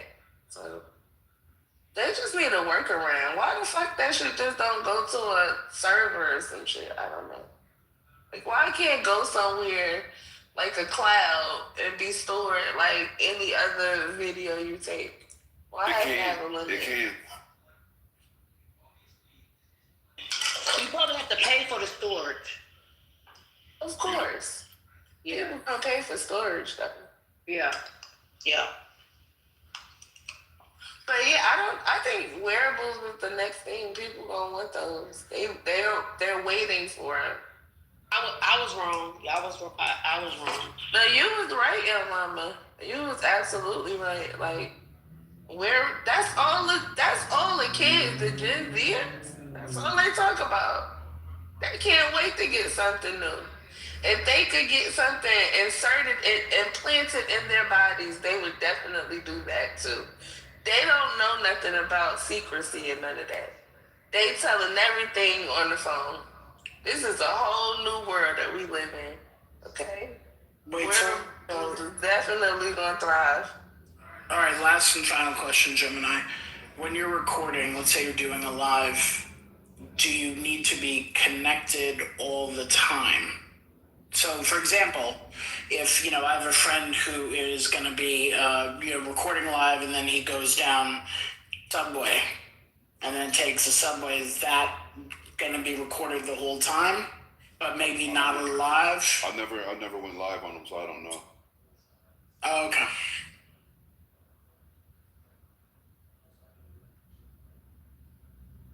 Because my little cousins got all of them, all of the littles. And they talk only a few minutes. I didn't know you could go live. Maybe they don't work on.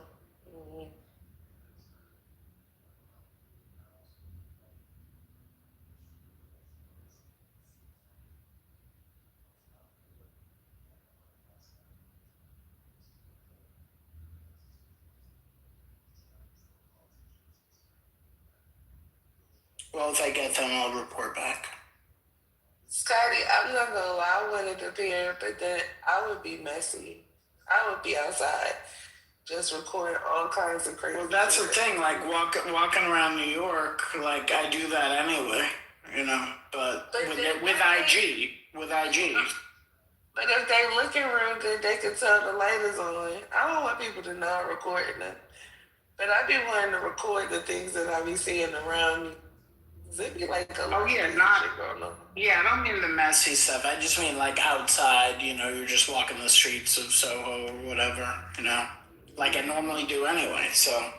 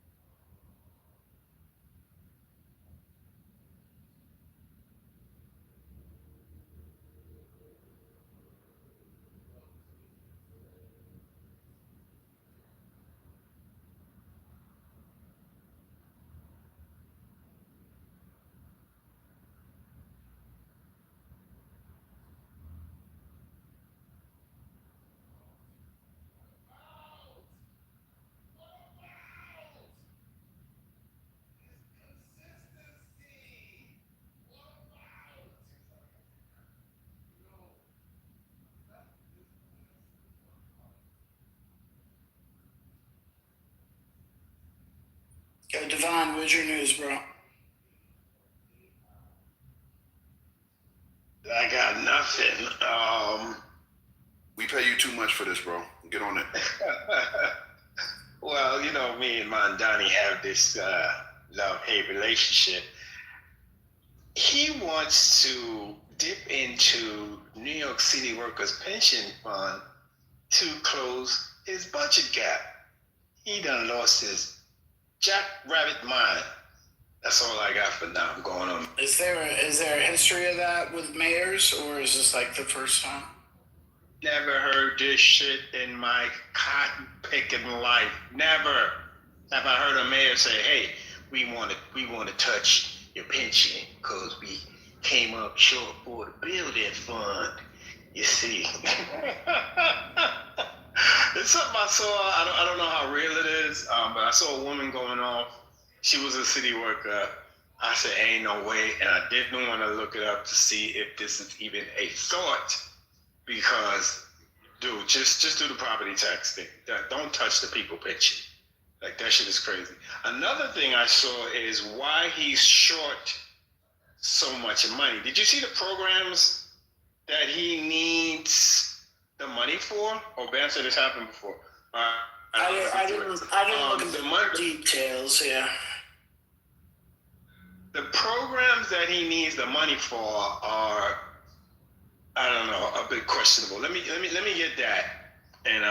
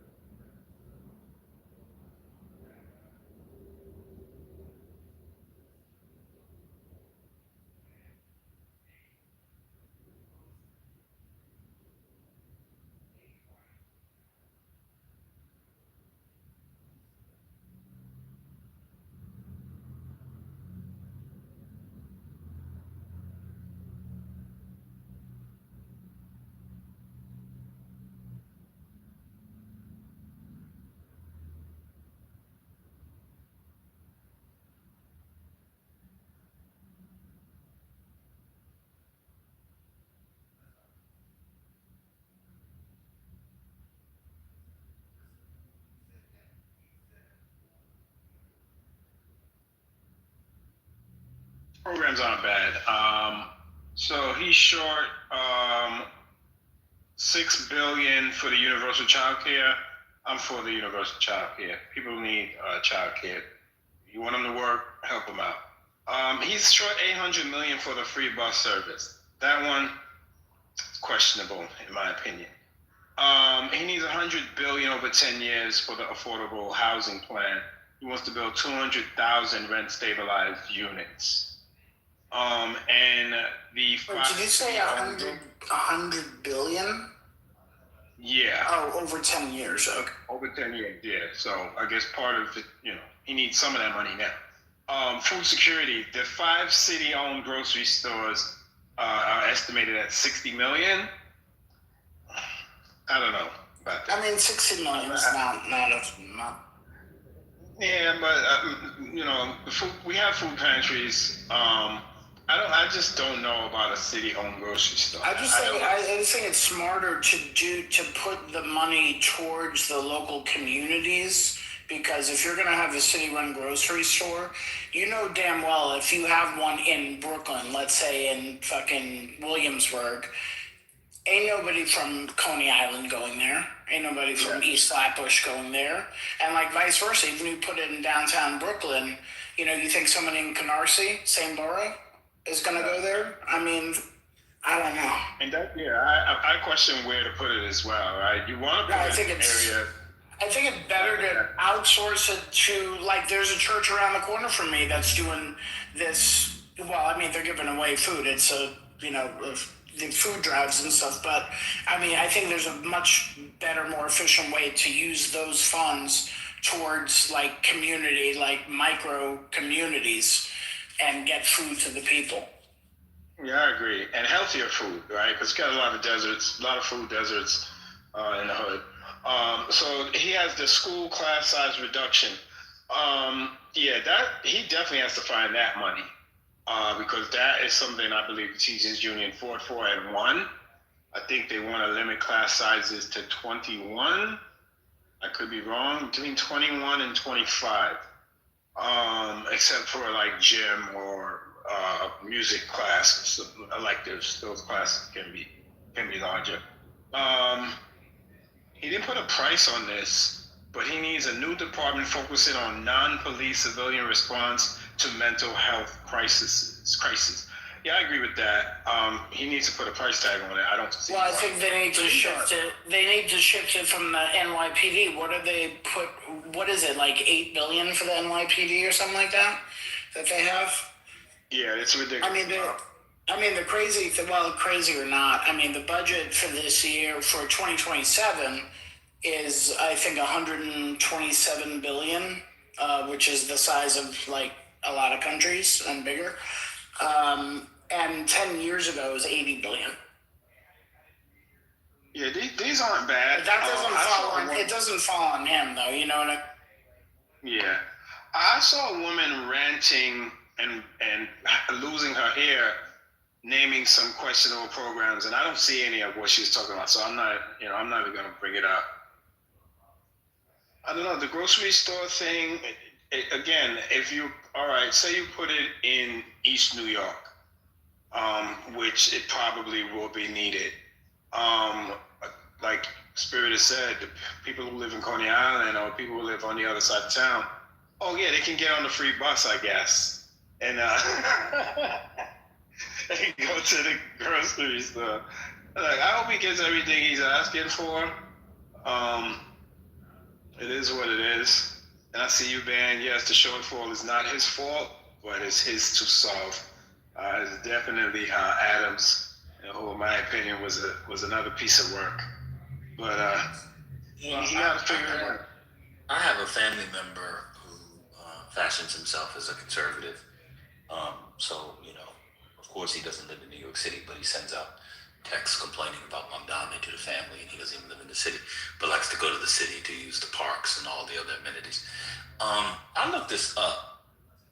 Some of this stuff is because the COVID aid expired.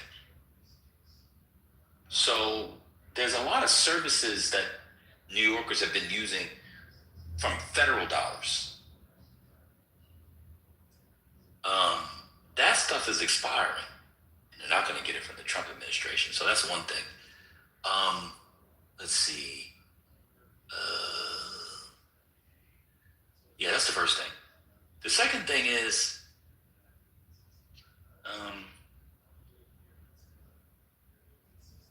Hochul said they were going to give $1.5 billion from the state, I guess, about a week ago. Saw that, yeah. Yeah, it went from 12 billion to 5. I don't know if you were here the other day. I mentioned it. It was a 12 billion shortfall. He hired some people, or he asked some people who are in charge of different departments, like, what can you guys do? And so now they came back, and it's like, I think it's 5 to 7 he's short. So shout out to that. I mean, my sense is they'll do some math to do it. But New York City hasn't had a property tax hike in 2 decades. Huh? Right, and just to differentiate, they haven't, it's gone up for people every year, every other year. Well, that's because your housing value increases. Yeah, but they assess things very weirdly here, but they haven't had like a percentage increase or a higher assessment of that, whatever the formula they use. So that's true. Because we did the math. Were you here when we did the math? It works out to about $600 a year per house. Yeah, I've seen as high as $750. That's not gonna hold y'all. If y'all can't afford $750 a year over 12 months, you can't afford the house. I just gotta be honest. At a certain point, people gotta pay for stuff, everything. People look, my grandpappy was living in this house here on White Plains Road. He bought it because they was under the Jim Crow. He bought it for $25,000. And now it's worth $8 million. So you're gonna have to pay an extra $2,000 in property tax. That's not fair. So you like the appreciation of the value. You like being able to cash out $8 million for something your great uncle bought for $20,000 when it was a crack house and a hand job. You can come and give a hand job over here in a hole, glory hole, and get 2 bottles of crack for free off the bat. Watch out for the CMB, Cash Money Brothers. You like that flip, but you don't like to pay the extra $800 a year. I gotta be honest with y'all. New Yorkers are some of the most spoiled people in the world. Those houses in Bed-Stuy, like I said, we were talking about Stuyvesant Heights the other day. I know a brownstone right down Stuyvesant Avenue between Bainbridge and Decatur. It was a rundown crack house that was bought for $50,000. You know what? Some of those houses were bought during the Ed Koch. You remember Ed Koch was giving this stuff away for $1? Dollar Back in the day. Yeah. Now all of a sudden the houses are worth millions of dollars. So people are complaining about an extra $800 a year on average. Come on, man. I can tell you, like the average, that I've seen, like brownstones and Bed-Stuy, they're typically going, their tax bill is typically, let's say around $7 or $8 grand for the year, which is not terrible, by the way.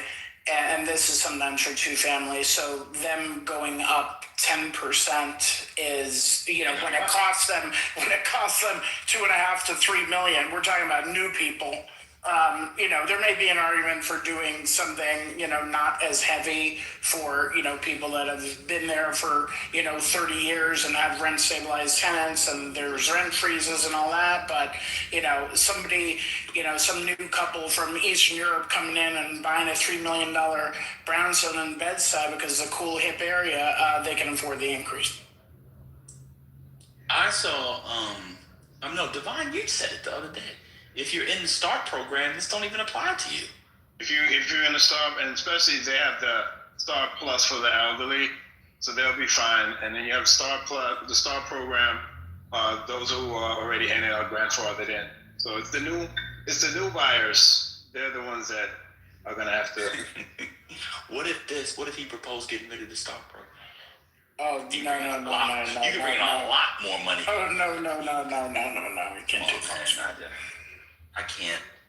No, but the thing is like the 10%, like in terms of the real estate, any buyer, like if they're looking at like a, monthly tax bill for something that they're going to buy, and it ends up being 10% more than they thought it was going to be. So instead of paying $5,000 a month on some of these condos, they're now paying $5,500 a month or whatever it is. It doesn't fucking matter. It doesn't change like what they're going to actually pay or put down on a condo. I think what Mamdani's doing is classic. We're going to raid the pension fund, the teachers fund. We're going to do all these things. And people are going to be like, no. And we're going to look up in a month and he's done none of those things. And Kathy Hochul and Albany will have found a way to bring the money down state. Struggling. Classic threats.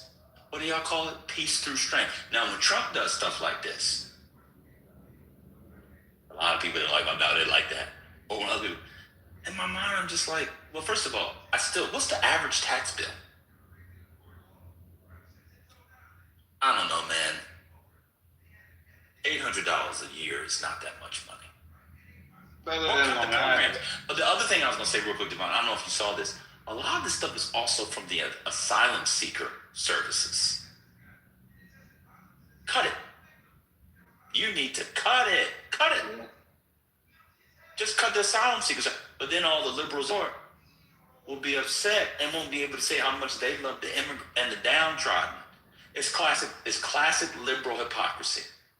You want to do things for other people, but you don't want to pay for it. You don't want it in your backyard. Huh? Anami's on y'all ass. He's want to see who the real leftist is. And he's supposed to be all these crypto Republicans. You gotta hear this. My wife walked in the room as soon as you said that. Hold on one sec.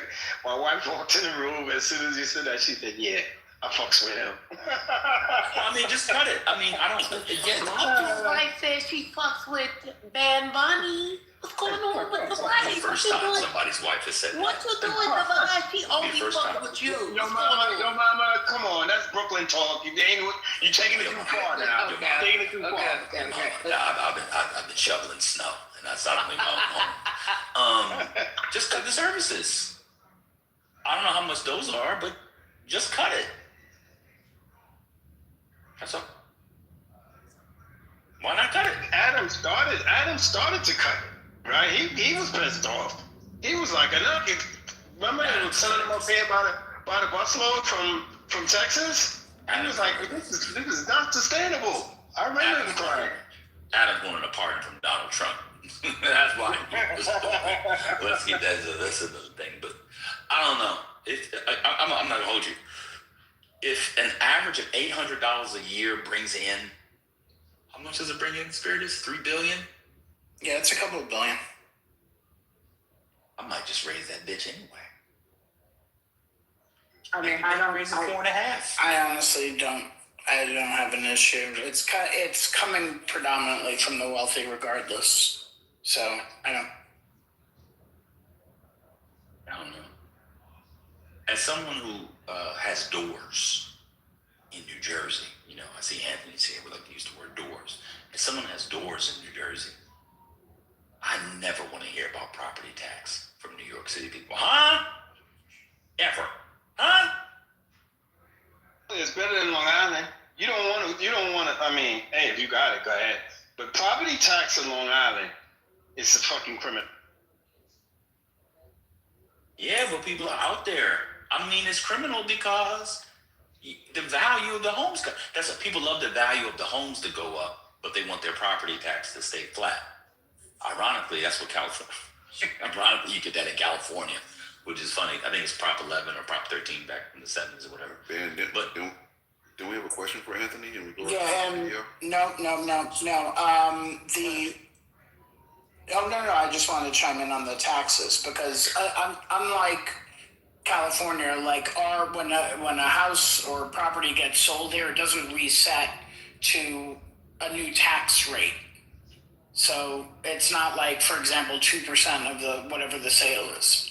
Very different assessment system here for taxes, for real estate tax. So there's there's an article this morning from and I hope this doesn't come off as negrophobic or anti-black or whatever word y'all want to There's an article that was in the New York Post this morning on Black New York City homeowners on Mamdani. I gotta start my what's the name of my Wi-Fi on Black New York homeowners. I don't know if people saw it, but they did a little profile. Excuse me, they did a little profile. Black New York City homeowners slam Mamdami's property tax increase scheme. Not happening. Black homeowners are fuming over Mayor's Mamdami's threat that he'll raise their property taxes by nearly 10%. With some polling, some telling the Post it could force them out of New York City. Can we stop right there? It's going to force them out the city? Can we stop right there?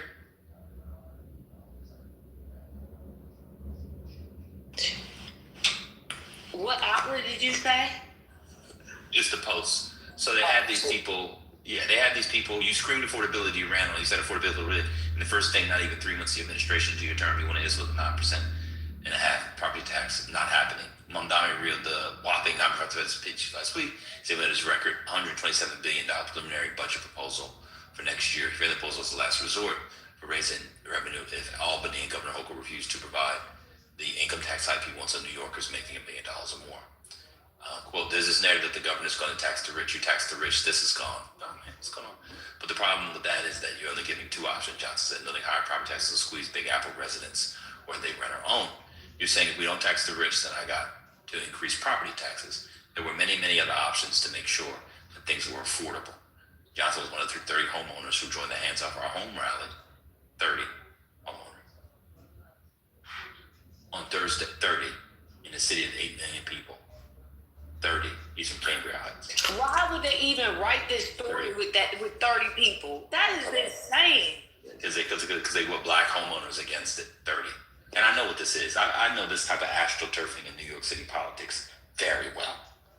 I bet you the people there don't even own. I bet you half of them don't even own homes. I know how these things are staged. But let me just continue.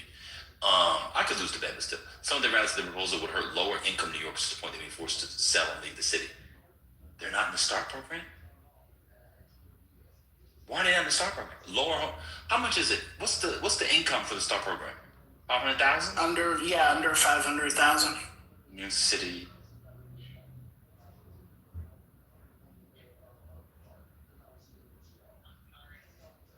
How much is it? You don't qualify if you make over 500K, I believe.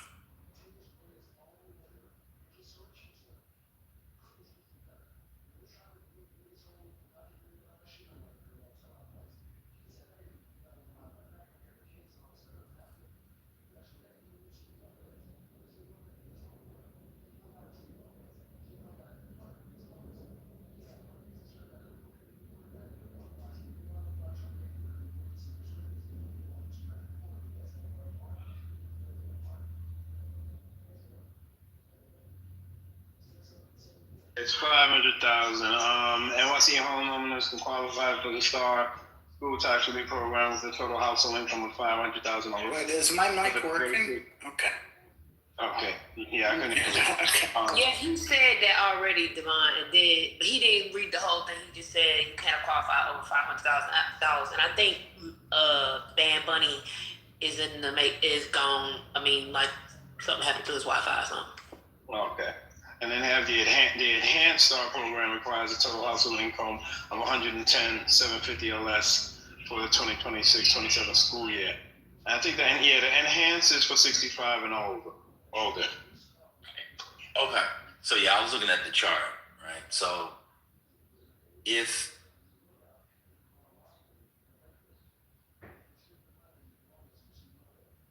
you having to pay, if you're low income, you're going to be probably under the average, which was $750, right?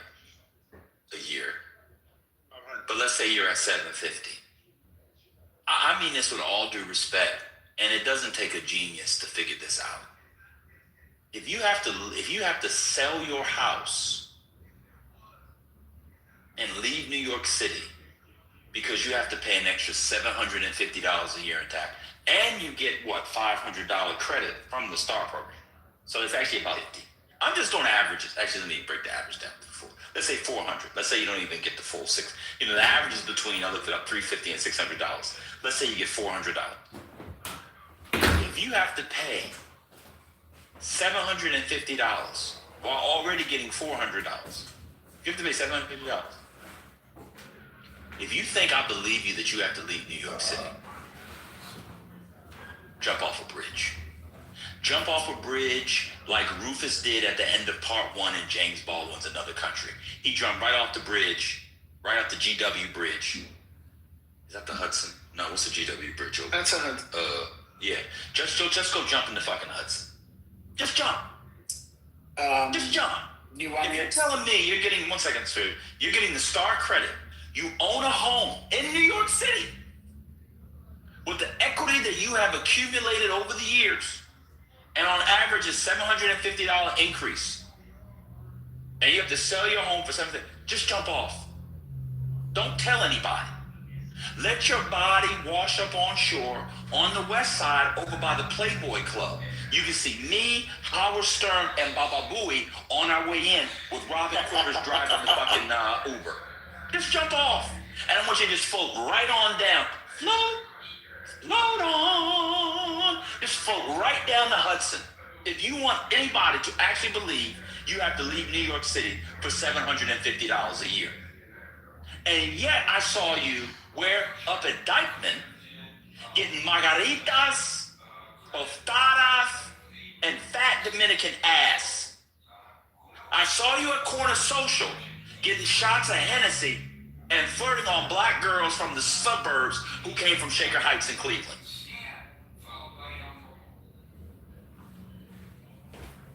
$750. Do I need to read that? Let me just keep reading.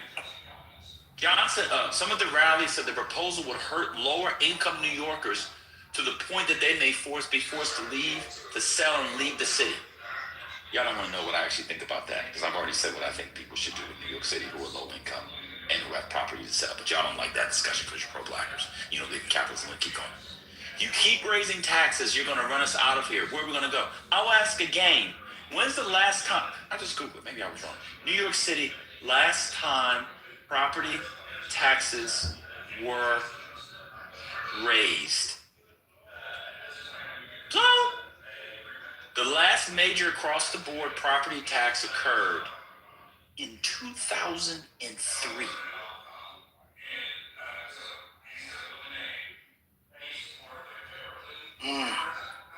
In 2003. Do your property taxes go up? Yes, because the value of your home goes up. Let's take to the value of the home. So you make money. That's how we do things in America. That happens even in, lower tax states. The value, you got $1 million house or, $300,000 house and you pay $30. When it goes to $1 million house, you pay $100. Let me keep going. Mayor, you came here with a good talk, but you're not walking the good walk. Nancy, Nadine, Morency Mose, these are West Indians. Cambridge Heights resident and broker said plainly, this is not the solution. Southeast Queens is home to many African-American families, and they work hard to acquire their homes. They say they work overtime so they could purchase their home.